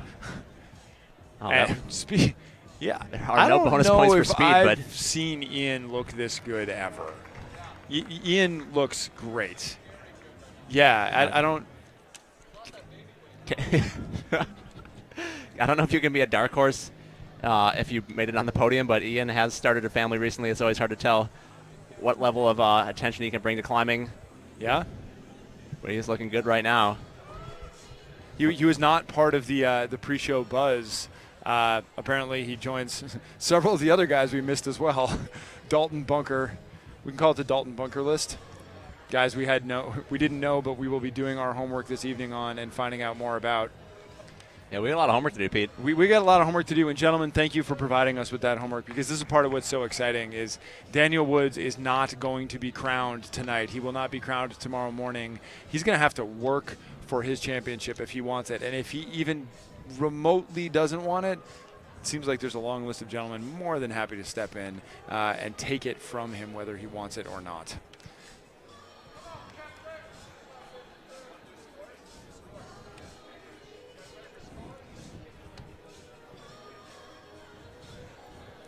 Take a quick look at our unofficial scores here. Austin Guyman still out in front with 5 tops and the lowest ranking point total there on the right. Lower is better on the right, higher is better on the left. Dalton Bunker, Daniel Woods, Andy Lamb all with 5 tops. Rob D leading the 4-top club. A very eclectic mix of climbers there on our top 10 leaderboard. Really demonstrating the progression of the sport. It's very, very exciting to see, and we've got our next generation with SHAWN RABOUTOU and Kai Leitner there. Just excellent, strong young men. Remember, you can get official scores pretty soon here on absnationals.org. Check out who made it into semifinals for both the men and the women earlier this morning. It's going to be a great show tomorrow starting at 10 a.m. Central Time for semifinals. Ooh. Oh. Rugged dismount there for Kepler Woberek. Climbers are looking a little rugged themselves at this point in the round. A lot of tired faces sitting in the chair.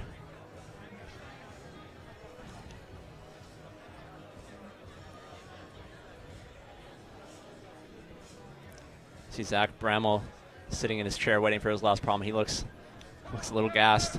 See how he does on the last problem.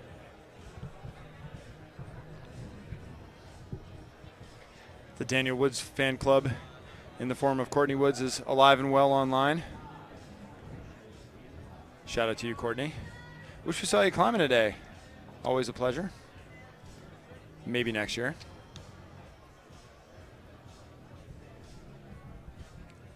Fact check me there, Brian. Courtney Woods, Courtney Sanders. We're going to have to get our team of interns on that. Courtney, feel free to correct us as you like. It's cool. It's just the 3 of us talking here.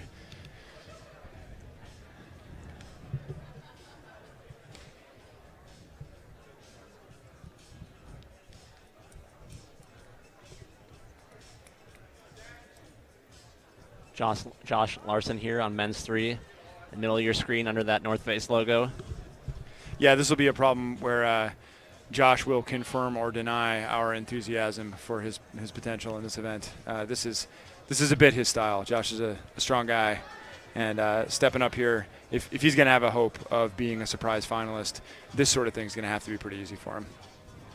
He's read the sequence the right way. Josh put in some time on the international circuit, too. He was over in Europe with his girlfriend, Charlotte Durif, who's the great French national champion. Shout out to you, Charlotte, if you're out there. It's kind of late for you to be watching. But put in his time out there, so he's certainly experienced. Look at that. Talk about experience. Opposition with the right hand to control the swing. Haven't seen that before. Time to start giving Josh a little more credit for his technique. It's not all brawn anymore.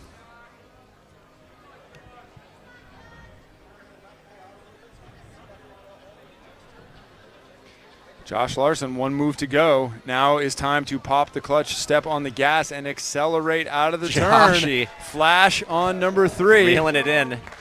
Nice work by Josh Larson. Nicely done. suspect we will be seeing him tomorrow in semifinals. The cut line is going to be right around that 2 top, low 3 top score. Well, that means Josh is in. It's a question of where and a question of what we can expect from him tomorrow. Oh, looks like he strained something there. Crushing holds into powder. Courtney Woods with the correction on Twitter. Nothing is more boss than being a Woods. Thank you, Courtney. Thanks for tuning in, too. I do love qualifiers, man. I love finals. I love the intensity. I love it when the lights are bright. I love it when it's live. I love when we're crowning a national champion. But I like hanging out all day and talking shop. And there's just so many good, entertaining people in this sport. So, Courtney, thanks for getting us right. Much appreciated. Yeah, it's been a real pleasure to hang out with you, Pete, and our entire audience all morning and all afternoon here at ABS Nationals. Madison, Wisconsin, the Monona Terrace. We'll be doing it live all weekend long. Bringing in these louder than 11 broadcasts. Io Sopaju opening, excuse me, eyeing up the dyno. Oh, an Asana moment. Unfazed, 47 seconds remaining in his period. He's going again. As we have entered the standing and dancing phase in the announcer's booth here. There's no choice. There's really no choice. At some point, it just has to happen. No, it will not be on camera.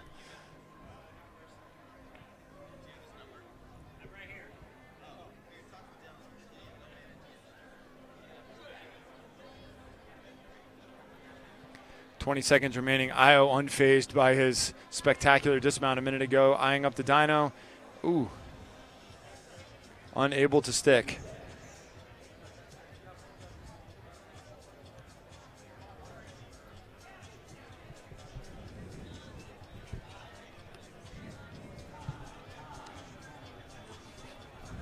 Going to see our final climber now on men's number 3.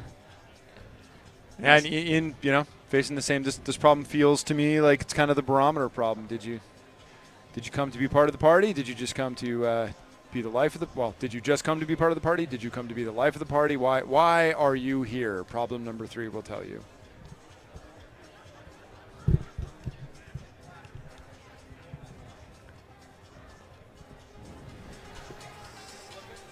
Here on problem 4, just out of left ear frame. Chris Smith, we haven't talked about very much.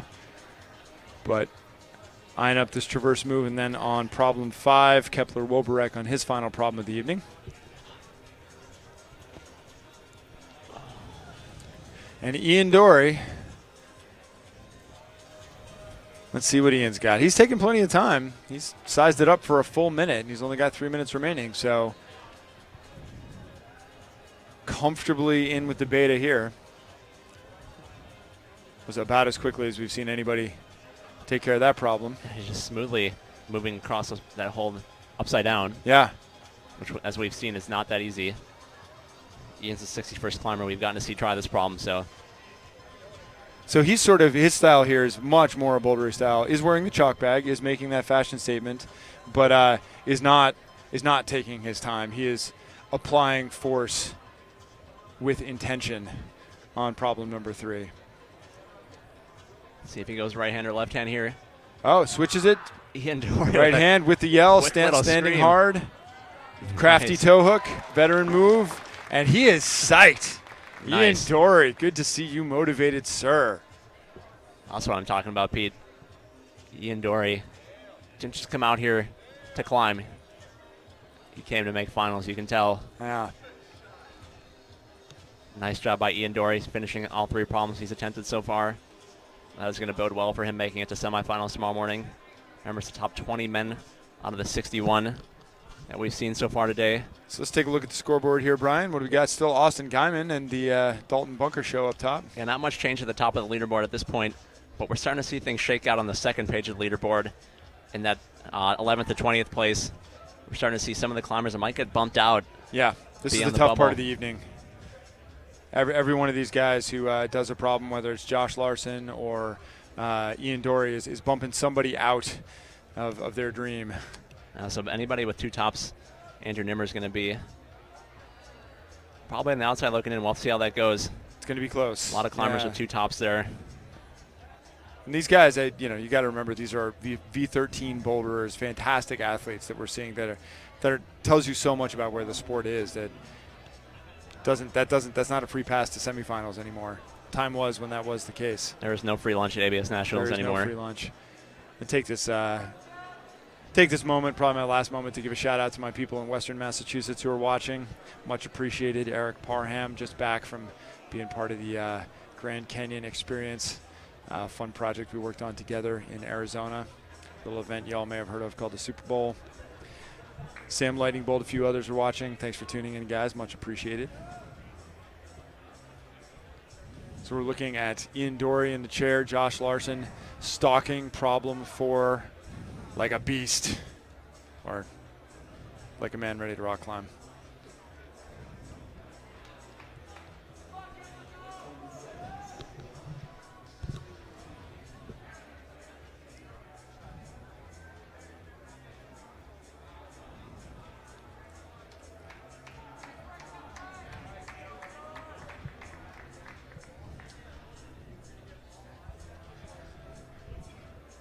We're winding down qualifiers, but it is going to be entertaining to the end. Io Sopaju on problem 5. Josh Larson taking a long, hard look at problem 4.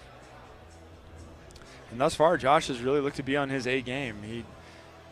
He can be a bit up and down. He had a strong finish at a competition in Seattle a couple years ago with an elite field for sure. And it looks like he's certainly improved since then.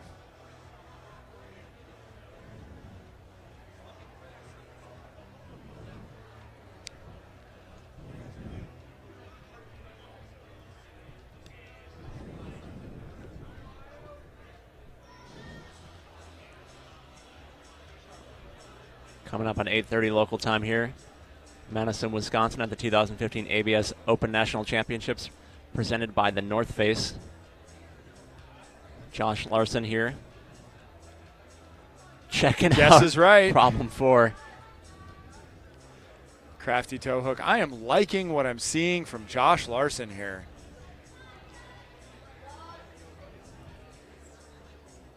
Come on, Josh.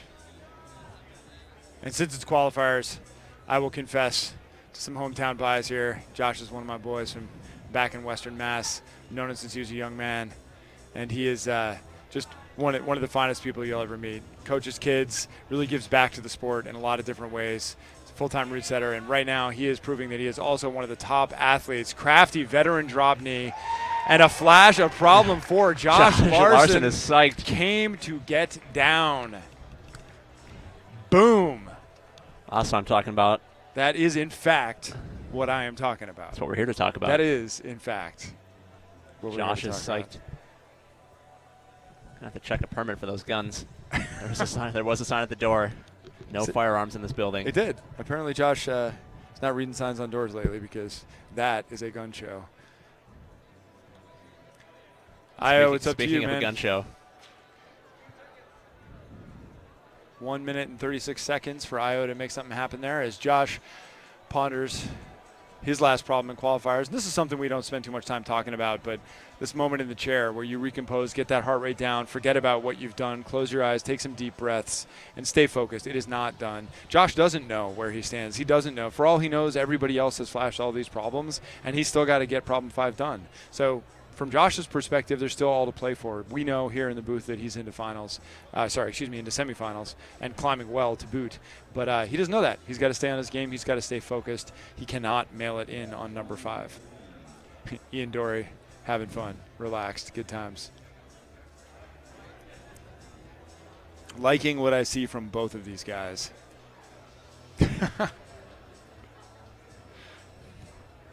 Ian looks loose. Yeah, he does. I like where he's at right now. Some people were wondering why we didn't bring him up in our conversations earlier about who we thought might make it to finals, and I think it's just a matter of Ian's kind of an under the radar guy. He doesn't really put out what he's doing, so you can't tell if he's training like crazy or not climbing at all. So you just don't really know where he's at, and he was a late addition to the field, one of the last competitors to register. So and he's capable, and he's climbed V15, and he's placed very well at very high level competitions before. But you're absolutely right, Brian. I mean, if you don't have your game face on for this event, it doesn't matter what you have done. It matters what you can do today. And that's all we're playing for right here, is who is the best climber this weekend in Madison, Wisconsin for the ABS National Championships. Oh, and Io gets timed out just as he's making progress. A fine finish for Io, though. We do appreciate him making the trip down.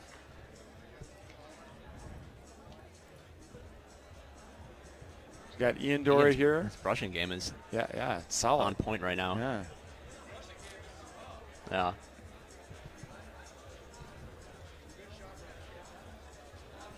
So Ian Dory is going to be our last competitor on men's number 4 at this ABS Open National Championships, the 16th ABS National Championships. And as we said earlier, Daniel Woods and Alex Puccio have won over half of the ABS Nationals so far. That's pretty nuts when you think about it. Yeah. Again, what ultimately is going to be a historical run, in my opinion. I just can't, as the sport continues to expand, it's totally conceivable that Daniel and Alex are adding on to records that will never be broken at this point. And while I felt, obviously Megan Mascarenas is a superb talent and is going to give Alex a run for her money, very impressed with what I'm seeing from Alex. Daniel struggled a little bit today, and while he's clearly still Daniel Woods and he's clearly the best of the best, looking at Ian here, Ian looks comfortable. He looks relaxed. Josh Larson looked the same way. Ian is just eating this problem for breakfast in another time zone, but still breakfast. And he's done. He's done.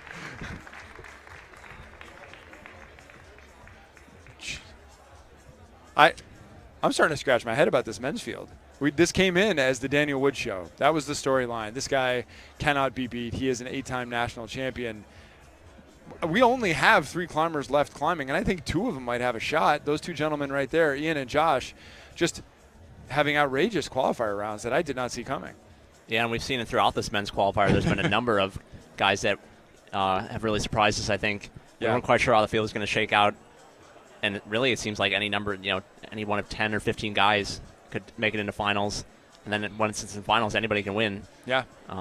Daniel Wood's definitely on notice. And I think he knew that coming in, that there was a hungry field this year. Yeah. And that this is probably going to be one of his hardest title defenses, if not the most difficult out of all of them. Well, they say anybody can become champion. It's much, much harder to stay champion. And anybody can win 8 national championships, but the 9th one, that's the one that they've always said is the hardest one. So. Never speak into a microphone. Your words can be twisted. This is what I have to say to you, Internet. Never speak into a microphone. I agree with what you're saying, though. I got a text here from Ian's wife, Jess, who says Ian's been training hard, lifting packs and changing diapers. Having kids is its own kind of training. That's actual work. Makes rock climbing seem easy by comparison. Fatherhood is something else. Well, congrats to Ian for doing both at the same time.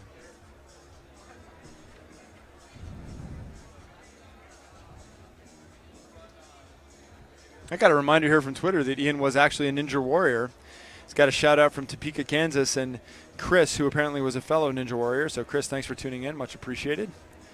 Not much climbing in Kansas, but I have climbed in Kansas, Rock City. Beautiful little circular orbs sitting out in a cornfield. Stopped there once on a road trip years ago.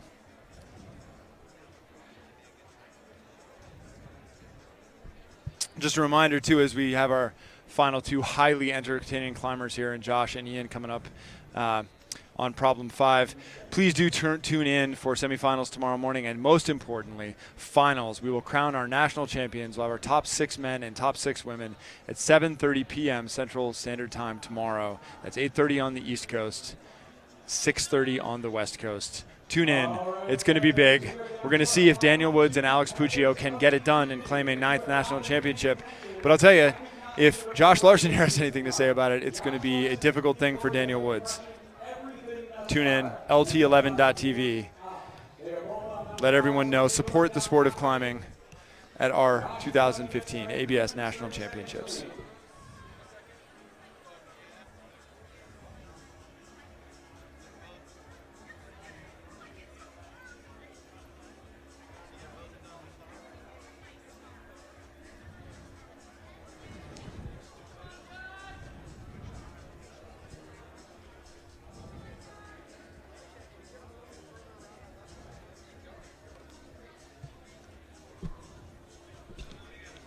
All right, Josh Larson. Let's see if you're serious.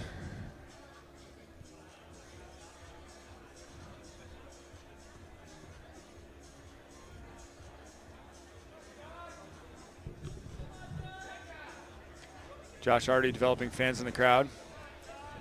It's hard not to root for Josh. Oh. Climbs with a lot of emotion. It's easy to root for him.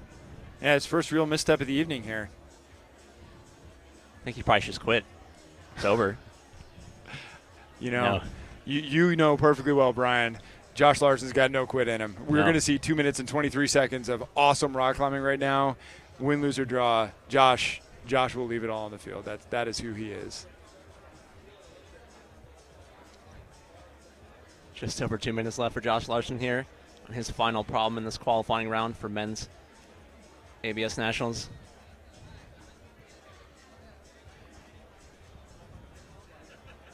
Interesting, yeah, he looks, the way he just chose to chalk up there, he looks like he's not just super composed. He looked like he got a little rattled with the technical nature, and it looked like he was trying to calm his mind as much as chalk his hands there. A lot of climbers have struggled with releasing this heel hook and moving past this highly technical move right here. Get that balance right, that match. Not quite sure what to make of that hold. That is a really bad hold to have the match on like that, but that's what the root setters wanted to put some pressure on these climbers. Make them do something pretty uncomfortable there. And he's got time for one more good attempt. He's probably still with plenty of energy. These haven't been highly taxing attempts, but he's going to have to keep his head in the game. It's a delicate move, and being too aggressive just isn't going to get it done.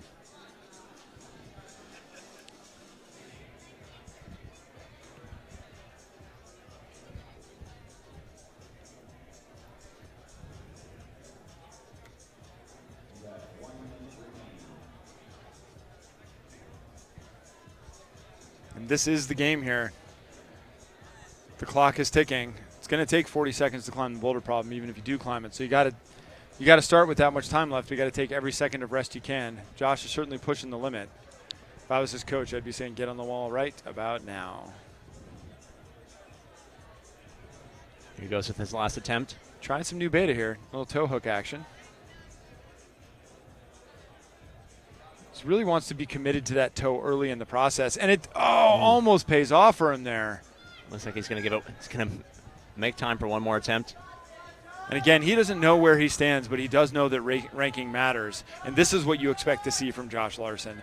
Again, he is not going to leave anything in the tank. He will not be worrying about fighting another day. He will be sticking that hold with 7 seconds remaining, getting every available point. 3.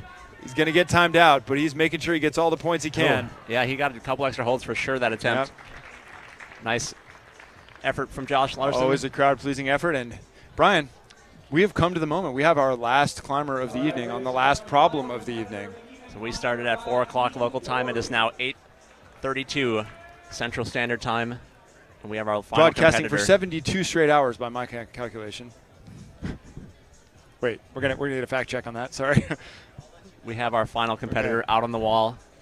Just like that qualifier round goes by so quickly. 61 climbers, 5 problems apiece. Something over 300 problems.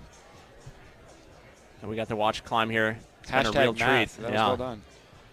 It has been a real treat, and all kidding aside, a real honor. This is the cutting edge of the sport, and to get him sit here and call the action from the best seat in the house, it's a real privilege, and I hope that we are entertaining you at home.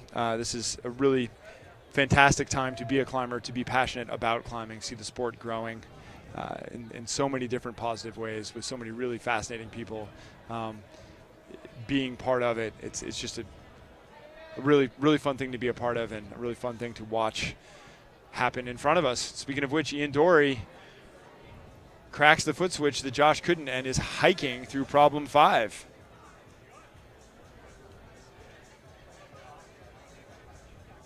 Comfortable, technical climbing here from Ian, and after what he showed on the powerful problems where he was comfortable there too.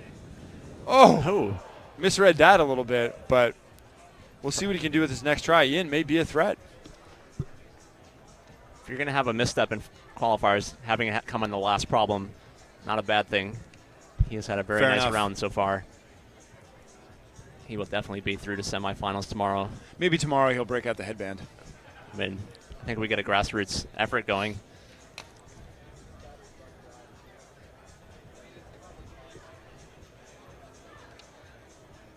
Big thanks to all the people out there tuning in, everyone who's tweeted at us, commented on YouTube.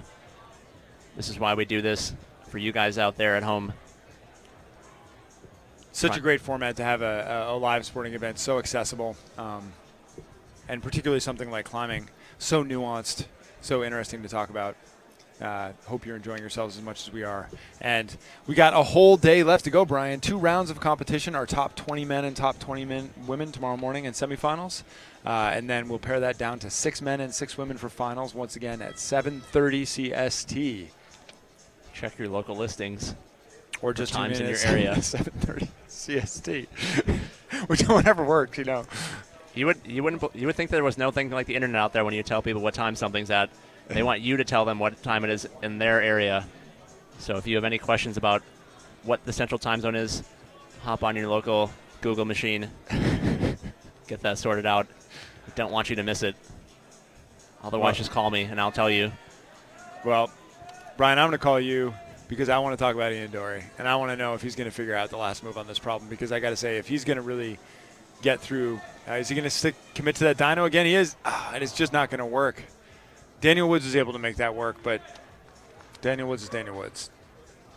Looks like Ian's going to have to settle for 4 tops and be a member of that 4 tops crew, which will get you through to semis. Remember, it is a clean slate starting tomorrow. Ian signs off, and that is our evening for climbers.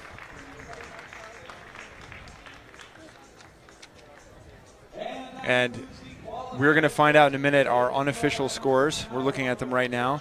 And reminder, this is unofficial, but we're going to be taking our top 20 men and top 20 women into semifinals for tomorrow, where, as I was saying, it is a clean slate. So if you want to move on to finals, 20th place is as good as first place. You just got to get in the game to be able to play, and you can still win. So at the top of the leaderboard, we got Austin Guyman. Take us down from there, Brian.